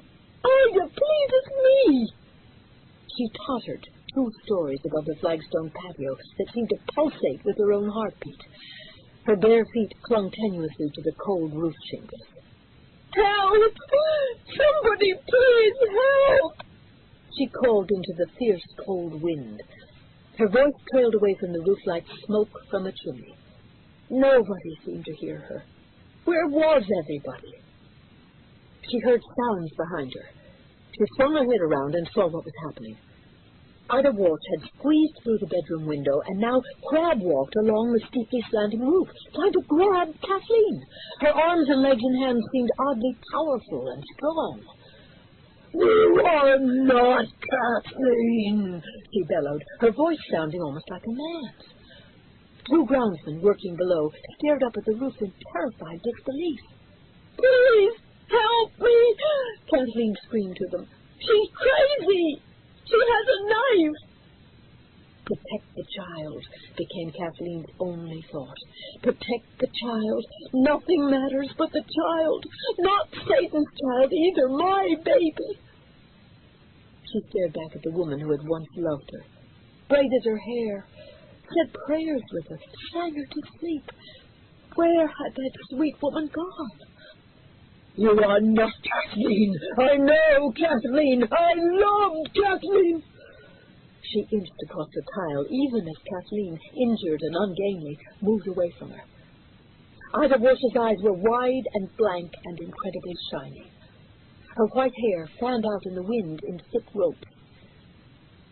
Kathleen finally saw Anne racing up from the beach, screaming, waving her arms wildly. I'm here, Anne! Please help me! She called down over the edge of the roof. She could easily fall now. She was so close. She saw her mother leaning out another window, not believing, trying to get outside too. Poor Carolyn, curious and concerned, but never any real help. It would all be too late. There was no escape from Mrs. Walsh and her knife. Kathleen went out as far as she could, out to where the half-roof made a 90-degree turn around a corner of the house. She couldn't take another step without falling. Tiles slid and rattled underfoot. She suddenly screamed at the housekeeper.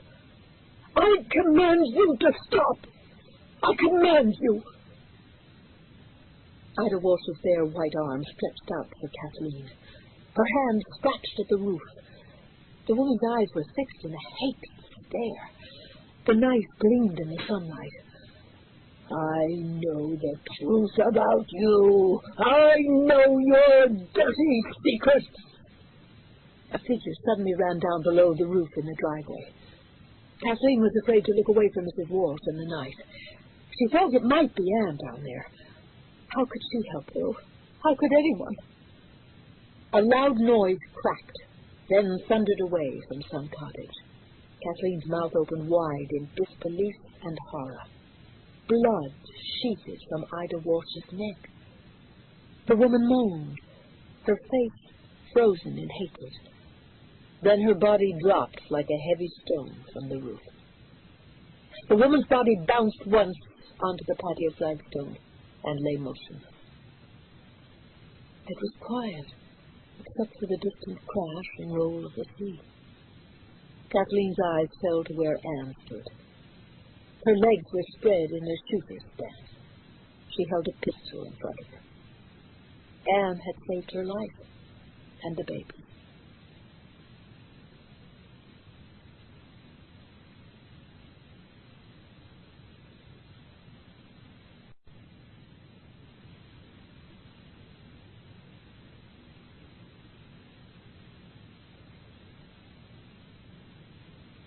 Chapter 71. I wouldn't let myself go into shock. I couldn't. I thought that I finally understood why I was at some cottage. I understood the way a soldier must finally understand when he or she fights in a war.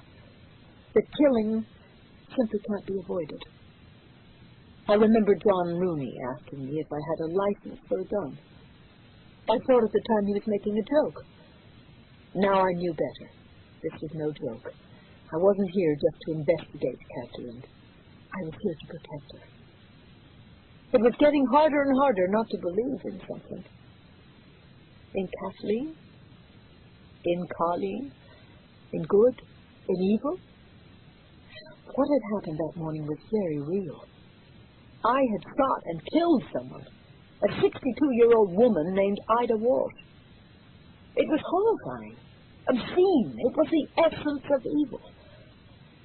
And now I understood evil in a new way, too. Kathleen and I sat huddled together in the antique glider in the sunroom, staring blindly at the choppy sea.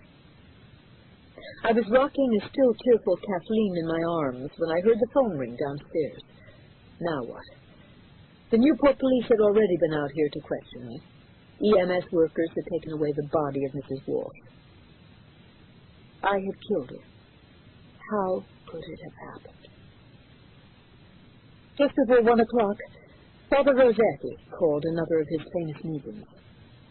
The Beeville family, Justin and I, gathered in the library where Rossetti revealed that he had received orders from Rome a short time ago. The shooting had apparently galvanized the Vatican. Or maybe there was something else we hadn't been told about. Kathleen, along with a small entourage, was to leave Newport immediately. Sun Cottage was no longer safe, which was hardly news for me, but was anywhere safe. At 1:30, 3 black Lincoln sedans skirted inside the elegant porte-cochere at Sun Cottage. As the front gate swung open, a horde of shouting journalists stampeded up the long drive on foot. On signal, 7 of us were escorted out of the house and into the 3 waiting cars. Windows up, doors locked, seatbelts tightly cinched, our small caravan shot toward the gate and streamed off the estate, accompanied by the police escort's penetrating sirens. We sped right past the surprised reporters. The ear-splitting noise and the speed summed up my mood perfectly. We hit Route 140, and moments later were traveling at more than 80 miles per hour. I turned to look behind us. Vans stuffed with frantic media were already only a few car lengths away from our rear bumper. I hung on to the armrest and prayed that Kathleen, who was in another car, would be safe. I was afraid that the bumps and twists in the road might make it go into labor, or that a wrench of the wheel could send the car careening into a tree or stone wall. There was an intersection of 4 roads up ahead. It looked dangerous at the speed we were going. The 3 drivers, who had been in constant radio communication, knew what to do.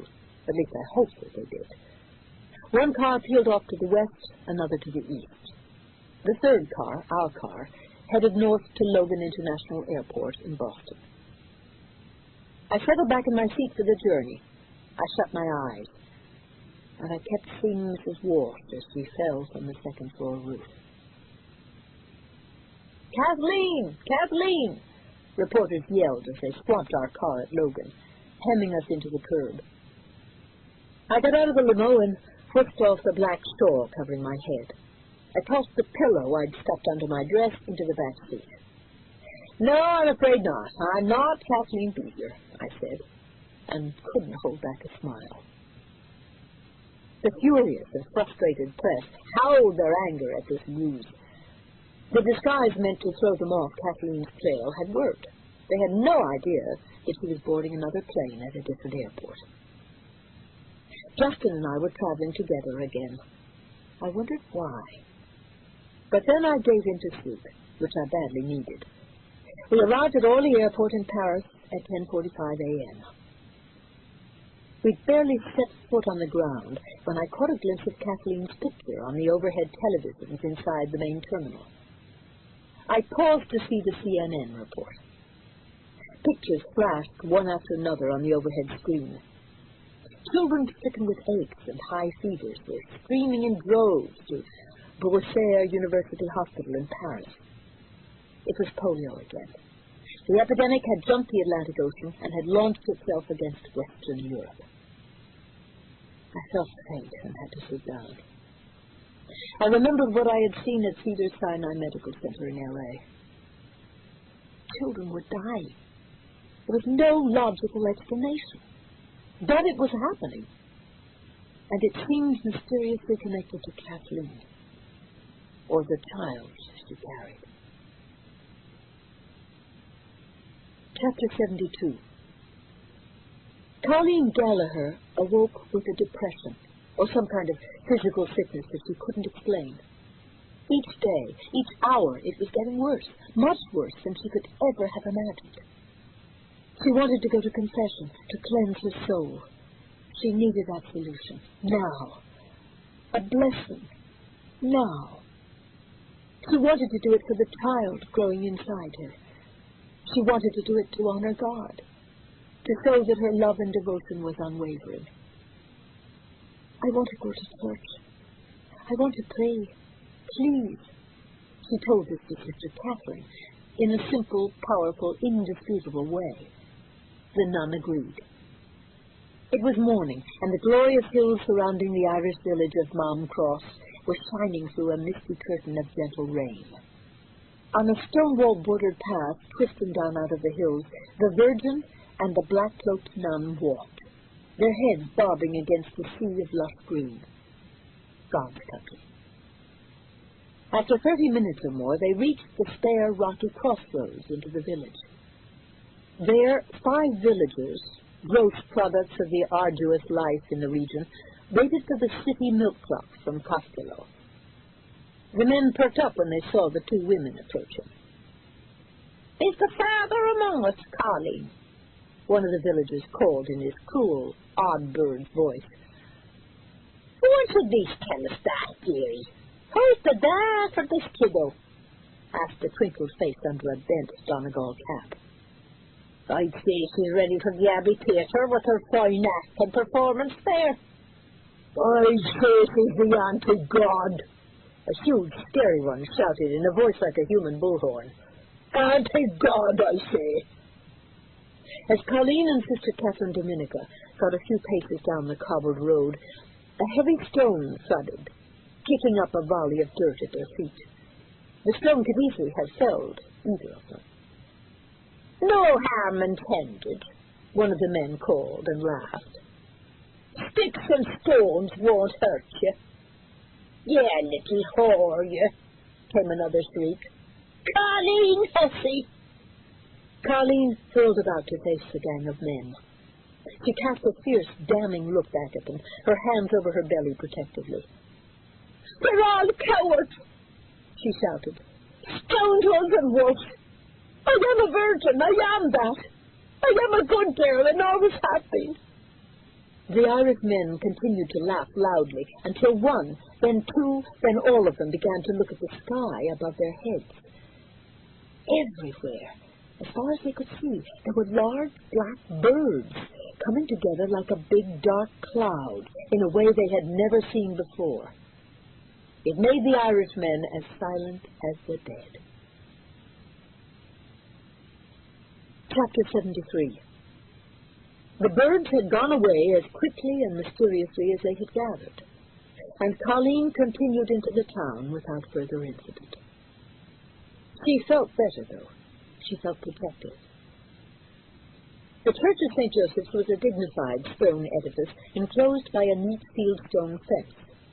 It sat at the village center, its immaculate tidiness contrasting sharply with most of the other ruined buildings. Colleen doused herself with holy water at the entrance spot, eagerly anticipating the scripture readings and hymns that would connect her with the Father. She hoped the homily would transport her. She shivered and was parched for a benediction. The church doors opened as they arrived, and Father Flannery, the young village priest, appeared in the heavy stone archway.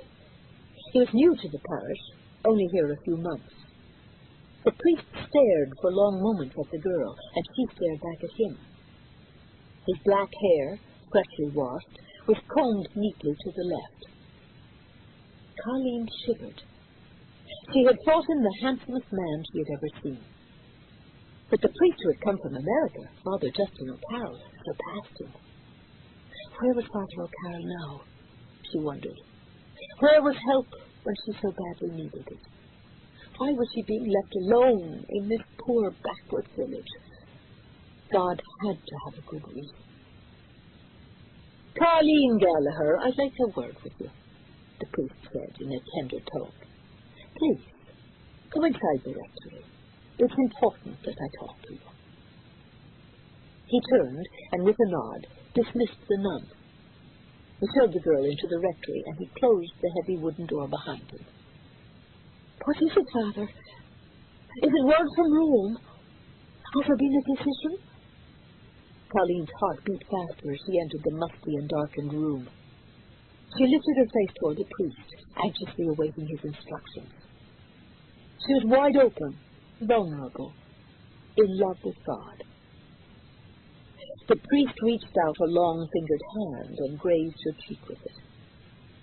His touch seared her skin. "You've done nothing wrong, my child. You're a beautiful, beautiful woman now. There's nothing wrong in that." Father Flannery reached out both hands, and he cupped her breast. Colleen gasped and clasped herself across the chest.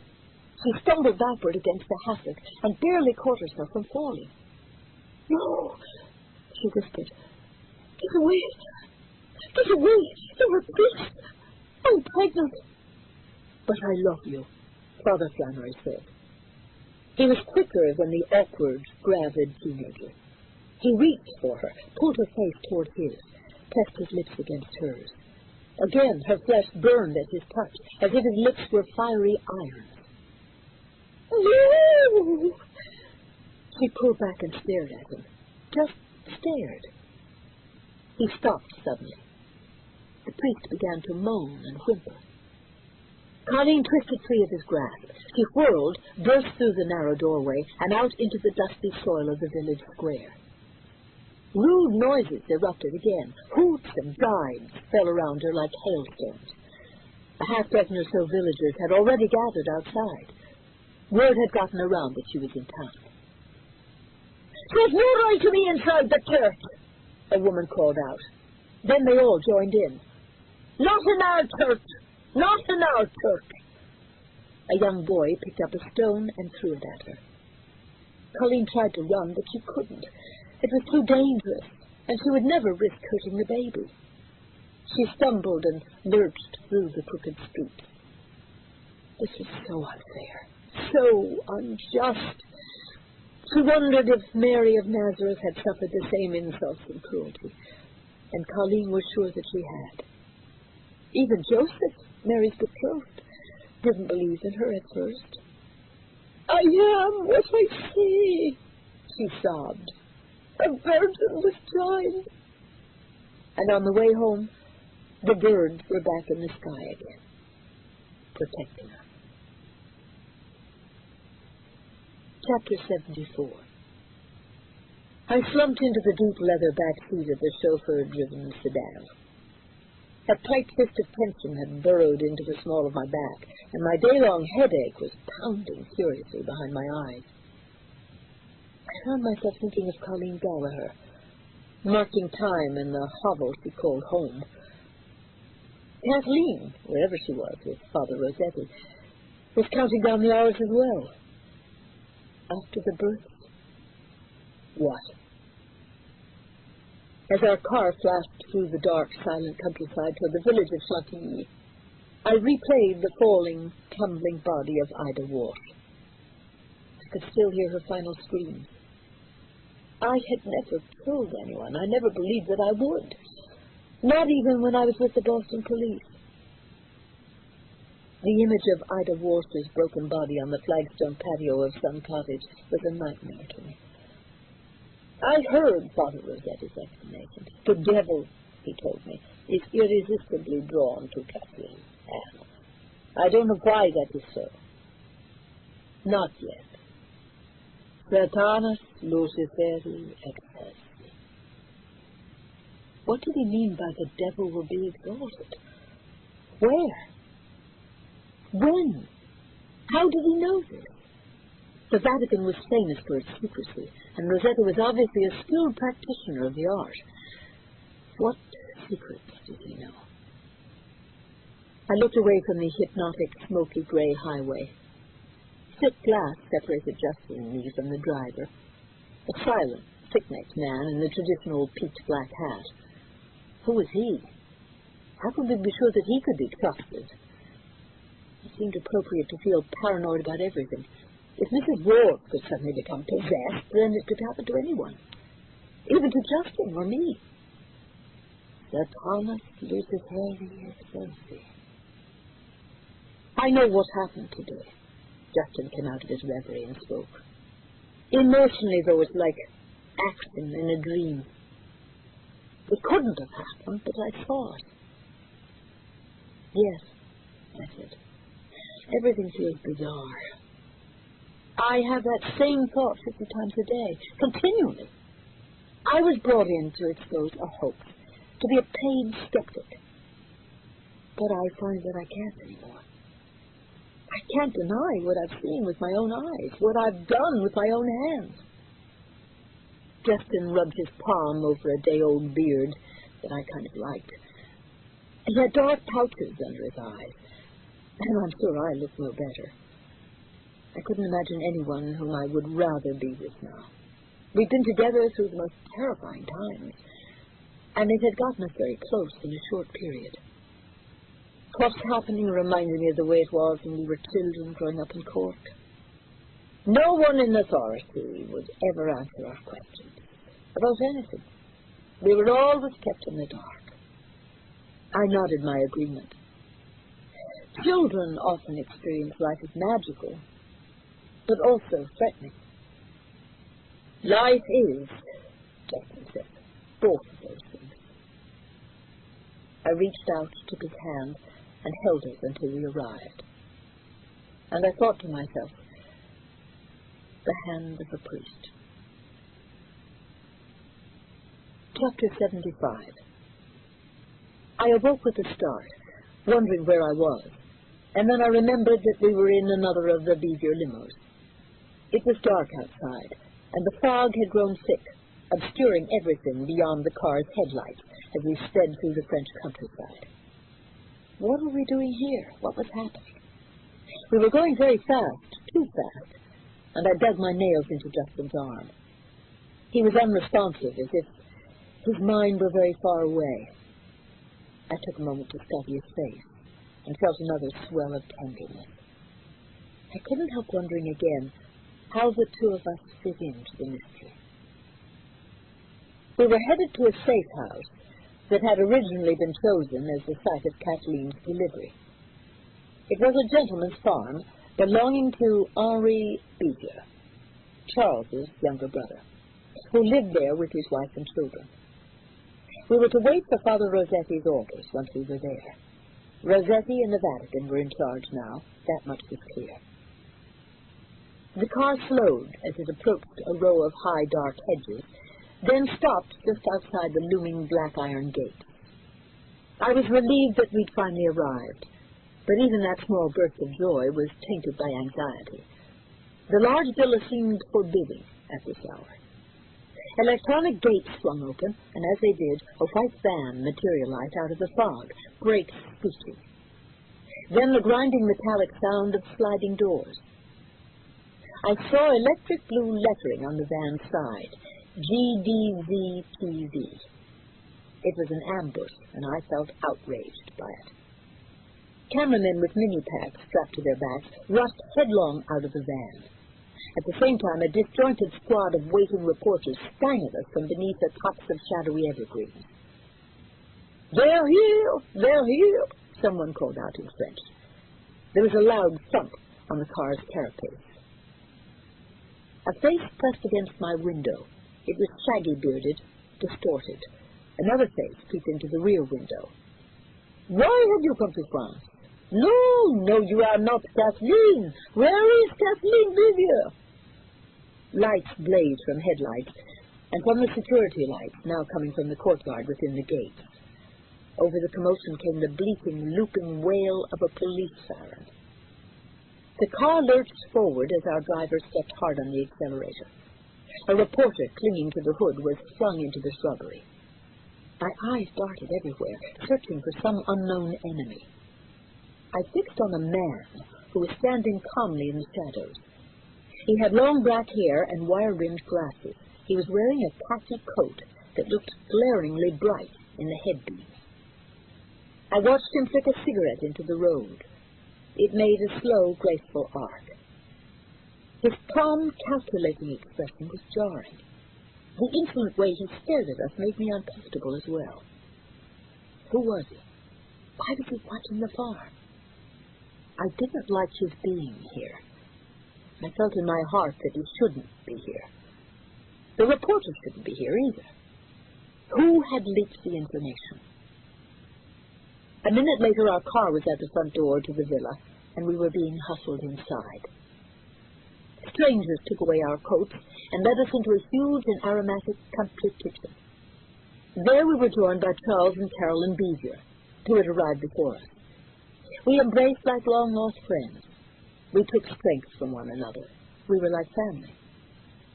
I wanted desperately to feel safe and warm and normal, and not to be afraid, not to be paranoid. It was a lapse of judgment, understandable, but a lapse all the same. I forgot about the darkness and the fog. I forgot about the menace outside. I thought only about Kathleen and Colleen and their babies. Chapter 76. Father Rossetti leaned in close to Kathleen. Listen to me, Kathleen. Are you listening? You must listen closely now. Nothing in your life has prepared you for this, and nothing in my life has prepared me for this. That's comforting, was all Kathleen chose to say in reply. Well, Rossetti smiled thinly. While your attitude is certainly understandable, it isn't very comforting to me. I'm sorry, Kathleen finally said. I don't know where we are, or why we're here. I'm upset. Understood. We are where we are least expected to be, where, hopefully, no one is looking for you. We're here together because it's essential that I spend some time with you. You're investigating me? Testing me? Yes, I suppose I am. I will tell you that we are on our way to Rome. Kathleen and Father Rossetti were sitting in a second-class compartment of a train leaving France, heading for Italy. So far, his strategy was working. No one had spotted them. The railway was run by the Société Nationale des Chemins de Fer Français, the SNCF. As the train bore down a blurred tunnel, the overhead lights flickered and died. Rossetti's speech was uninterrupted by the dark. He didn't even seem to notice, and Kathleen wondered if he could see perfectly in the dark. He was trying to communicate an important point, she could tell, but she was so tired and so afraid. Kathleen felt her homesickness as grief. She was away from home and at the same time homeless. Where did she live now? Where did she belong? And what of the baby? Kathleen, please allow me to tell you one thing, Rossetti said. It's something I believe, something the church in Rome believes, something which I will ask you to try to accept on space also. What is it, Father? I'm so tired, Kathleen said faintly. She had to pay close attention since his accent made some of the words difficult to follow. I believe that evil is a powerful and tangible force on earth. Evil is as real as you and I are real. Even today, the devil exists. The devil is a brilliant imitator, Kathleen, a master of perverse mimicry. He can seem not to be anywhere, but he is everywhere. Those who would deny the existence of evil, supposedly on a rational basis, are denying what they see in the world, what they hear about, what they think and feel almost every day of their lives. They are denying what they read in newspapers. Believe me, Kathleen, evil is all around us right now. I know this to be true. You're really scaring me badly, she said, and I'm already so scared. I can't bear it. I can't listen anymore. Yes, I know, he nodded. But not for the right reasons, Kathleen. You must fear the devil, not a little harmless darkness, not the words, I'm saying. The ceiling lights came on with a whine as the power regenerated. Kathleen stared into the priest's dark eyes. She did believe him. She'd seen it, smelled it, felt it in the air. She was never far from evil now, not for a minute, and she felt at the mercy of whatever or whomever laid claim to it. For the first time in her life, Kathleen was afraid of the devil. She knew he was close, right there on the train. He didn't want her to have the baby. Chapter 77. Carleen heard the dogs barking, and she struggled out of the rocking chair where she was studying a history textbook.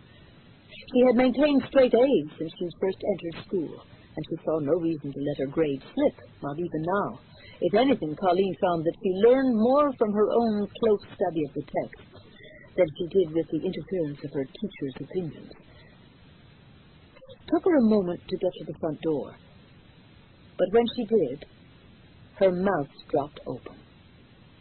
A bright orange school bus that read Dublin Tours was parked in the driveway. People, mostly women, but a few men and children, were climbing off the bus. One woman, blonde, in a green oilskin coat, came forward while the others hung back. Colleen tentatively stepped onto the stone stoop. Yes? Can I help you? The blonde woman smiled pleasantly. Please excuse us if we're intruding. Colleen didn't understand what was happening. I'm sorry? Why are you here? The blonde woman suddenly looked embarrassed. Oh, dear, dear. We tried to call ahead. We discovered you don't have a phone. Colleen shrugged. Then she finally smiled. Actually, we do have a phone. What we don't have is money to pay a monthly service charge. The blonde woman's smile was restored. We've travelled all the way from Dublin to see Colleen Gallagher.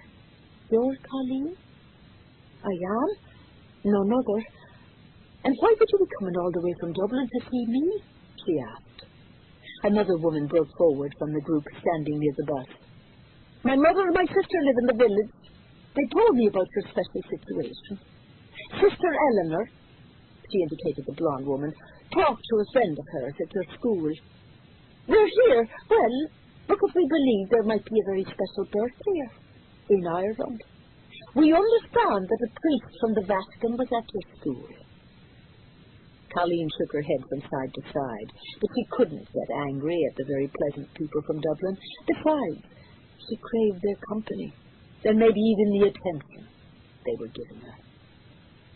I'd invite you inside, but she gestured toward the small house.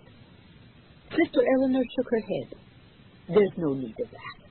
Just seeing you is enough, Colleen. This is worth our entire trip. Seeing you, hearing your voice is our reward. Suddenly tears came into Colleen's eyes. She started to weep. Someone believed in her. Someone finally believed.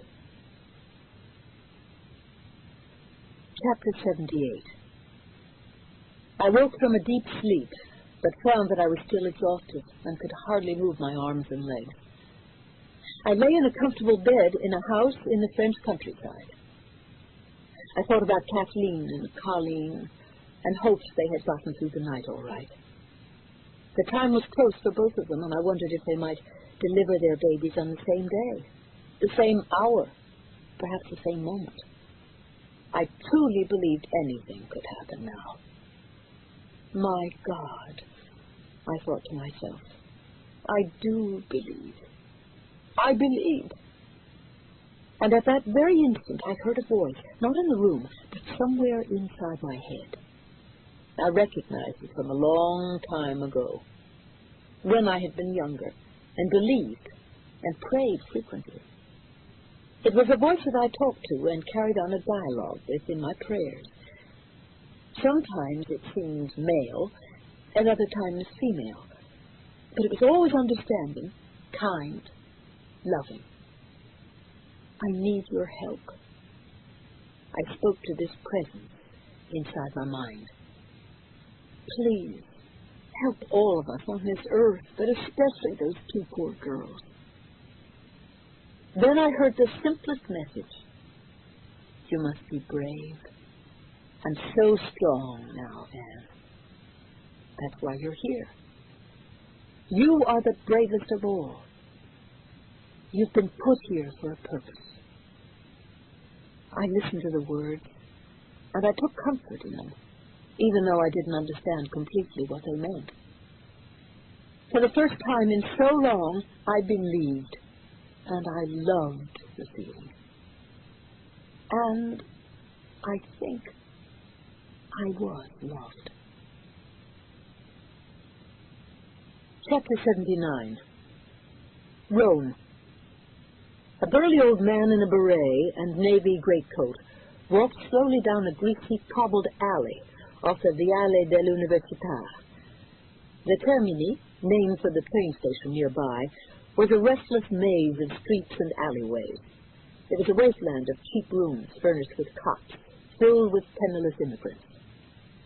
Feral cats were everywhere, their unblinking eyes watching from under parked cars and from the ruins of the baths of Diocletian.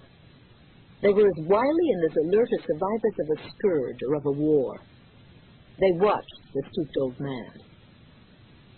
The surrounding buildings were ponderous and depressing, as was the ugly cement cemetery, filled with modern mausoleums. It was difficult to believe that anyone actually lived in this section by choice. The stranger stopped in front of one of the gray buildings, his eyes roaming up the soot-covered windows. He noticed a bent television antenna on the roof and a faded billboard for Sinar. He noticed the cats. The old man swiftly climbed the crumbling front steps and pulled a dangling bell. A stout, middle-aged woman with a dragging limp finally came to the door. She held a cat in her arms. Buongiorno, signora. Per favore, desidero una camera tranquilla. Good day, madam. Please, I need a quiet room. Signora Ducci quickly took in the large, poorly dressed man. He was in his late 50s or 60s, she guessed, still strong-looking. A workman, no doubt, not likely to die during the winter at least, thought the Italian housewife. I have a room. I must have 1 month in advance. The woman stiffened her lower jaw to show her intransigence on that point. Her cat uttered a soft hiss. I only wish to stay a week or two, signora. I don't have much money. 1 month in advance. That is my rule. There are many other rooms in Rome. Sighing, the man said, I will pay what you wish. An hour later, Signora Ducci saw the man climbing the front stairs with a young girl by his side. The girl wore baggy clothes, but she seemed pretty at a quick glance. She didn't appear to be resisting the man, Signora Ducci noticed. She smiled. The words child bride tumbled through her mind. She had seen something strange and fearful in the man's eyes, but now she knew what it was. Lust. Upstairs in the old building, Nicholas Rossetti first closed the dirty curtains and then opened his greatcoat. He locked the door. He thought that he had found the perfect hideaway for himself and Kathleen. He was here to test her, to investigate, but also to protect the girl if he possibly could.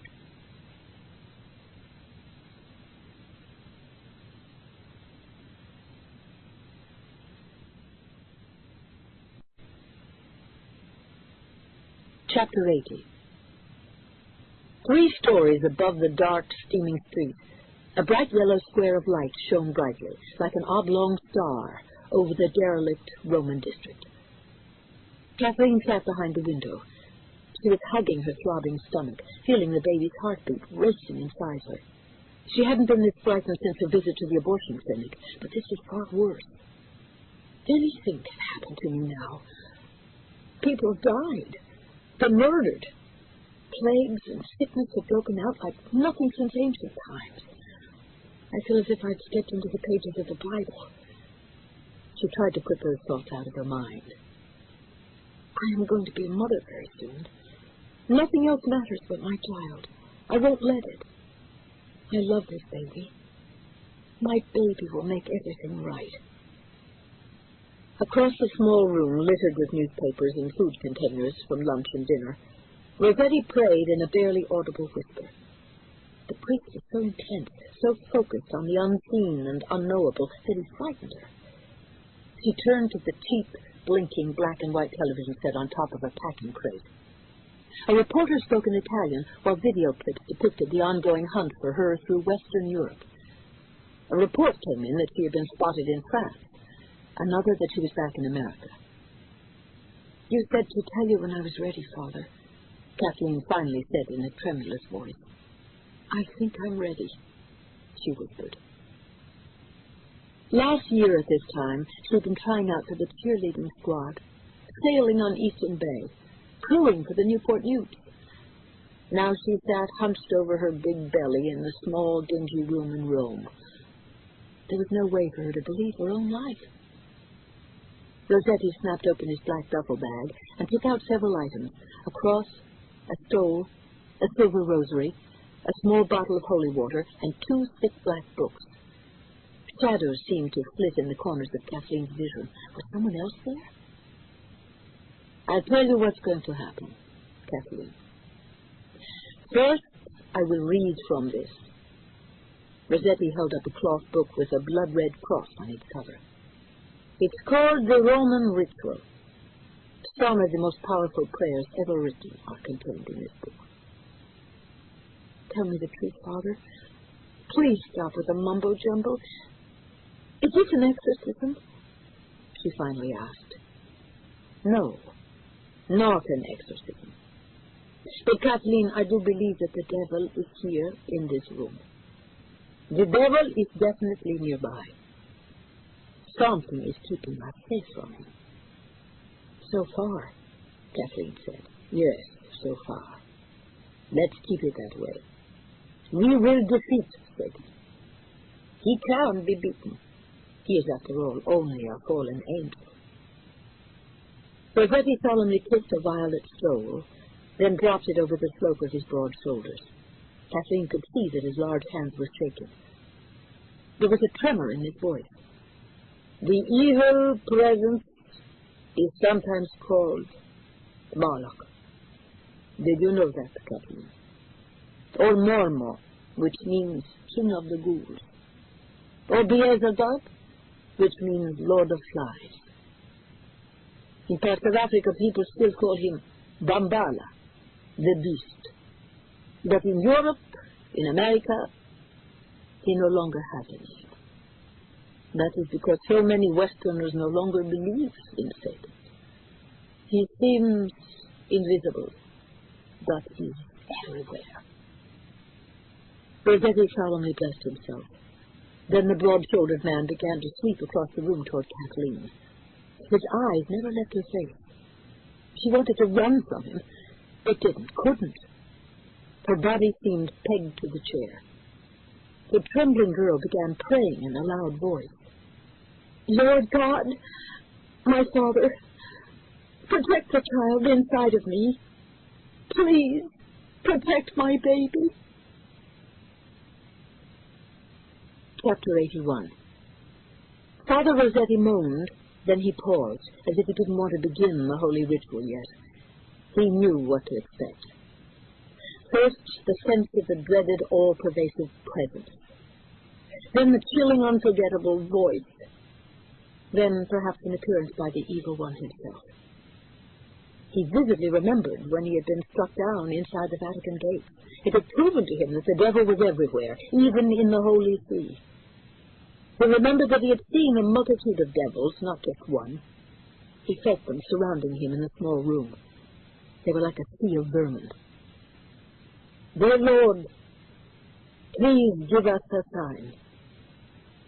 Rossetti began the most important prayer of his life.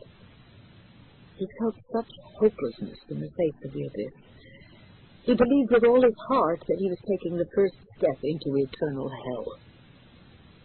He held a silver pocket watch in his hand. His parents in Milan had given him the watch on the day of his ordination. Now he let Kathleen see the face of the antique watch. 11:45, he told her.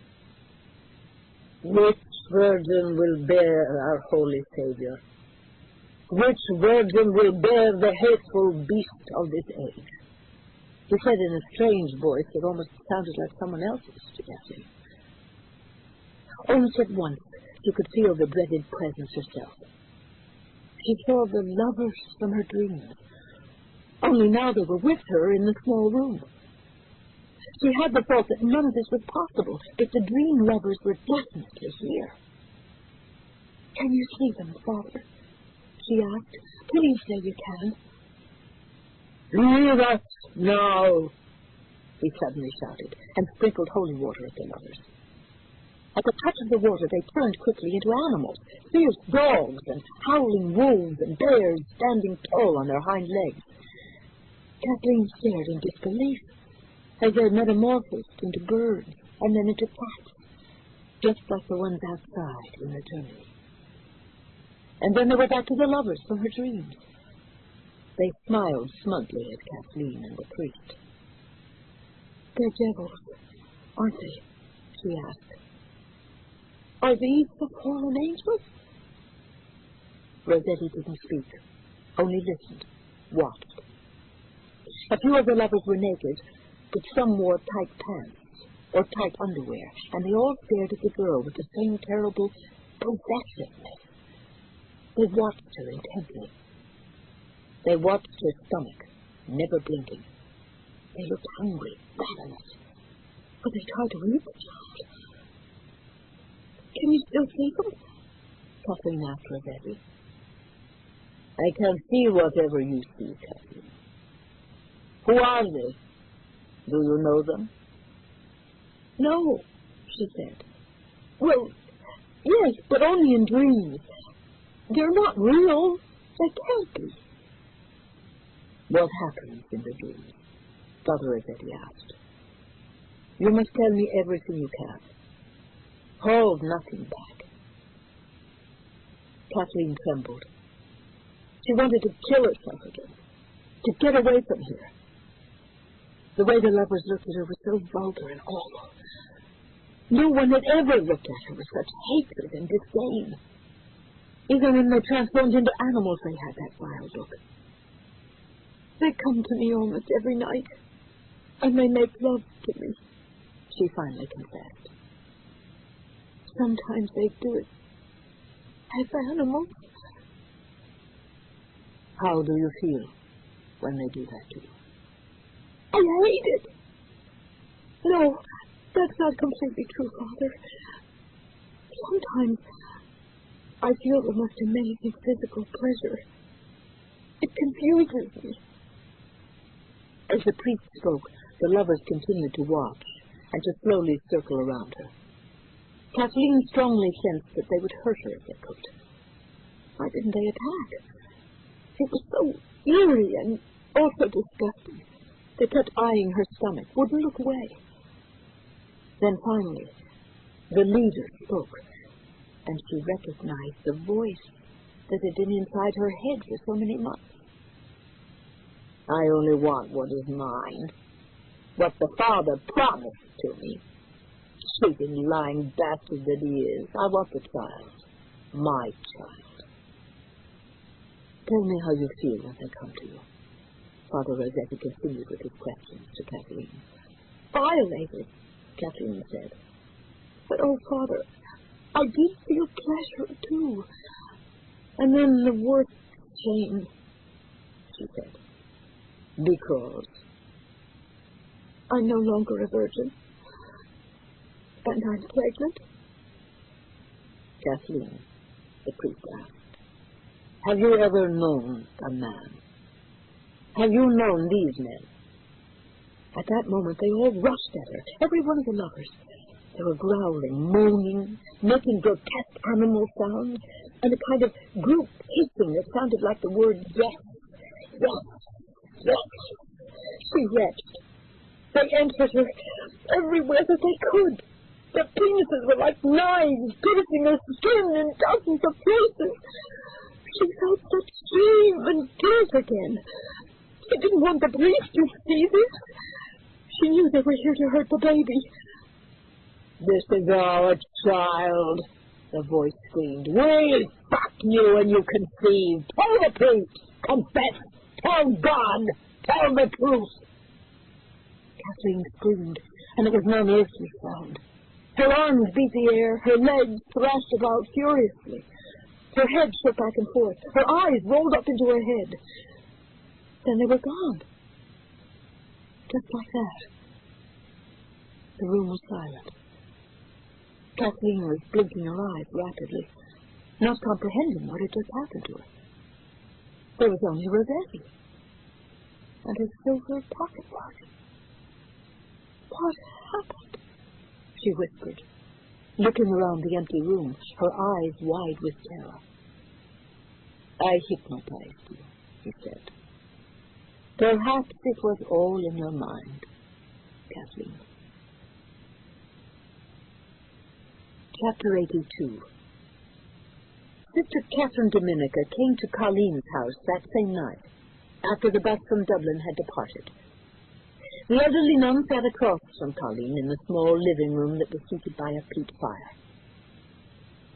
Your mother? She's sleeping already, the nun asked. She's awake, but you almost wouldn't know it. Most of the time she doesn't know who I am. The nun nodded. That must be very hard for you, Colleen. We get along fine, the girl said. We make do. We haven't heard any more from that priest from Rome, have we?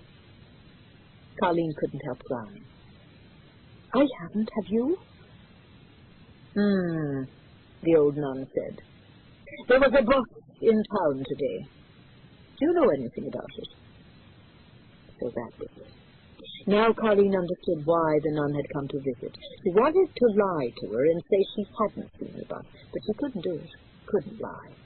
Not even to nosy Sister Catherine. The bus stopped here, yes. There were nuns on board, lay brothers too, a retired priest. They came to see me, sister. They heard about my special situation. The nun plucked her tongue softly. Was that all? Colleen thought about her answer. They said that they believed the Saviour would be born in Ireland. Isn't that a wondrous thing? They believe in the virgin birth, sister. Do you? Chapter 83.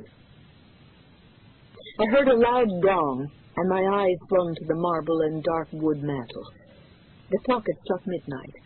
It was October 11th, 2 days before the feast of the mysterious appearance of the gentlewoman of Fatima. 2 days before the babies were due to be born.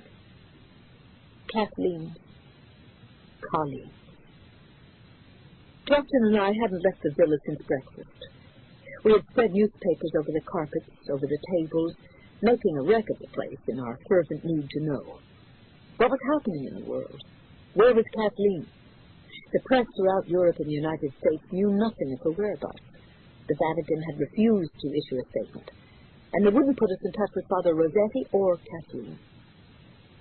Justin snatched up the International Herald Tribune and stared at the stories one more time. I feel so helpless, and I'm not used to it. Are we expected to just sit here and wait for the birth? Was there anything that Father Rossetti might have said? Anything Kathleen said at any time? Where in hell could they be? I looked up from the sprawl of newspapers and shook my head. We've been over this mess so many times, it seems like a wrinkled road map in my mind. When I wasn't thinking of the horror going on outside the four walls, I was thinking about being here with Justin. I couldn't help it. There had to be a reason for that, too. There was a plan. We just didn't know what it was yet. I'm going for a walk. I need some air, I said. Do you want to come with me? In the last hour, the fog had turned to rain, a soft, dense sheet of it. Outside the walled compound, speeding cars made a sound like giant cake being ripped off the ruler straight highway. The press continued to wait outside the gate. They were as frustrated and mystified as we were by Catherine's disappearance. There was a large umbrella outside the door, and Justin unfurled it. He opened the door. A fresh, clean smell swept the night air, and I inhaled deeply. We stepped out onto a graveled path between barbered boxwood hedges. Our footsteps crunched in unison.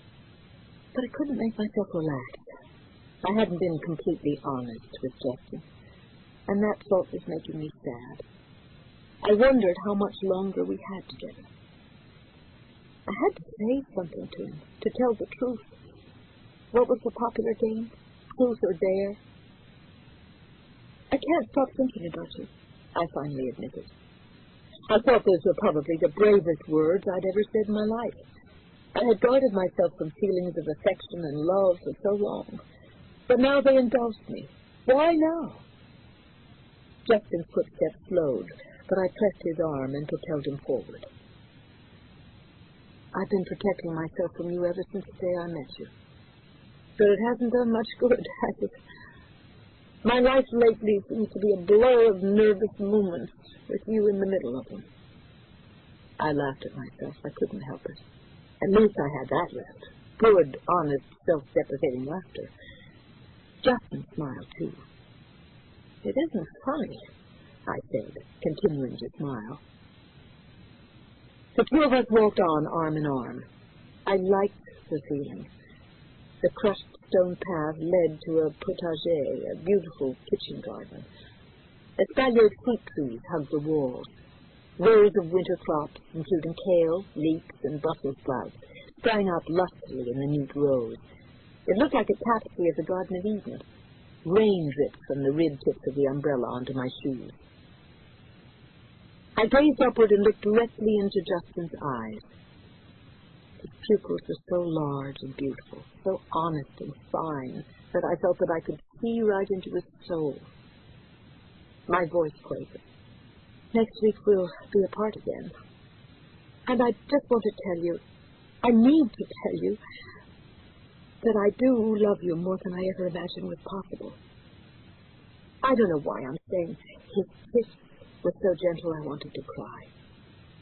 I gave everything I had to the moment. I lingered over the feel of his lips, trying to memorize every sensation. I was using my own lips to convey the strength of my feelings, to apologize for all the times I'd rebuffed him, to learn what it felt like to kiss another person with my whole heart. I felt the umbrella fall to the ground, heard it blow down the rocky path. I didn't chase after it. Justin swept me up in his powerful embrace, and we kissed again. This time it was a more demanding kiss that made me want to surrender completely. I went with it, feeling so wonderful, so alive. For a long, long time I had wanted someone to love me like this. I realized suddenly why it had never happened. It was because I had been unable to give love back to anyone. Now I could. I had closed my eyes during the kiss, and now, as I opened them, I saw someone watching us. What in hell, I thought. Who's there? At first I felt a twinge of shame, but then I remembered how glad I was that I had kissed Justin, and it was something else about the watcher that bothered me. I realized who was spying on us. It was a dark-haired man in the khaki raincoat from the night before, the one who had frightened me when we were just arriving. Justin, someone's there. He's behind you. I saw him last night, too. Justin turned and called out in a sharp voice, "What are you doing here? Hey, you!" The man started to back away, but we wouldn't let him go so easily. I suppose that we were hungry for answers, any answers at all. Justin and I started to run. We chased the man back into the groves of apple trees directly behind the garden house. We were gaining on him. We were going to get our answer after all. The man realized it too because he stopped moving away. He stopped and waited for us. He stared at us, watched us coming through the rain, and he began to laugh in the most contemptuous manner. "You know me," he finally said when we were only yards away. "You know exactly who I am. I am your desires." And then right before our eyes, he was no longer there. He had vanished. "Did I see that?" I asked Justin. We both did. We saw it. He was right there. And now he's gone. An intrusive voice called out as we stood staring in disbelief at the spot where the man had been just an instant before. Jackson, Anne, are you out there, Anne? Where are you two? It was Carolyn Beezer. She had a flashlight and a cell phone clutched in her hand. It's Kathleen, she announced. God, it's Kathleen calling. She's safe. I reached for the telephone and pressed it against my ear. I strained to hear her words. Anne, will you please come get me? Will you come now? Kathleen sobbed. I'm ready to have my baby. Chapter 84. Justin and I flew to Rome as early as possible the following morning to meet Kathleen and Father Rossetti. We were so close to the birth now that I was anxious all the time. Rossetti's mysterious games didn't help. The Italian National Police and soldiers from the Italian Army succeeded in diverting the paparazzi away from our arrival gate. We found a queue of chunky little Fiat taxis. Parked on one side of the taxis was our limousine. I held Justin's hand as the limos sped along the rain-slicked Via Cristoforo Colombo, then into the center of Rome. The driver then plunged us into the shadows of the ancient buildings of the Termini, one of Rome's seedier districts. Why are they staying here and not at the Vatican? I verbalized my thoughts, knowing Justin wouldn't have an answer. This whole thing makes me think of scary horror movies. Rossetti was a total control freak. Justin's eyes surveyed the dismal city streets. The image I've been having lately is the battle between the Archangel Michael and Lucifer with his legions. An epic battle between good and evil. I looked over at him. Are you Michael? I asked. I was only half joking. Justin smiled, not even close. Well, we need Michael and all his angels. We seem to be badly outnumbered.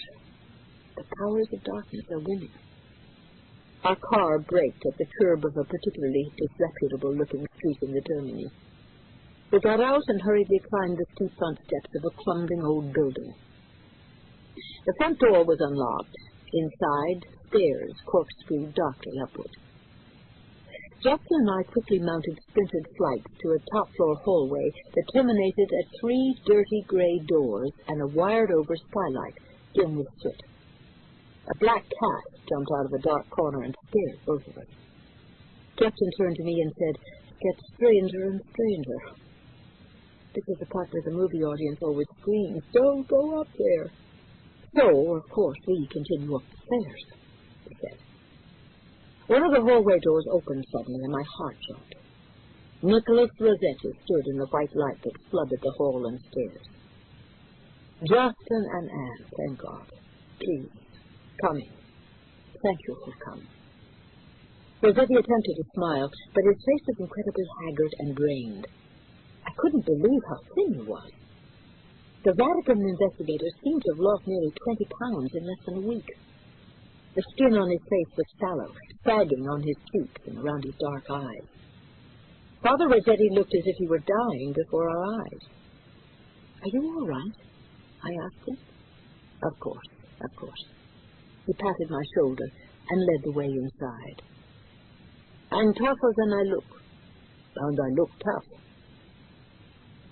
Across the small bare room, Kathleen was propped on a sagging two-seat sofa. She picked herself up and waddled awkwardly to us. She also looked ashen and exhausted. She got her arms around me and began to cry. "I'm so glad to see you," she sobbed. "I'm so afraid. This is so awful. Being pregnant, being here. We have to talk, Anne." "What's going on?" I turned and shouted angrily at Rossetti. "What have you done to her?" "No, you hear. Kathleen needs to be around doctors." He waved away my concern as if it were too trivial to respond to. "I simply don't have time to explain everything to you." He spoke to me in a sharp tone that matched mine. "Kathleen would have been unsafe anywhere except with me. If you don't understand that, so be it." And now I have to move her again to the holy sanctuary of the Vatican, where the baby must be born. Chapter 85. Jackson was tall and strongly built, and he moved toward Rossetti like a great column of fury. Once upon a time, he'd been a rough-and-tumble Irish footballer, and he certainly looked it now. "You risked her life and the child," he shouted. "No, I did no such thing. I would never put her life in jeopardy. You just don't understand the facts of the situation. Tell us something factual. Tell us something," Jackson shouted, the veins bulging out in his neck. He still looked ready to punch out Father Rossetti. "What do you know? Tell us!" I put my hand on Justin's arm, felt his tension and strength. "I feel the same way, Father Rossetti. We're sick of being in the dark," I said. "You say you need help, but you never give us a reason. Believe, you say. Believe what?" "I'm sorry," Rossetti said, his voice ragged with fatigue. "I do trust both of you. It is a very difficult thing for me, but I do. And I know how you care for Kathleen. I know you are both good. That's why you're here. But I can't. I promise. Oh, God." Father Rossetti began to speak of an intensely frightened Holy Father who knew a terrifying secret. "And then," said Rossetti, "the Pope was struck dead in his sleep. I had already accepted my mission. Before then, I had been an ordinary priest in the Congregation of Sacred Life. My qualifications for the job were that I was a thorough investigator and a good priest. I am a detective for the Church. If you help me now," Father Rossetti said, "you will know everything soon. Every last twist and infernal turn and trick of the abominable beast. Are you sure you want to know what I must do? Are you prepared to confront the evil one? Are you both in a state of grace?" "Are you?" I challenged Rossetti. "You look like a mad person. You expect us to do as you say because you come from the high and mighty Vatican, the Holy See. Tell us the truth. Tell us now." Rossetti sighed, shook his head, and then gave in, or at least seemed to. He whispered so that only we could hear. "The devil is to be born as a human plant very soon. Only then can the legions multiply and take over the earth. But a Savior is to be born as well. A Savior will be born to one of the two virgins. Justin, I still don't know which girl it is. You must help me find out." Chapter 86. Early the following morning, we waited for Kathleen and Rossetti in a small, dreary cafe in the terminus. I was so jumpy I couldn't keep my hands still, or my mind on the indescribable moment. Did I really want to know what Rossetti claimed to know? Did I want to play by his rules? Was I prepared to confront evil, whatever that might turn out to be? The question seemed completely absurd and melodramatic, and yet I had to know the answers. I realized that I had changed so much since the day I arrived in Newport. I believed that something monumental was going to happen. I just didn't know what. Our tiny metal table was jammed in between a radiator, a pistachio green wall hung with music scores, and a large man feeding tidbits to his schnauzer. It was hard to talk over the breakfast hour din, but in a way the noise and the smells were reassuring. It seemed normal. The real world still existed. We had just spent the night on the floor of the room Rossetti had obtained for himself and Kathleen. He had been in constant prayer throughout the night, his features contorted as if he were in terrible pain. In the gloom, illuminated only by the faint glow of a streetlight, I imagined that Rossetti was standing watch, a lone sentry, listening to the approach of what? Another plague? Demons? His own death? And then he talked to us, and it took him the better part of an hour. He told us what we had to do and why. He said we had two choices: walk away or take our chances if he was right.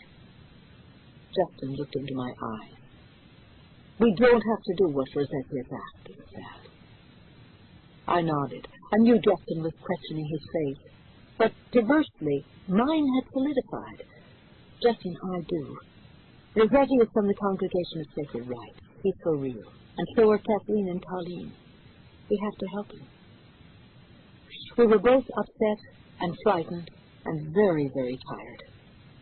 We were to be separated in a few minutes. One of us was to go with Kathleen to Vatican City. The other had to go to Ireland to be with Colleen. One of us might be in terrible danger. Maybe both of us. And this wasn't just about everyday, run-of-the-mill pain and suffering. It was about eternal pain and suffering. Without being aware, I'd crumbled my Papasino to powder. Justin put his plate aside and dropped some coins onto the table. We stood and awkwardly negotiated our way out of the cafe and onto the street. I stopped just beyond the doorway and reached out for him. I felt someone brush past me on the narrow sidewalk, muttering "Scusi," but I didn't look up. This was so strange and weird, and it kept getting worse, more and more intense, more and more incomprehensible. I pressed my face into Justin's sweater and felt his arms come around me. Tears flowed down my cheeks. I couldn't stop them. I'd changed so much recently that I hardly knew myself. Once I'd finally allowed myself to feel, I couldn't contain my emotions. Feelings were rushing through me in such great, dizzying waves. I wondered if I had any control over myself. "I love you," I sobbed into Justin's chest. "Why couldn't I have told you such a simple thing?" "Maybe because it isn't so simple," he answered. He held me tightly, resting his cheek on the top of my head, swaying with me gently while Italian pedestrians parted around us. He was so strong, so good. How had I ever given him up? What was going to happen to us now? "I'll be back," he said. "I promise." Two dark blue sedans arrived at the curb outside the dismal hotel where we'd spent the past 24 hours.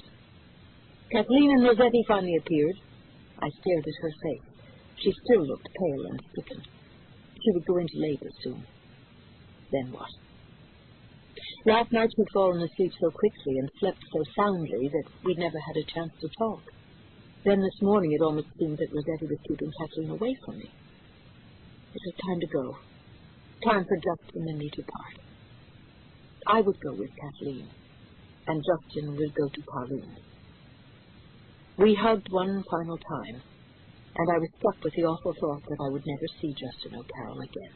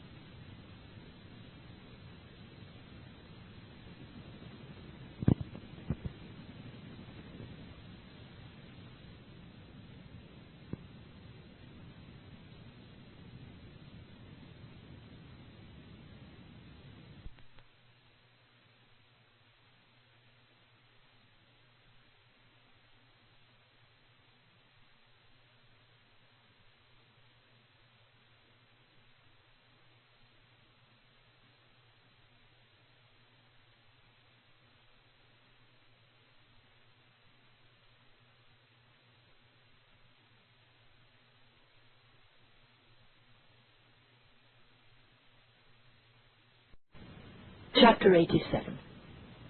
After Justin left, Father Rossetti and I stood in an anxious knot on the sidewalk. The priest took both my hands in his, and the touch was surprisingly gentle. He seemed almost human.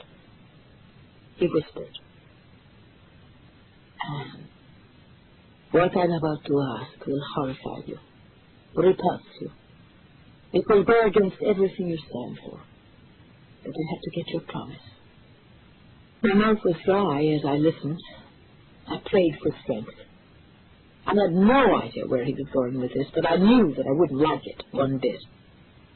Rossetti continued, I hope that I soon know the final truth about the two young virgins.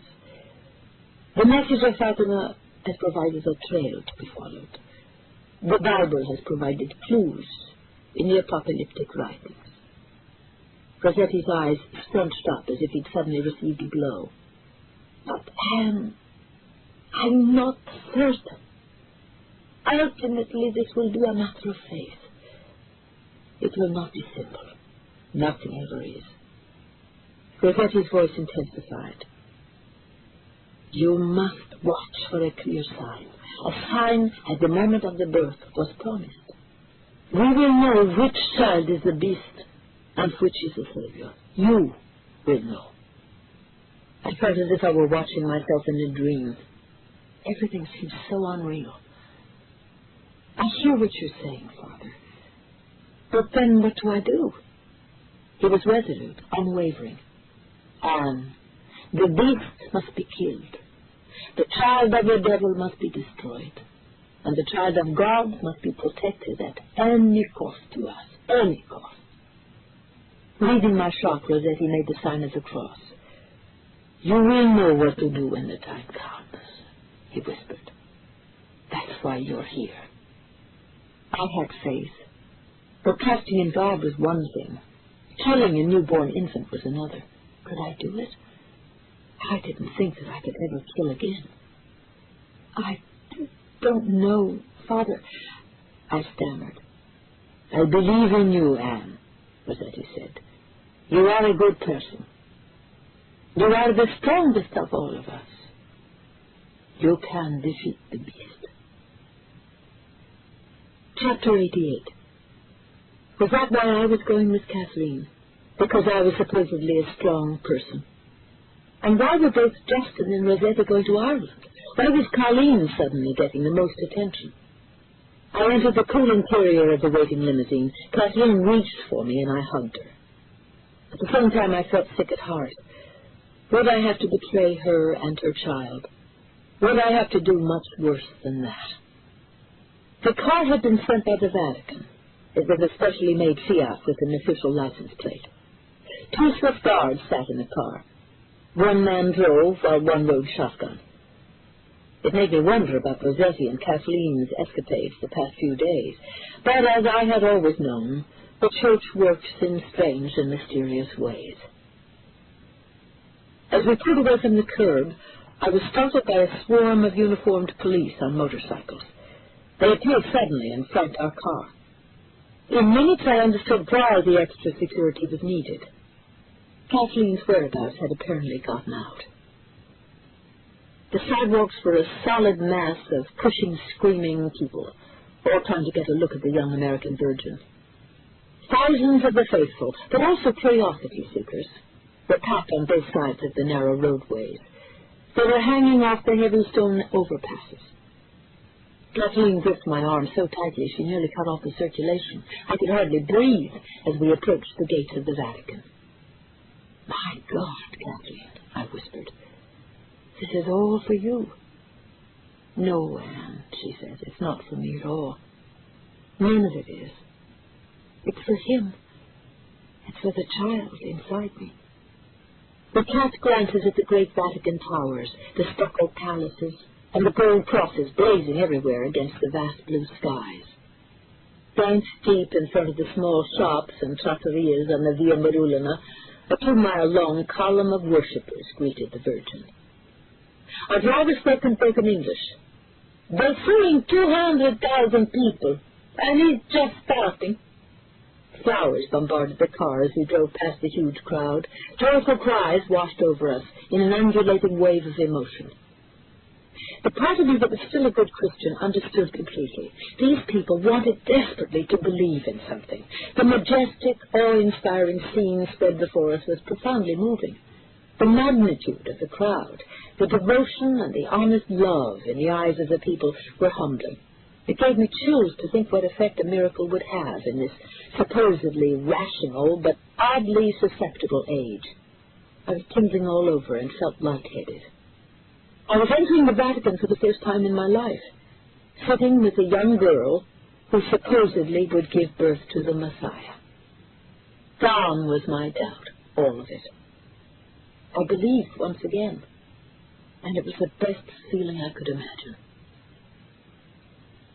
Chapter 89. I felt transformed as we looked out at the sea of faces. It was a strange, prickling feeling spreading through my body. I looked over at Kathleen. "You wanted to talk, Kathy?" I said. "I do, Anne. I remember thinking when I was with Father Rossetti these past few days. Wait until we're in the hospital and settled in. I'll tell you then. There's still time." "Is there?" I asked. "Are you sure?" "Yes, I am. There's time." Her eyes turned back to the street. "My God, look at all of these people." Kathleen undoubtedly had no idea why she'd been chosen for this, but she did know one thing. She knew her purpose. She knew why she'd been put on earth. I was as moved as she was. Tears filled my eyes. When the car came to a stop outside the hospital where she would deliver, I saw a colorful wall of the Swiss Guard awaiting our arrival. They quickly drew a protective circle around the limousine. They held back the mob of people waving handkerchiefs and jumping and bobbing to get a glimpse of Kathleen. Rows of priests in white surplices and flowing black cassocks knelt and crossed themselves. They seemed swept up in ecstasy. I felt their love as a physical force, and it was overwhelming. I got out of the car and gave Kathleen a hand. As she climbed out and touched her feet to the ground, a loud, thunderous roar swept up the avenue. Tears suddenly slipped down Kathleen's cheeks. I didn't cry, but I was close. I remembered Rossetti's words, "You are the strongest of all of us." Why did I need to be strong? My eyes drifted over the surging, brightly colored mass. I saw a crack in the wall of guards and police, a quick movement. Then I saw him. My heart fell. It was the watcher. Over the din, I shouted as loud as I could, "Over there! Stop him!" I was pointing to a man in a khaki-colored raincoat, slick black hair, wire-rimmed glasses. He was the man from the French countryside, the one who had disappeared before my eyes. The devil? One of the fallen angels? An assassin?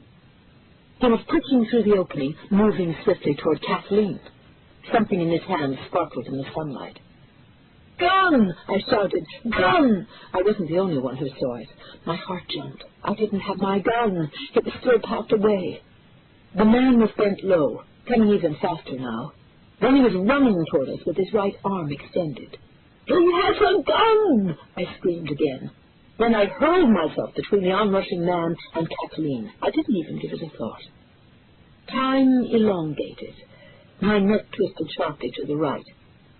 My chest bucked as it received a terrific, jolting blow. I felt the crush of falling soldiers and police. It was as if I had been sucked into a deep, dark hole. There was a bright, white, loud explosion at the center of the thick wall of people. Kathleen screamed high and long. I screamed. The pile of frightened policemen thrashed wildly, their batons rising and falling. I could hear Kathleen, but I couldn't see her. "Anne!" she wailed. "Anne!" I was lying on the ground. I could see the man in the raincoat was bleeding from head and neck wounds. As he was dragged toward a police van, he pinned me with his eyes. He spoke in English, his mouth spewing hate. "Kathleen Beaver is not of God. You must destroy her. You must destroy the child. You must do it." Suddenly I wasn't sure if he was the same man we'd seen in France. My vision blurred and spun.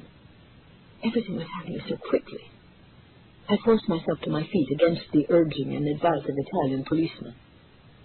"Kathleen!" I shouted as I saw her being taken into the hospital. She called out my name and waited for me. Then the two of us hurried inside the heavy doors. We hugged each other tightly. "I thought you were dead." "Shot!" she sobbed.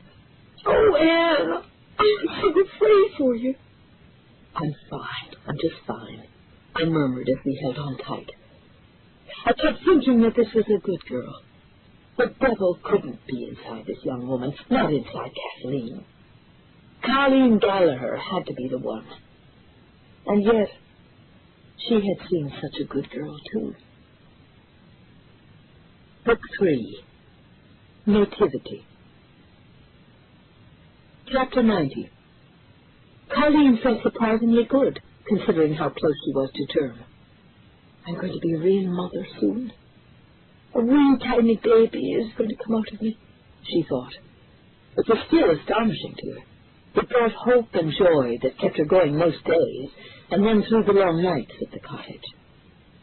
Colleen was making old tea for herself, her mother, and Sister Catherine. She cut into a dark loaf of soda bread, marked with the traditional cross. The simple act of tea-making kept her mind off all the things that were happening now, things that didn't make any sense to her, things that possibly never would. How will I take care of my mother and the little one? Will I be able to go back to school? I'm only 14 years old, the young girl finally whispered. Her small freckled hands trembled so hard the lid rattled on the teapot. Somebody please help me. I'm a good girl. Colleen brought the tea and steaming bread out into the tiny living room. Where was Sister Catherine? She had been sitting there only moments before. Colleen called out inside the house. No answer. Her mother had fallen asleep again. She wouldn't wake for hours. Colleen unlatched the front door and went outside. Sister Catherine was nowhere to be found, though a dark shape was making its way up the path. Colleen could see that it was a priest. Oh, God, it was Father Flannery from town. How dare he come? Colleen crouched behind a clump of gorse, its wiry branches forming a thick barricade. Had he seen her? She thought not. She couldn't bear to be anywhere around him. There was something wrong with the parish priest. There had to be. Why else would he have touched and kissed her inside the rectory? Colleen pushed herself to walk as quickly as she could the 20 or so paces to the barn. She pressed her weight against the sliding door. Panting heavily, she slipped inside. Suddenly she felt tired and breathless, and so afraid. She heard the pathetic priest calling to her.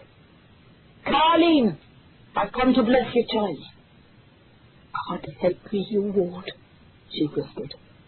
Colleen cast her eyes around in the gloom of the barn. The straw on the floor seemed to eddy around her feet, and a warm draught brushed her cheek. Grey Lady whispered a greeting. She felt protected by something unseen, something or someone who loved her. There was a store at the very back of the barn. It was dark and pungent with the scent of lanolin, occupied now by an old ewe that was kept for wool. Hush, Bridie. Colleen spoke to the sheep, pushing her aside. Then Colleen squirreled herself into the farthest corner and covered herself with hay. The smell of it was thick in her nostrils, and she nearly sneezed. Outside, Father Flannery's voice became a wheedle, a whine. Colleen, come to me now. I am your priest. Then his voice sharpened with anger. Come on, Colleen. I'm here on God's business. No, I don't believe it. God doesn't fondle and kiss young girls. God isn't a pig. Colleen shut her eyes as tight as she could. Eventually the only sounds she heard were those of the animals, stamping and chewing in the barn. It was fragrant and peaceful here. A stream of sunshine came through the hayloft, a long, bright shaft of light. It dawned on her then. It was so fitting. It was perfect. This was where she would give birth to the child. As it had been in Bethlehem, God had led her to a manger. Chapter 91. Nicholas Rossetti had arrived in Mom Cross, and still the dreaded, damnable voice was constantly with him, trying to distract him from the end of his mission, trying to drive him insane. He was here ahead of Justin O'Carroll, who'd gone to meet with the doctor who had examined Colleen in Dublin. No one has the right to ask this of you. You will damn yourself to an eternity in hell, the voice said into his ear. Eternity is a long, long time, Nicholas. You have no idea, but I do. Father Rossetti struggled into the small hotel room. He noisily dropped his bag onto the sticky, thinly carpeted floor. He didn't bother to switch on the overhead lights. Yes, get used to the dark. You see, there are dark fires in hell. You didn't know that, did you? But I do. He walked over to a water-streaked window and stood there, observing the cool, silent Irish cityscape. He had to be close to the truth about the two virgins, and yet he feared that he was committing the sin of pride to believe so. His night sweats were with him during the day now. His big heart seemed to seize up without warning and dance erratic cadences in his chest. But his mind was still sharp. The beast had made use of artifice, illusion, imitation, disruption, misdirection. Nicholas Rossetti could see through it. At least, he thought he could. He was still alive, wasn't he? He hadn't been condemned to hell yet. Soon, Nick, the voice taunted. You're so very close to the eternal gates of doom. Be careful where you step. Careful, Nick. It's a long, long drop. In his briefcase were the documents revealing what he knew. Before he left to see Colleen Gallagher, the papers would go into the hotel safe. No place is safe from me, Nick. Don't you know that yet? A rapping sound shattered his troubled reverie. A knock at the door. It should be Justin, thank God. But it wasn't Justin O'Carroll standing in the hallway. There stood a gaunt man, not much more than 5.5 feet in height, wearing a suit of good quality tweed. He seemed in his mid-40s and had a professional air about him. I'm Dennis Murphy. Pedro downstairs said you had arrived, said the man at the door. Dr. Dennis Murphy, he added. 13 years ago I brought little Colleen Gallagher into the world. I've been thinking you should see this. He spoke in a heavy brogue. Rossetti stood mute in the doorway as Dr. Murphy shoved forward an aged manila envelope. It was marked in the upper right-hand corner with the name written in pencil, in the cursive script born of a Catholic school education. Rossetti took the envelope and read the name written on it. Colleen Gallagher. Then he ripped open the envelope and read what was inside. A great ringing sounded in his ears, and there was a suffocating constriction in his chest. His whole world narrowed. His skin became as cold as ice. This was what he needed to know, wasn't it? This was the sign he'd been searching for. This had to be the sign. He looked up, but Dr. Murphy was no longer there. Rossetti ran out into the hall, but there was no one there either. He phoned downstairs, and there was a Deirdre at the front desk. Father, I don't understand, she said. Dennis Murphy died at least 10 years ago. Dr. Murphy is dead. Rossetti hung up the phone and heard a roar of laughter in his ears. So where is your precious sign, Nicholas? How will you know the truth? The answer is so simple. You won't. Chapter 92. That night, armed guards stood outside Catherine's door. They watched the hallway, but I scrutinized everyone who came into the room. There were so many strange new faces at the hospital, and every stranger was a possible threat to the baby. There were supposedly legions of devils, so why couldn't they simply overtake us? What was holding the evil one at bay? There had to be a reason I didn't understand. I sat on a hard-backed chair beside Kathleen's bed, and we watched the news. The assassination attempt led off the newscast.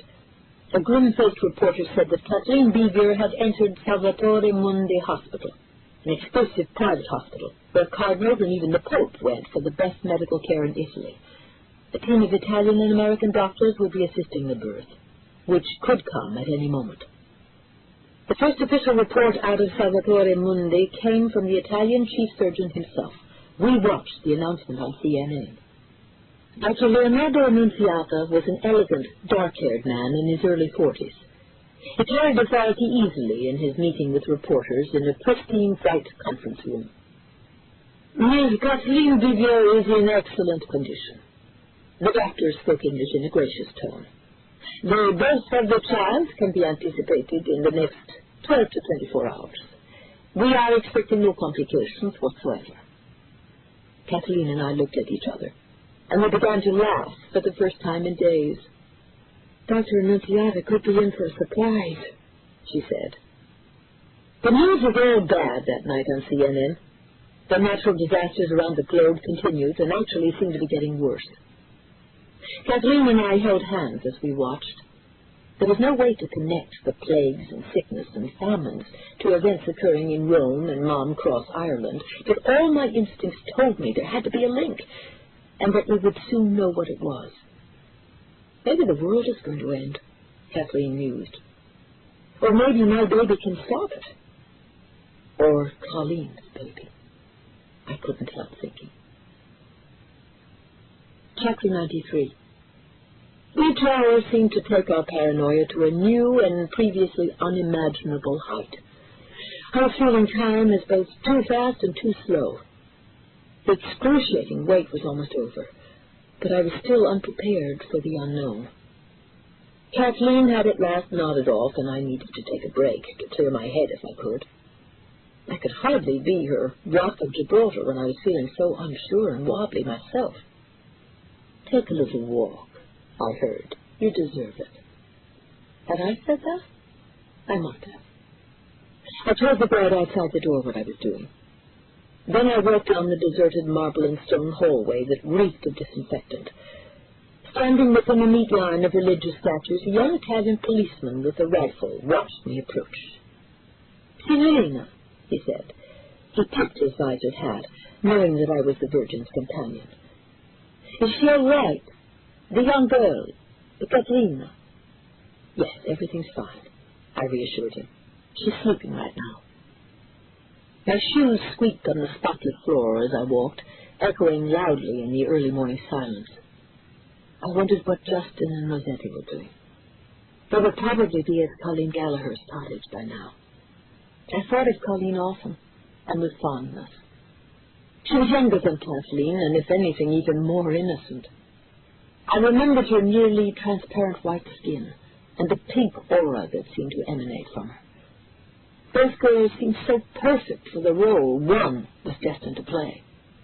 Which girl was the actor, then? Which one might be a liar? Turning another dark stone corner, I found that I had reached the far end of the hospital building. I'd gone too far. Struck with sudden anxiety, I turned and practically ran back to the room where Kathleen was sleeping. Was she safe? How could I have gone so far? What was I thinking? I burst into the small room. Kathleen was sleeping peacefully. Breathless, I stared down at her, then watched her sleep gently for a good long time. I had read a couple of books on the subject of childbirth recently. Inside Kathleen, I thought, was an infant hanging upside down in her womb, like a circus acrobat. The baby was lightly holding the umbilical cord with one hand. The head was wedged against her cervix. The limbs, fingers, toes, nails, eyebrows, and eyelashes were all fully developed. The heartbeat was steady and fine.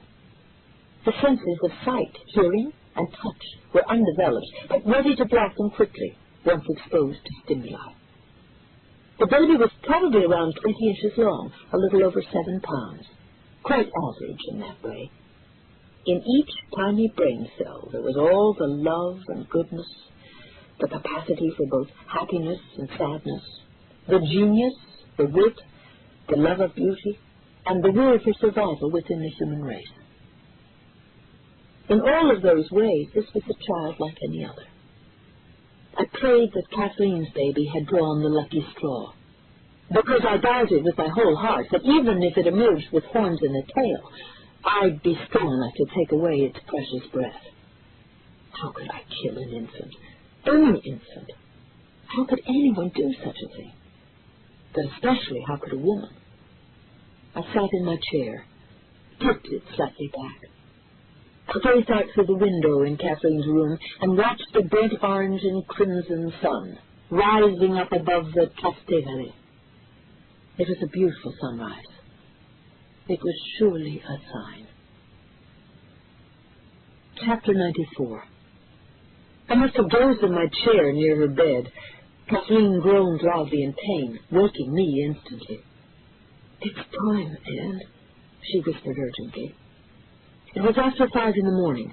We were alone together in Suite 401 of Salvatore Mundi International Hospital, both of us terrified and pretending to each other that we believed all the assurances that we had nothing to worry about.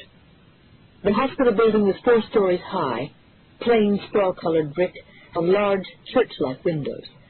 It was enclosed by a high brick wall and shaded by tall umbrella pines. I'd heard that outside that wall 80,000 people had gathered. Hundreds of thousands more were said to be collecting in St. Peter's Square. I couldn't help wondering what was happening in tiny Mom Cross, Ireland. Beside me, in the soothing pale blue hospital suite, Kathleen grabbed her belly. She let out a sound that was a cross between a shriek and a moan. Then she relaxed again. "Don't push, Kathy," I said. "Don't push yet." In a way, I almost felt as if I were giving birth myself. That's it. Breathe. And now rest. "God, this hurts so much," Kathleen grunted. Her long blonde hair was wet and stringy. Her face was already flushed from exertion. We both knew she wasn't ready to give birth yet, but she was getting closer. As I placed a damp cloth on her brow, I noticed that Kathleen was looking past me. I followed her gaze and saw that we were no longer alone. It scared the hell out of me. A man was standing in the stone archway leading into the hospital room, a solemn elderly man whom I recognized immediately. Pope Benedict XVI himself had come to see Kathleen. The slanting rays of morning sunlight streaming through the window engulfed his narrow shoulders, making him seem as if he were an icon of pure gold, not like a man at all. We all stared at one another. Finally he spoke. "Have you anything to say, Kathleen? Anything to confess?" The Pope asked Kathleen in a forceful voice. "I'm here to help you." Kathleen paled. Then she was struck as if by a fierce seizure. Her eyes rolled back, her nostrils flared. She opened her mouth wider than I would have thought possible. She began to scream and scream. I had never been more surprised or more frightened at any time in my life. Suddenly I had the feeling that I didn't know Kathleen at all. When I looked back to the doorway, I saw that Pope Benedict was walking away. He never looked back. Chapter 95. A young and handsome, dark-haired priest stood lookout on the grand stone palazzo of the Apostolic Palace. More than 400,000 people were spread out before him, completely blanketing the majestic piazza of St. Peter's Square, stretching as far as his eyes could see. He spoke into a handheld microphone. His rich baritone voice boomed out over the great sea of heads in St. Peter's Square. This was why he had entered the priesthood. This glorious power, this majesty. The crowd in Rome answered his prayer in a thunderous roar. In Mexico City, nearly 750,000 of the faithful attended an equally emotional mass in and around the Basilica of Guadalupe, the site where the Blessed Virgin had appeared to a local Indian in the 16th century. All through Spain and Holland, throughout France and Belgium, in Poland and Germany, Ireland and England, the great old cathedrals were beginning to fill to capacity once again. The people of Europe wanted something to believe in. Now they had it. At sunup, long lines flowed into the churches in Amsterdam, Munich, Paris, Brussels, Frankfurt, London, Madrid, Hamburg, Warsaw, and Berlin. The strains of Ave Maria swelled majestically into the fall air. In the United States, a television satellite provided instant participation from New York across the Midwest to California. Every person who was able to do so tuned in to news of the birth on television. In Los Angeles, an emotional gathering was held in Frank Lloyd Wright's Hollywood Bowl Amphitheater. Sprawling out over 50 acres, the amphitheater accommodated more than 70,000 people. Another 50,000 crowded outside. Natural acoustics were supplied by the surrounding hills, making microphones unnecessary for the celebrity and religious hosts. The service that morning was for an immense gathering of families and friends of those stricken with polio. Together they recited the rosary. They prayed for a great miracle. They prayed to the Virgin to mercifully cure their loved ones. At St. Peter's Basilica, the young priest's voice continued to echo out in the colonnades and towering ancient columns. "Pray for us sinners, now and at the hour of our death. Amen." "We trust in the will of God," the people cried together in a deafening chorus. All over the world, after all the years of difficulty, decades of diminishing spirituality, so many people still believed. But the plagues, the famines, the unexplained sicknesses, especially of children, continued unabated. Everywhere, people talked of the apocalypse, perhaps the end of the world, which explained why so many were suddenly going to church. Chapter 96. Justin and Rossetti were nearly at the Gallagher house, and neither of them had ever seen so many birds. The woods were filled with them, and so was the darkening sky. As the English Ford hummed along the undulating country roads, Justin felt the weight of the heavy metallic sky looming overhead. He was being tested now. There was a powerful voice in his head. "You know that you shouldn't be here. Your faith isn't strong enough. You don't even want to be a priest anymore. You want to be with her. It's the only thing that matters to you now. You love Anne Fitzgerald more than you love God. Leave this place. Go to Anne. Or die." He couldn't stop the troubling thoughts. He wondered if Father Rossetti sensed his inner torment. He turned the wheel of the car into the driveway that cut through an open field. They had finally arrived at the Gallagher house outside Mom Cross. But it was strange, Justin thought, staring at the unfamiliar stucco bungalow and barn that had appeared in the Cortina's dusty windshield. "It isn't as it was before. Something has changed." "Something's wrong," he muttered as he stopped the sedan in front of the house. Rossetti said nothing. He'd been silent for nearly the entire ride. Justin studied the small house. There was an unremembered television antenna. It looked like a snarled branch caught on the thatched roof. It was hanging loose, as if blown down by a storm. The grass was pillow now, no longer a lush-loaden green. The cottage seemed to be lifted to one side. It was all wrong, and he was almost certain his imagination wasn't playing tricks. Everything looked different, or was it his imagination? Tricks, he thought. The devil plays tricks. There's a devil here in Mom Cross. As they arrived at the door, he saw Rossetti become highly agitated. He threw open the heavy wooden door without knocking. He searched the house in seconds, then burst back out. His eyes were wide with fear. "But there's Mother," he said, Justin. "She's hanging from the ceiling upstairs. So is the nun from the convent school. Go up to find Colleen. Help me, Father." As they walked to the barn, a burly young priest appeared. A mop of red hair blew around his face. The priest blocked the entrance to the barn. His fists were clenched. His eyes were wide. "Colleen is in here," said the priest forcefully.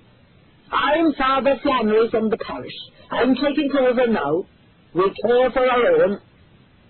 "Be gone, Sultan!" Rossetti bellowed at the priest. "You have no power over me. You have no power over Father O'Carroll. You have no power here on earth.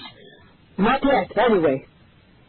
Rossetti shoved the red-headed priest aside with a powerful motion of his arm. Flannery quickly regained his balance. He rushed at Rossetti and again threw himself between the priest and the doorway. "You can't go in. This doesn't concern you. The stall is one of ours." "No!"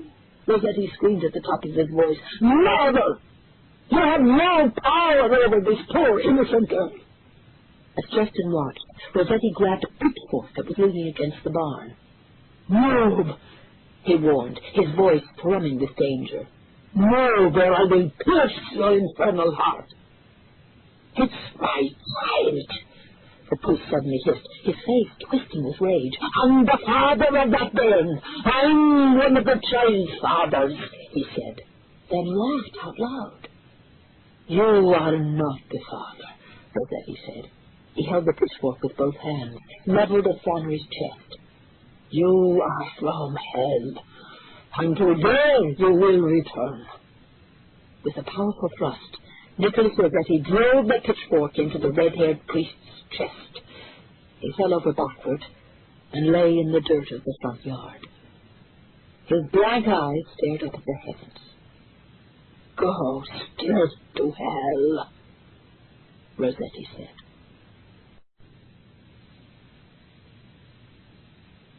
Chapter 97. Nicholas Rossetti carried the young girl out of the barn. Colleen tucked her face under the crook of his chin. She seemed to turn herself completely over to his protection. She was so young and so very close to giving birth. "He was lying," said Colleen. "I don't know why, but he was lying. He's not the father of this child. I swear it. You have to believe me." "I know that, Colleen. Don't trouble yourself. You must be strong for the baby's sake." Rossetti directed his next comments to Justin, who was following close behind him. "Sister Catherine wasn't strong enough," he said as they crossed the barnyard.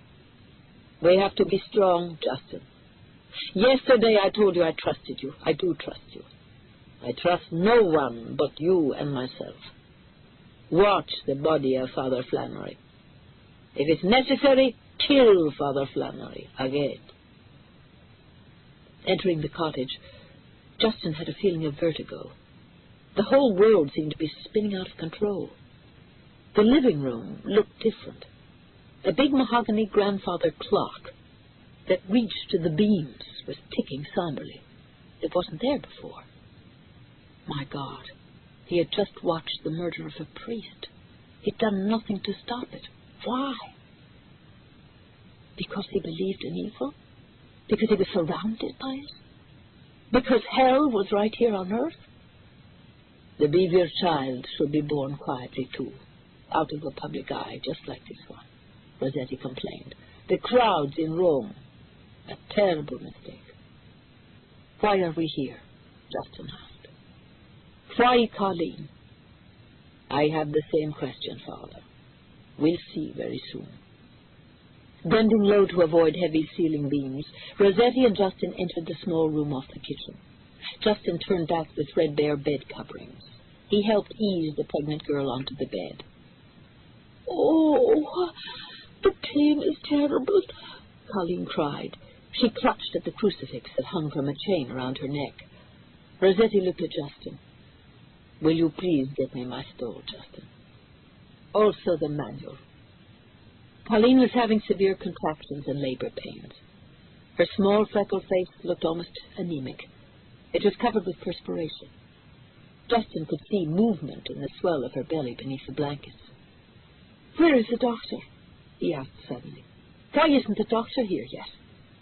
Rossetti's eyes narrowed. "We are going to deliver the child," he whispered. Chapter 98. The skies over Rome had never been so dark and foreboding. Streaks of lightning stabbed the city. Rain fell in torrents. The delivery room inside Rome's Salvatore Mundi Hospital was calm and vast and sparkling white. It must have seemed as scary as a morgue to Kathleen, though. It certainly did to me. Kathleen seemed fine again. She had screamed and lost control when the Pope had entered her room, but now she was herself again. And she had no memory of his visit or her terrified, violent reaction to it. A nervous group of Salvatorian sisters in immaculate white uniforms and starched, veil-like headdresses were busily at work assisting the special team of doctors. Kathleen's mother and father visited, but neither seemed comfortable in the birthing room, nor did Kathleen appear to want them there. "You're staying, Anne?" she asked me as soon as they left. "Of course, as long as you want me here." As two of the nuns effortlessly transferred her from the gurney to the sterile white delivery table, Kathleen closed her eyes. The nurses gently placed her feet in cold metal obstetric stirrups. This was it. They swiveled down a mirror so that she could watch herself. She looked into her own eyes, and I wondered what she saw there. No, please! Kathleen suddenly shouted in the bustling delivery room. It's all right, Kathleen. Everything is fine so far. She heard a calming male voice tell her. We both turned to where the voice had come from. A good-looking man in loose-fitting white scrubs stood there, his dark brown eyes sparkling with amusement. A harsh light was glinting behind him. It almost seemed to be winking out of the doctor's right eye. I am Dr. Annunziata. You remember me? We met last night in your room. I would like to give you something to help with the delivery, Kathleen. What we call an epidural. Okay? Kathleen answered with a gut-wrenching moan. I don't feel well. I think something's wrong. It feels odd in my stomach. It feels really bad. Almost as if there were more babies than one. Dr. Annunziata nodded sympathetically. Just one baby, I promise. Believe it or not, everything is absolutely perfect so far. You are in glowing health. Wonderful condition to have a beautiful baby today. I hope so, Kathleen mumbled. A second doctor pierced a long, sharp needle into her back. It hurt me just to watch the needle go into Kathleen. Then Kathleen saw that I was looking on from behind a white gauze mask. You won't leave, no matter what? No matter what, I promised, and gently patted her. I couldn't leave if I wanted to. I had a job to do here. You're going to have a beautiful baby, Kathleen, Dr. Annunziata said. This is my 4,364th baby. Did you know that? Absolutely true. Nothing to it, the doctor whispered beguilingly to Kathleen. Nothing can possibly go wrong. Chapter 99. No one could possibly understand how she felt. Kathleen still couldn't believe any of this was happening to her. In that regard, nothing had changed since the abortion clinic in Boston. She squeezed her eyes shut real hard. It was brighter and more vivid behind her eyelids than in the hospital delivery room. She felt as if she were being lifted, then carried far away from Salvatore Mundi. Her baby was insignificant in the sweep of the universe and infinite time. I am in so far over my head. This is so horrible. It must be a nightmare. What was happening? Oh, my God, am I dying? She thought.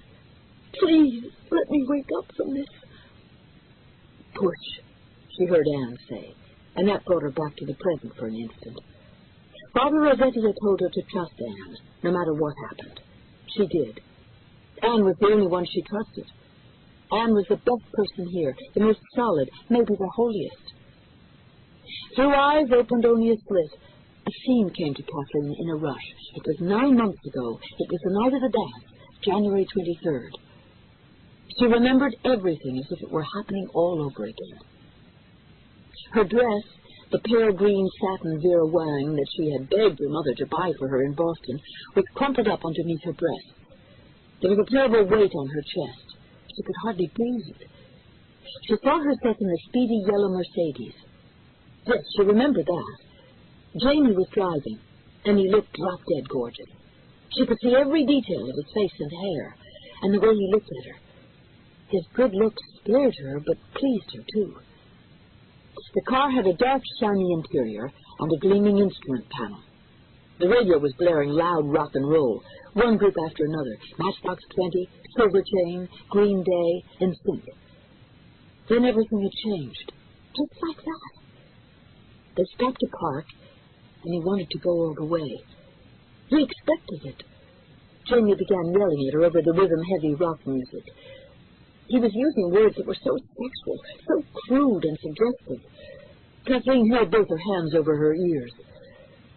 They were at gloomy, pitch-black Satchwith Point, and it was late at night. No one was around but the two of them. I told you no! She finally yelled back at him. No means no! Please, Jamie. Please listen to what I'm saying. Don't you dare touch me. Take me home. Is that clear enough? Then Jamie went really wild and berserk and nuclear. Kathleen felt a rough hand mauling her chest, grabbing at her between her legs. Jamie's voice was suddenly much deeper, scarier. He outweighed her by 100 pounds, and he was strong. She was terribly afraid of him now, so helpless in the dark, deserted park. She didn't know what to do or how to stop him. She bit down hard into the back of his outstretched hand. Jamie screamed in pain. He threw the door open on her side, then pushed at her roughly. Jamie was yelling obscenities at her, the worst he'd ever heard, even at school. His face was beet red. "Walk home, Ice Queen! Walk, you cunt!" Suddenly another car pulled up in the lovers' lane. 2 boys got out. They staggered, looking drunk or stoned or both. She knew them. It was Peter Thompson and Chris Raleigh. Had they been following behind the Mercedes? Kathleen stumbled out onto the crunching, frozen roadside. The raw smell of freezing cold ocean filled her nose. Her body tingled from the biting cold. Jamie and the 2 other boys came up from behind. Jamie lunged at her. She had never seen anyone so out of control and angry in her life. The other 2 boys were almost as bad. She didn't want to remember any more of this. She didn't want to remember Jamie Jordan and what had really happened at Sackler's Point. "Push, Kathleen," she heard. Chapter 100. Sweat dripped off Justin's forehead and ran down the sides of his face in rivulets. It was hot and dank and close in the small bedroom. It was also the most intimate experience Justin had ever had. To be present at a human birth. To watch this young girl deliver her baby. He kept hearing the words over and over in his mind.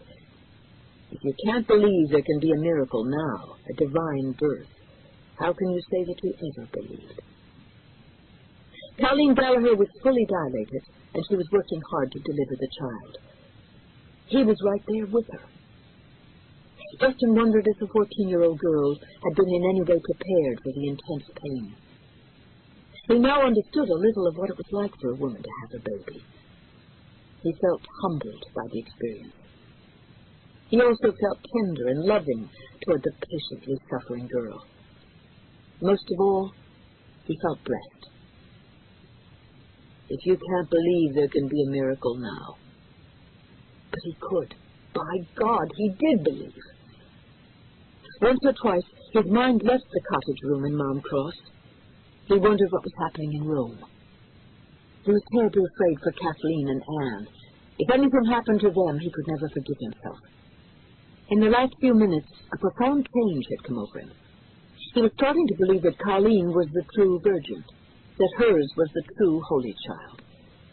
If that was so, what would happen in Rome? What was happening? Had Anne been put in danger by Father Rossetti? In the small bed with the tattered blankets, the Irish girl cried softly and tried to be brave. She was much prettier than he had thought. The birth of her child was tense and scary, but it was also the most beautiful thing Justin had ever witnessed in his life. "Be prepared for anything," he heard Rossetti warn from the other side of the bed. "You're drifting. Stay with us, Justin." "I'm right here, Father. I'm ready." "Are you ready for this?" Rossetti asked. As he looked on, a tiny head began to slide from between Colleen's thin legs. Suddenly he was seeing life in a way he never had before. He understood something about marriage and love and sex that he had never understood before. Justin reached out and gently placed his hand under the child's tiny head. It had thick dark hair like Jesus's as a man. He was rapt with awe. "He's here," Colleen announced in a soft, reverent voice. "He has come." Chapter 101. "Push," Kathleen heard. She pushed. God, how she pushed. She pushed Jamie Jordan away and tried to run as fast as she could to the road out of Sackler's Point. The skirt of her satin dress was slim and restricting. She pulled it up around her waist and ran. Jamie was insane about not getting what he wanted. What was he thinking? What was he doing? What about the other boys? Why were they here? Behind her, Both cars accelerated, shooting up sprays of gravel, white smoke, sand, and dirt. Jamie and the other boys were heading back to Newport without her? Oh, my God, it's freezing, Kathleen realized, and began to panic. He can't just leave me out here. How can he be so mad? I don't belong to him. He has no right. I didn't leave him on. I didn't promise him anything. Tears blinded Kathleen. The harsh, strong wind coming off the ocean blew right through her clothing, blew her beautiful silver headband off her head. Dervishes of powdery snow swirled around her thin-soled shoes. He has to come back for me. I'll freeze out here. I could die. I will die. Kathleen slowed to a walk on the crusty dirt road. She had no other choice. This was the only way back to town, and it was miles. She pointed herself toward the distant pocket of lights that was the city of Newport. Everywhere she looked, there was a faint, eerie ground glow. All around her, the ocean was roaring like a squadron of low-flying airplanes. No one would hear her scream for help.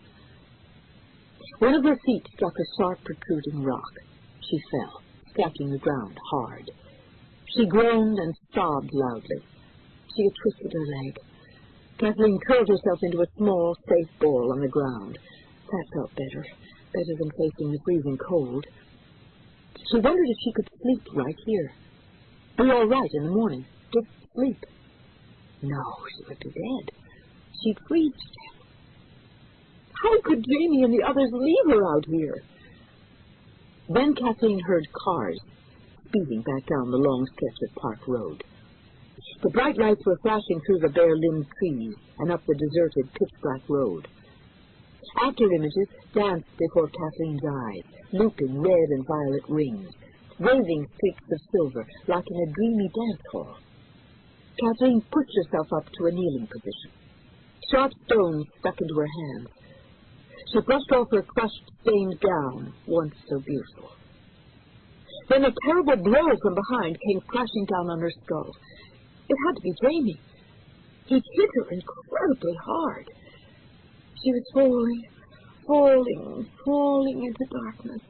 Where was she? She's coming to, she heard. It was Chris Raleigh.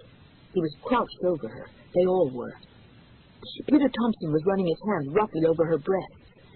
Then he slid both breasts out of her dress. His hands were freezing cold. "No, please," she whispered. "Please don't touch me, please." Through haze and fog, Kathleen saw Jamie's face looming above her.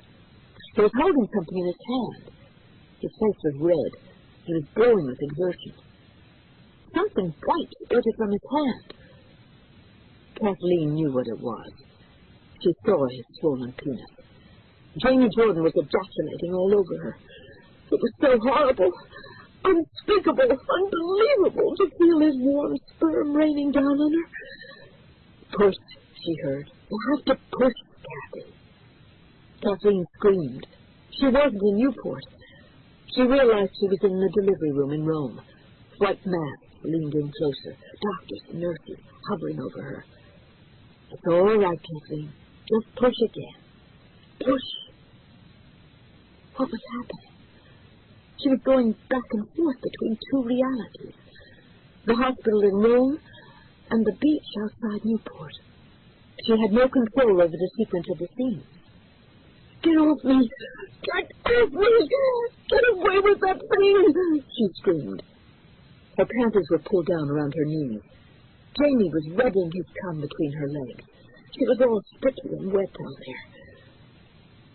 Jamie! Jamie had done it! Now she knew. She finally remembered. She remembered everything as if it had just happened. Jamie had gotten her pregnant at the beach that night. She was a virgin, but the birth of her child couldn't be divine. Could it? Jamie Jordan had gotten her pregnant. She was absolutely sure of it. There was a cry. Whose cry was it? Where was she? Kathleen's eyes suddenly opened wide. Of course. She was in the hospital in Rome. Her body felt a rude shock. a jolting sensation like a punch. Her pelvis tightened. She was as exhausted as she had ever been in her life. She saw blazing kettle drum lights swirling over her head. Then the swarming doctors and nurses, and Anne, standing right beside the delivery table. In the mirror she saw the baby's head emerging. She saw a face, and Kathleen Boozier fainted. Chapter 102.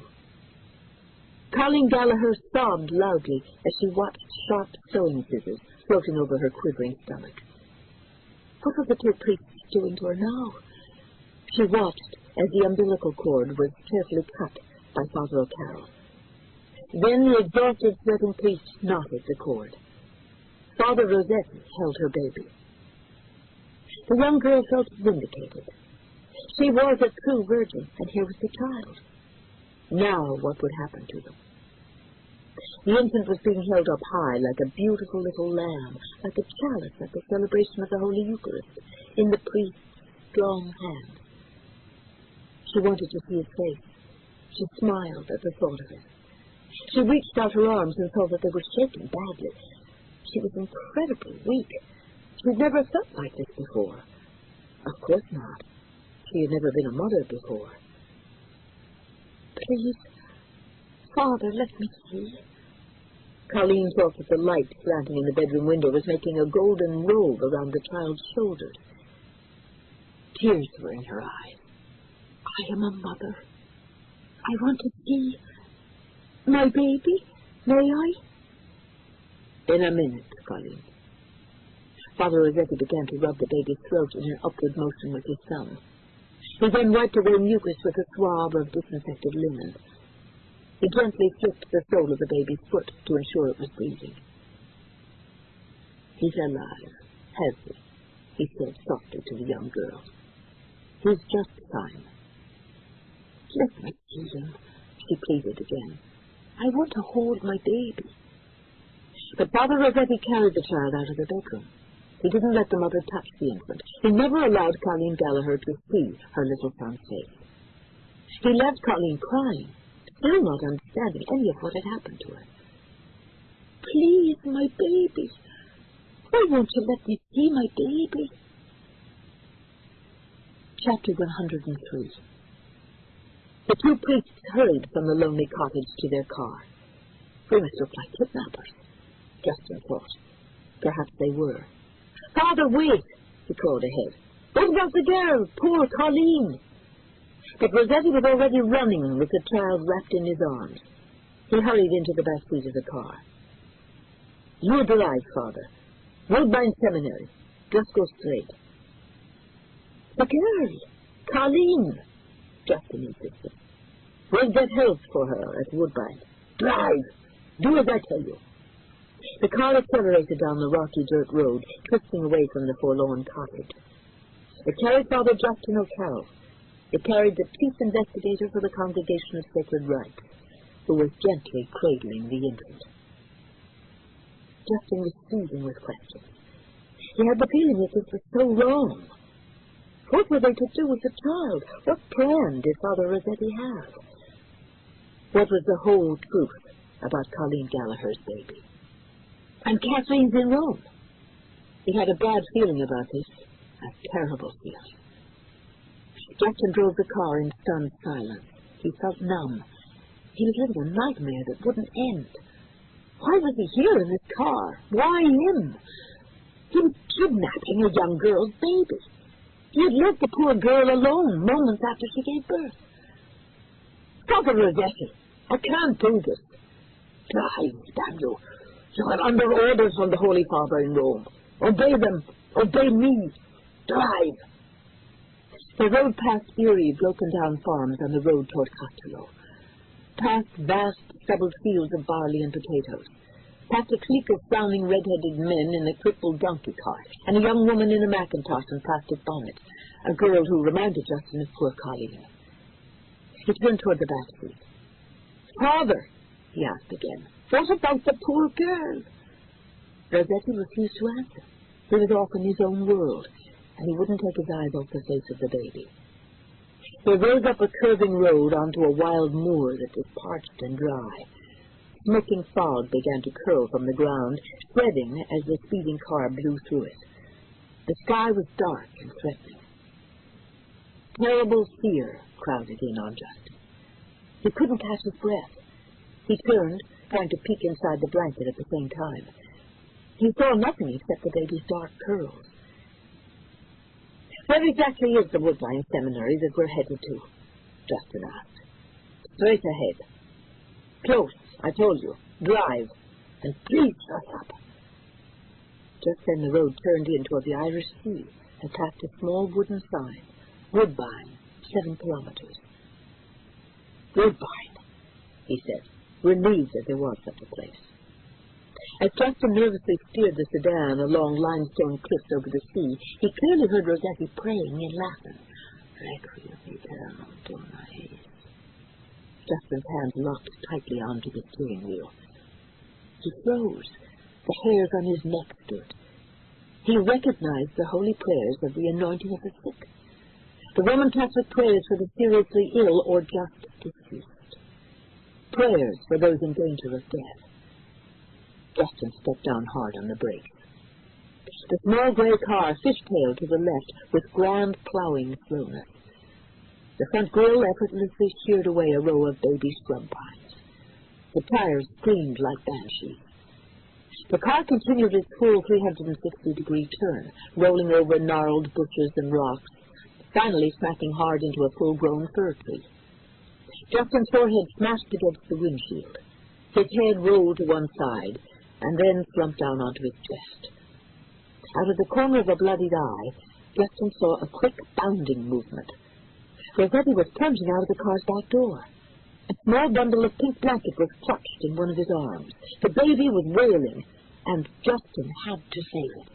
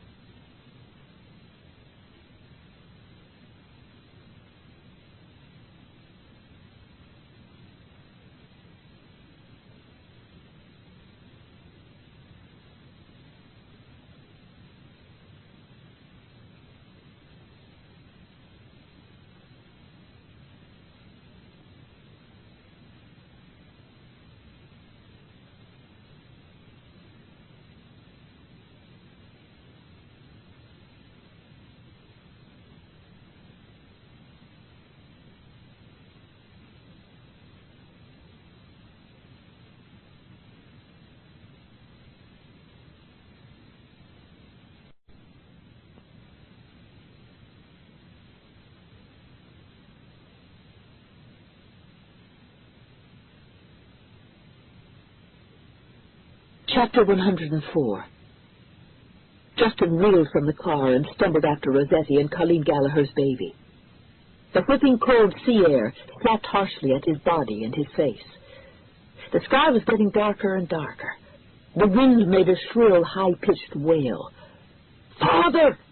Father, please stop! Where are you going? Father Rossetti!" Justin screamed. "Stop, you son of a bitch! You murderer!" He ran forward, straining his muscles and clutching his burning chest. Up ahead, the baby continued to cry.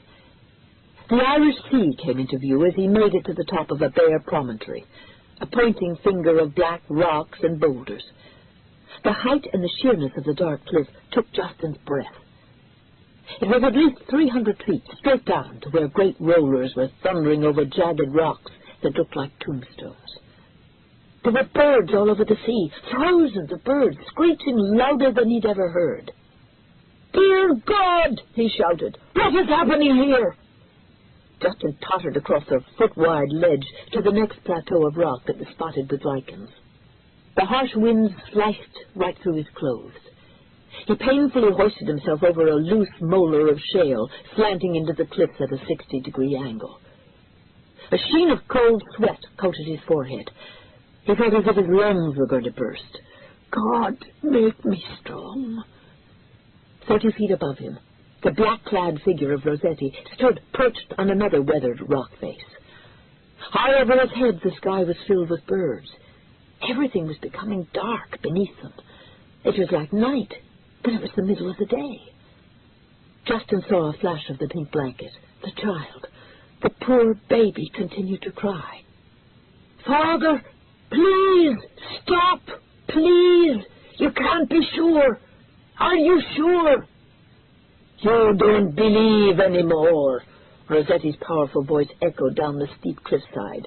"None of you believe. Not in our Lord, not in Satan, not in anything that matters." Rossetti was holding the child loosely in one powerful arm. They were both hanging out over the edge of the rocks. Justin had a blinding thought. It made him ill. Rossetti could be Satan himself. How do I know otherwise? Satan could right now be holding the Savior of mankind. He had to see the child's face for himself. That was his mission. It was why he was here, wasn't it? Horrified, he saw Rossetti lift the infant high in the air with both huge hands. The priest's eyes were like empty black holes as he stared down on Justin. Above the cliff, the birds were swooping in. Thousands of birds were flying wildly in every direction. The noise of their screeches and calls was deafening. The winds were nearly as loud. Justin was so afraid that he could scarcely breathe. Something unearthly was happening. His ears were ringing and starting to ache. Nicholas Rossetti's voice was harsh and barely recognizable. "This is the beast. Have no doubt of it, Justin. All the signs in the prediction of Fatima have been met. The Virgin has guided me to this very spot with this child. This is the beast. Satan is so wise, so clever, the girl herself never knew. Do you find that so difficult to believe? Is it not possible for you to believe anything on faith? Do you believe in your God, Father? Only your faith will save you now, for you are in grave danger. All of these foul black birds, they are devils, fallen angels. The child commands them. The child has called them here." Justin couldn't take his eyes away from the poor, helpless infant. He couldn't just believe. He had to see. "Who are you?" he shouted at Rossetti. "Suppose I told you I was Michael, the archangel. Would that satisfy you? Fine, then. I'm Michael. I am Michael. Believe it if you must." "Let me see the child. You said you trusted me. Let me see, Father." Above them, the mountainside rose another 200 feet. The uppermost rocks seemed to pierce the clouds. More black birds slowly circled, screeching angrily, screaming down at Rossetti. Were they the legions? Was Rossetti telling the truth about the devils? And the child who commanded them? Justin shielded his eyes and called up to Rossetti again. "How can you be sure? How do you know that you aren't holding an innocent baby?" "Father, I see no sign." "You are like doubting Thomas. Must you always see to believe? How can you be sure that Jesus Christ became man?" Rossetti's voice rang out angrily. "How can you be sure that Jesus has redeemed our souls from the eternal fires of hell?" "Has he?" Justin called back. "Has he redeemed us from hell? It seems that the gates of hell are wide open right now." "It's their time, their turn, unless we stop them. They don't have power on earth yet. They can act only through humans. This child is human." The idea was monstrous, and it was consistent with everything Justin had ever read about the fallen angels. He was seized with vertigo. Great waves of nausea washed over him. Was he engaged in a dialogue with the devil? Or was he siding with Satan against everything good and holy in the world? What did Father Rossetti know? What had he seen? What was he holding in his arms? He knew he couldn't look down at the spinning vortex tempting him, trying to pull him off the cliffs. Once again he hollered above the crashing sea, above the piercing cries of gulls and crows and gannets clouding over the cliffside. He screamed above the cries of the devils. "We can go to the Woodbine Seminary. We can perform an exorcism, Father. We can talk. You know what I'm saying is best." As Justin gazed skyward, he saw Rosette's broad shoulders sag forward. The priest carefully moved a step back, away from the edge of the rocks. Dark yellow bile began dripping from the corners of his mouth. Blood ran from his nose. Was he dying? "Come up here, Father," the Vatican priest said in an oddly quiet voice. "If you must, come to me. Come see the child for yourself." Justin took a single step forward on the loose, shifting rocks. The sea winds flogged his face. Something warned him not to go any higher. No closer to Rossetti and the child. No higher on the dark, slippery rocks. But he took step after step on the steep rocks. His arms felt like blocks of stone. He was afraid he wouldn't be able to hold the baby if he reached Rossetti. He was afraid that he was about to die, not ever knowing the truth of the virgin births. Justin's leaden feet moved upward as if against his will. When he finally looked up again, he was staring into the burning eyes of Nicholas Rossetti. "You want to see? Then look, Justin O'Carroll. Feast your eyes. Look at the child. Look! Look!" Chapter 105. Kathleen uttered the words in a soft, barely audible whisper. "My baby's all right? Is my baby all right, Doctor?" It was the voice of a frightened and very emotional 16-year-old girl. The voice of a new mother. Kathleen stared up at the dark and shriveled child. The doctor was holding the baby at the far end of the birthing table. She strained to see its face. "Is anything the matter?" I asked Dr. Annunziata in a low whisper that Kathleen couldn't hear. No, of course not," he muttered. But I wasn't sure whether to believe him. He was behaving oddly. Meanwhile, the other doctors and nurses from Salvatore Mundi were watching the mother and child in awed, almost reverent silence. The Swiss guards were watching and waiting. The guards still seemed tense. What had they been expecting? What were their orders? I couldn't help noticing that they were armed. Were they present to protect Kathleen and the child? Or was there another reason why they were here? The chief obstetrician lightly slapped the baby's bottom. The tiny infant obligingly began to scream, an unmistakable, anguished, and perturbed human sound. Dr. Annunziata finally smiled. The roomful of medical and church people smiled at the naturalness of the child's response. Even some of the Swiss guards loosened up and grinned. I tried to think positively as well. The baby was like us. The baby was human. The baby was beautiful and good. A new life had come into the world, and that was always a miracle. But was this birth a sign as well? Had it been promised more than 80 years before at Fatima? I moved closer to Dr. Annunziata. "Is there a problem, Doctor?" He looked at me. "No, not really a problem. But there is a situation." Chapter 106.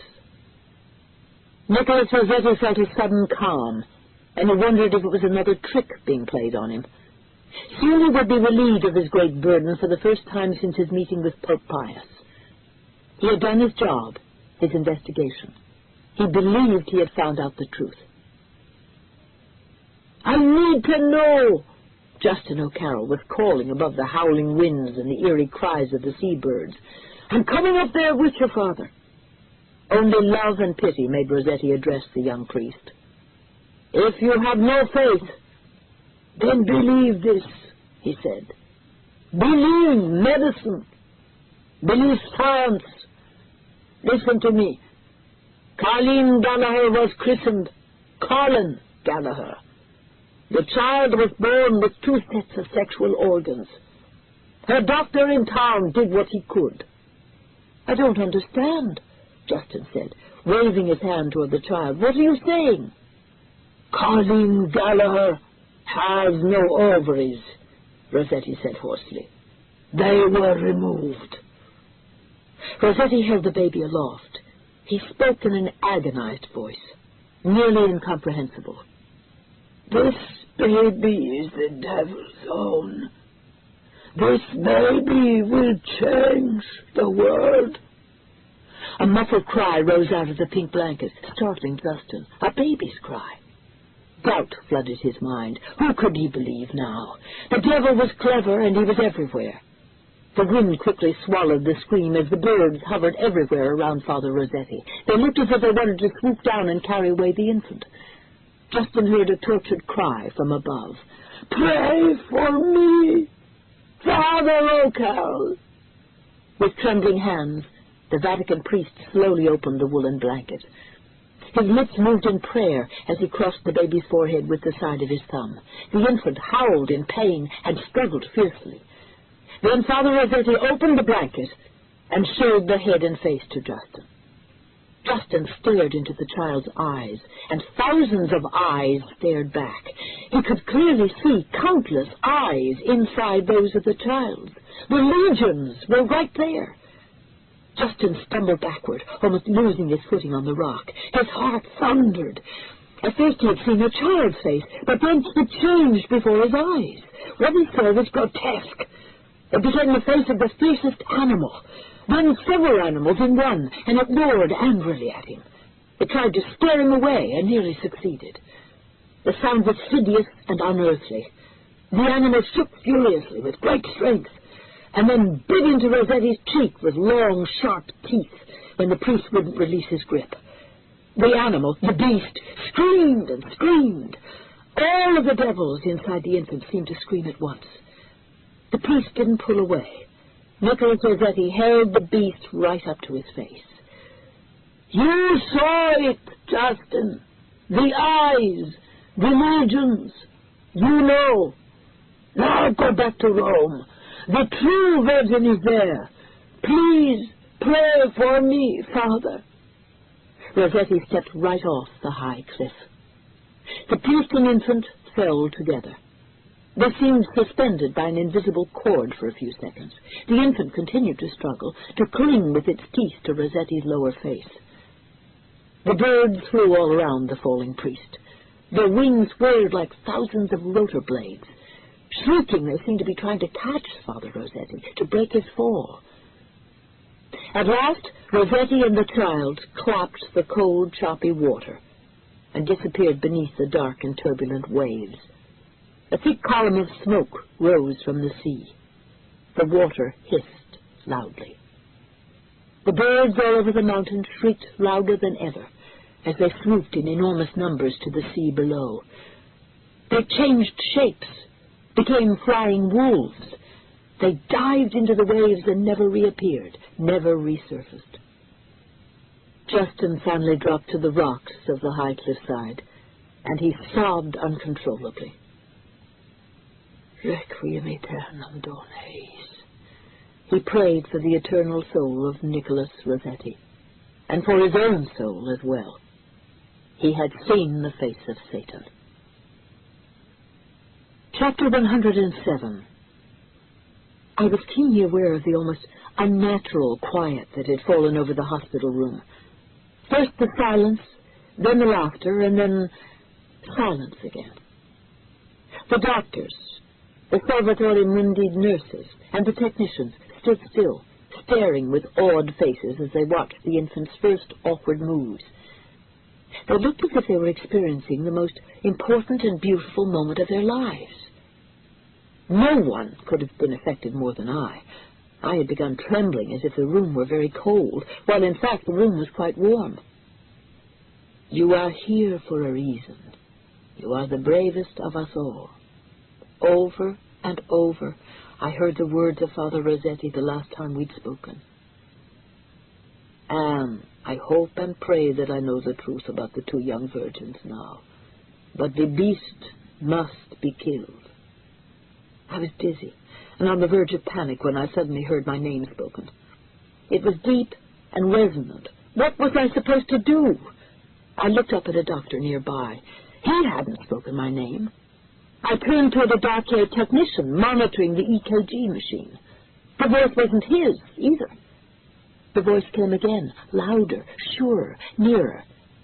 Anne, it called to me, it must die, or we will. An eternity of suffering for mankind. Kill the beast, Anne. Kill the child, now. I moved closer to the doctor, closer to the child. My body was quivering. In the name of the Father, kill the child of evil. We were promised a clear sign at the moment of the divine birth, Father Rossetti had said. He said it was a matter of faith. Did I have faith? Why me? Why had I been chosen to be in Rome? I recited simple prayers from my childhood. The Hail Mary, glory be to the Father. I felt terribly alone in the hospital room. I heard the deep voice again. In the name of the Father, and of the Son, and of the Holy Spirit, kill the child. My hands were trembling, and my legs were weak. I could barely stand, but I took another step closer to the infant. My eyes checked the table of sharp metal instruments used during the delivery. There was a scalpel I could use. I nearly fainted at the thought. It repulsed me. You must, Anne. That's why you're here. Give him to me. I finally spoke, hearing my own voice as if it were someone else's. Let me hold the child. Let me give him to Kathleen. As I reached out my arms, Dr. Annunziata suddenly turned and handed the child over to a nurse. Something in the doctor's eyes gave me pause. Was I imagining it? Or had Annunziata observed something about Kathleen, something that I needed to know? He spoke quietly to me, confidentially. The girl is no longer intact. Kathleen Bevier is not a virgin any longer. I heard the regret in the doctor's voice. This is not a holy child, but he is still a child of thought. The voice in my head stopped abruptly. This infant wasn't the Savior, but it was an innocent human baby. The nurse holding the baby wrapped it with a clean blanket in a few deft movements. Then she presented the baby to Kathleen. Kathleen took the child into her arms. Her eyes immediately filled with tears. I saw that the baby had the same blue eyes as Kathleen. She looked into the baby's sweet face, and I could see a mother's love wash over her. My son, she said. My baby boy. I believed that. I believed in the mother and her child, and I believed that my investigation was finished. Chapter 108.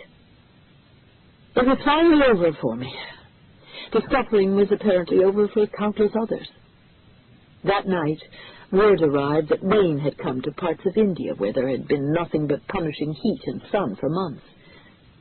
Children with polio stopped arriving at hospitals in Boston, Los Angeles, and elsewhere. The plagues that had run rampant in Asia and Mexico suddenly, miraculously ended. It would be someone else's job to decode and demystify everything that had happened, not mine. I still didn't know what had occurred in Ireland. I couldn't reach Justin. No one had called Rome from there, at least not to my knowledge. A room had been reserved for me at a nearby hotel, and I decided to walk there from the hospital. I was bone-tired, but I didn't think I could sleep. I tried to stay off the main streets for fear I might be recognized. I didn't even know the name of the narrow cobblestone alley where I was walking, but it didn't really matter. I wanted to be alone, and I was. Suddenly I was driven to my knees by a hard blow to the center of my back. The pain was terrible. I looked around but saw no one behind me. My body began to shake and wouldn't stop. A deep voice spoke to me, and I could feel and smell hot, stinking breath. You failed your church, Anne. You failed again. I don't think I did, I protested. I didn't fail. I was struck again, even harder than the first time. Then I was pressed face down into the dusky cobblestones of the street. I tasted dirt and then my own blood. I was petrified. You're willful and disobedient, and now it's your turn to die. You can join Father Rossetti and Father O'Carroll. They're already dead. They died horrible deaths in Ireland. No! I yelled as loudly as I could with my nose and mouth jammed into stone. They're not dead! Leave me alone! I took another incredible blow. It was as if a bat had struck my head and neck. I touched the place where I'd been struck. No blood. You can't hurt me, I yelled even louder this time. Suddenly I wasn't afraid. I picked myself up and I stared defiantly at where the voice seemed to come. Where are you? Why don't you show yourself? Coward! I yelled. There was a flash of light. Nicholas Rossetti stood before me where no one had been a moment before. He was on his feet, but I could tell that he was dead. His skin was waxy and pale and blue in places. His eyes showed no movement.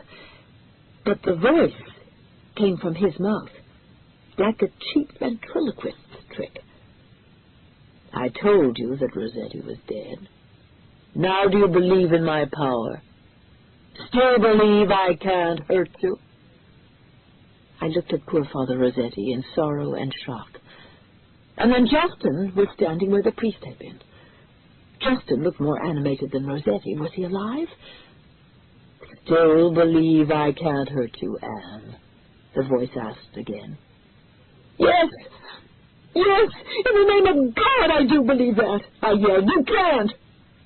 I walked toward Justin, and tears were streaming from my eyes. I kept going, and when I got to him, I slowly reached out my hand.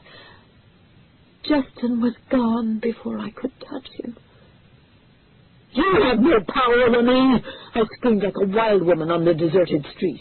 Be gone! You can't hurt me! Go! Damn you, go! I stood my ground. I was strong. Father Rossetti was right about that. And then I swooned. I dropped to the street like a sack of wet sand. But it was more than a faint. It was a powerful loss of consciousness, like nothing I had ever experienced. I was afraid that I was dying. Chapter 109. I seemed to actually leave my body, and then to arrive within an intricate, detailed vision. I tried to be a skeptic, an investigator, but I couldn't. The vision was too powerful, too overwhelming. I had no choice but to accept it. I saw a plain clay house high over a busy marketplace. The air was hot and dry, and I knew I was in a town called Nazareth. I have no idea how I knew this, but I did.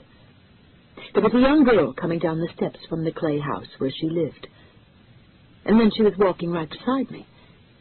She looked at me with dazzling blue-green eyes. She was young, and she was very pregnant. I knew that this girl who smiled at me was the Virgin Mary. This was Christ's mother.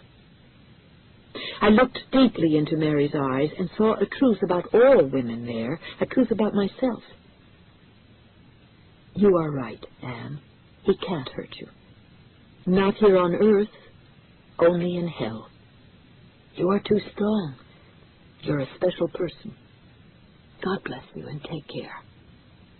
Then the scenes before my eyes began to change rapidly. They came and went in split seconds. I found that I could take in all the details with ease. It was almost as if I had known everything before, and the vision was a memory. In the distance, across a long stretch of sand, I saw Jesus, as if he were here in the present time. He was nailed to a crude wooden cross, his limbs contorted grotesquely. Then I was with him, looking into his face above me, and crying as I watched him suffer in the most gruesome and obscene manner. Jesus was a lovely, dark-faced man. His eyes were closed. His body was scourged and wounded in so many places. A hideous, plaited crown of thorns pierced his head. I had read the accounts of the crucifixion in the Gospels. Now I understood it for the very first time. The scene shifted. I had a flash of real-time cognition. I knew who I was, where I was. I wondered, what is this vision? Am I insane? I thought of Justin again. Was he alive? Then I thought of the cloister where I had taken my vows. I remembered poor Father Rossetti and his intense questions, and I knew that he really was dead. The tone of the fast-flying images changed. Something like a shattering earthquake shook me. As I watched in terror, a tidal wave covered the crowded streets of a major city. Buildings were crushed. Thousands were drowned in an instant of horror and evil. I felt the all-powerful, deep presence of the beast. The voice was calling my name again, and it was so real. I prayed. I reject evil with all of my strength. I reject evil. I reject evil. My eyes opened. I felt a stirring inside my body. It was painful, but then I felt the deepest calm. I knew that a miracle had happened. It had happened to me. And I finally knew why I had been called into all this, why I was here. I was pregnant, and I was a virgin. Chapter 110. The following morning I awoke early to the sound of a phone ringing beside the bed in my hotel room. I picked up and heard, "I'm here. Can I come up, Anne?" Tears immediately filled my eyes. My body shook. "Yes, come now," I told Justin. He was alive, and he was in Rome. It took Justin a couple of minutes to get upstairs, time enough for me to splash water on my face and run a brush through my hair. My stomach felt funny, but I needed no reminder that I was pregnant. I was certain of it now. The night before I had bought and used a home pregnancy test, and it was positive. There was a knock, and I hurried to the door, realizing that my feet were bare, and I was wearing an old nightgown, but not really caring. I opened the hotel door and fell into Justin's arms. I let myself go. I burst into tears. We hugged, and then he kissed me. And if there had been even the smallest doubt in my mind that I loved him, it was gone. I pulled away so I could see him better. I felt so good about him. I almost couldn't believe that I had gone so many years without feeling what I did now. It was such a long time not to experience love. There had to be a reason. And now I thought I knew what it was. "More than anything," Justin whispered, "I missed you. And I was so afraid I would never see you again. I dreaded that more than dying in Ireland." "Tell me everything," I said. "Kathleen's child isn't the Savior, Justin. Kathleen isn't the Virgin Mother." "I know," he said. "Father Rossetti told me what he knew during our last few hours together. He's dead. He died horribly, and so did Colleen's child. The child was the beast." I told Justin what I had seen on the back street between my hotel and Salvatore Mundi Hospital. Then I told him about my condition. Justin stared back into my eyes. "Rossetti said that the true Virgin was here in Rome. He meant you, Anne. He said that the message of Fatima was that there would be more than one Virgin Mother, and that one woman would bear the Savior. One would bear the beast." "Colleen?" I asked. "She isn't dead? She's all right?" "I brought Colleen to Woodbine Seminary. She's being cared for there." I saw Satan, Anne. The eyes of the legions of fallen angels were in the eyes of Colleen's child. Thousands of eyes, like tiny pinpricks. Such incredible hatred and evil in those eyes. Like nothing I've ever seen or imagined. "Hold me," I whispered, and Justin did. I felt safe in his arms. I felt totally accepted and loved. "I love you so much, Anne." He told me what I already felt so strongly. "I love you, Justin. What do we do about it?" He knelt before me and softly bowed his head. I love you with my heart and soul. I know that I love you for eternity. I have to leave the priesthood. Then please marry me, he asked. I knelt and faced Justin. I wanted to be as close to him as I possibly could be. I needed to stare directly into his beautiful eyes. Yes, I will marry you, I told him. Chapter 111. 9 months later, Children's Hospital, Boston, Massachusetts. Who can tell about the ways of God? Who can truly understand? I certainly can't. The tiniest, most precious baby was in my arms. The child was only moments old, eyes open and staring directly into mine, actually holding my gaze. Not 1,000 eyes, just 2 beautiful blue ones. It was a perfect child, but I didn't need the doctors to tell me that. I knew. I just knew. Dr. Maria Rocco leaned in close to me. She was a lovely woman, but not commissioned by the church to be here. Gently, she brushed the hair away from my face. I saw something in her eyes. This doctor, who had confidently delivered thousands of children, was confused. She finally spoke to me. Anne, she said, with hushed reverence, you were still intact. I know, I said. The baby whimpered, cried, then pulled at me in a most glorious way. Tears of happiness rained down my cheeks. I let down the front of my gown and gave the infant my breast. I thanked God. I didn't completely understand, but I knew this was good. This was right. It was 9 months since I had suddenly and mysteriously received the incredible gift. I had conceived without having sexual intercourse, and now I was delivered of a healthy child.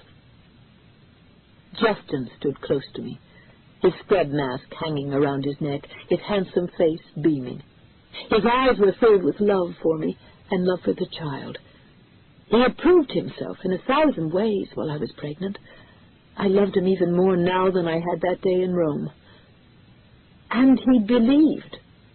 We both believed in this miracle before our eyes. I didn't know what would happen after I left the hospital room, what the child's life would be like, or mine either. But I knew happiness on this day. I never wanted it to end.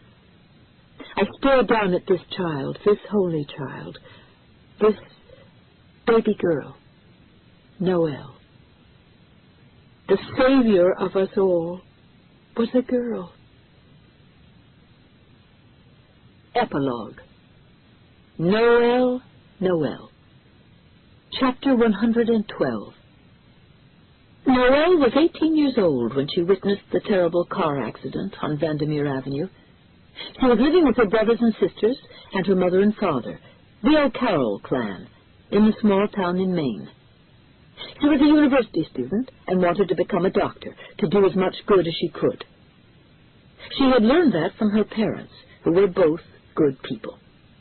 They taught at the University of Maine, but they also operated a home for wayward young women. They had always been loving, caring parents.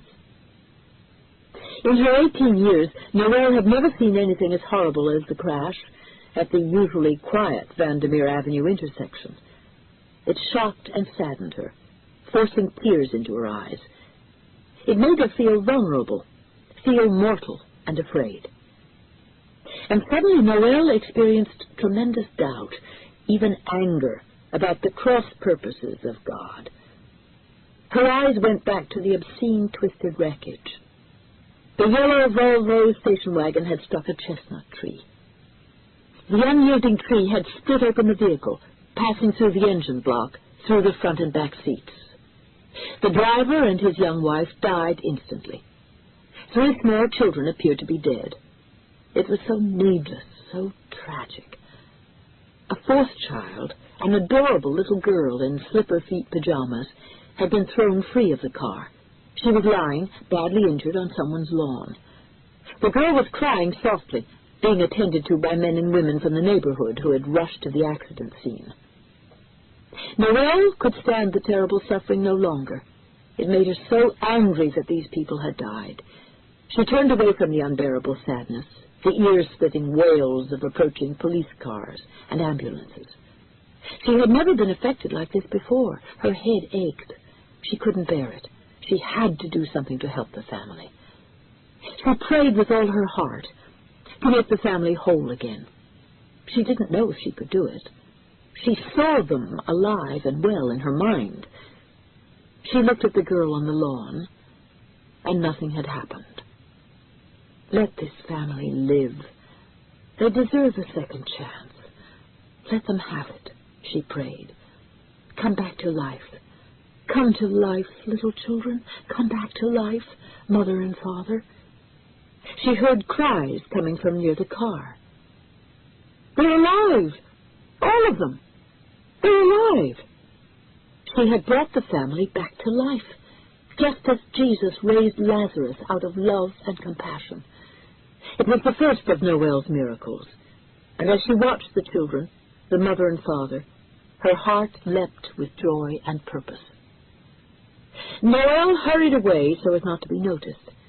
She had no way of knowing that she was being watched.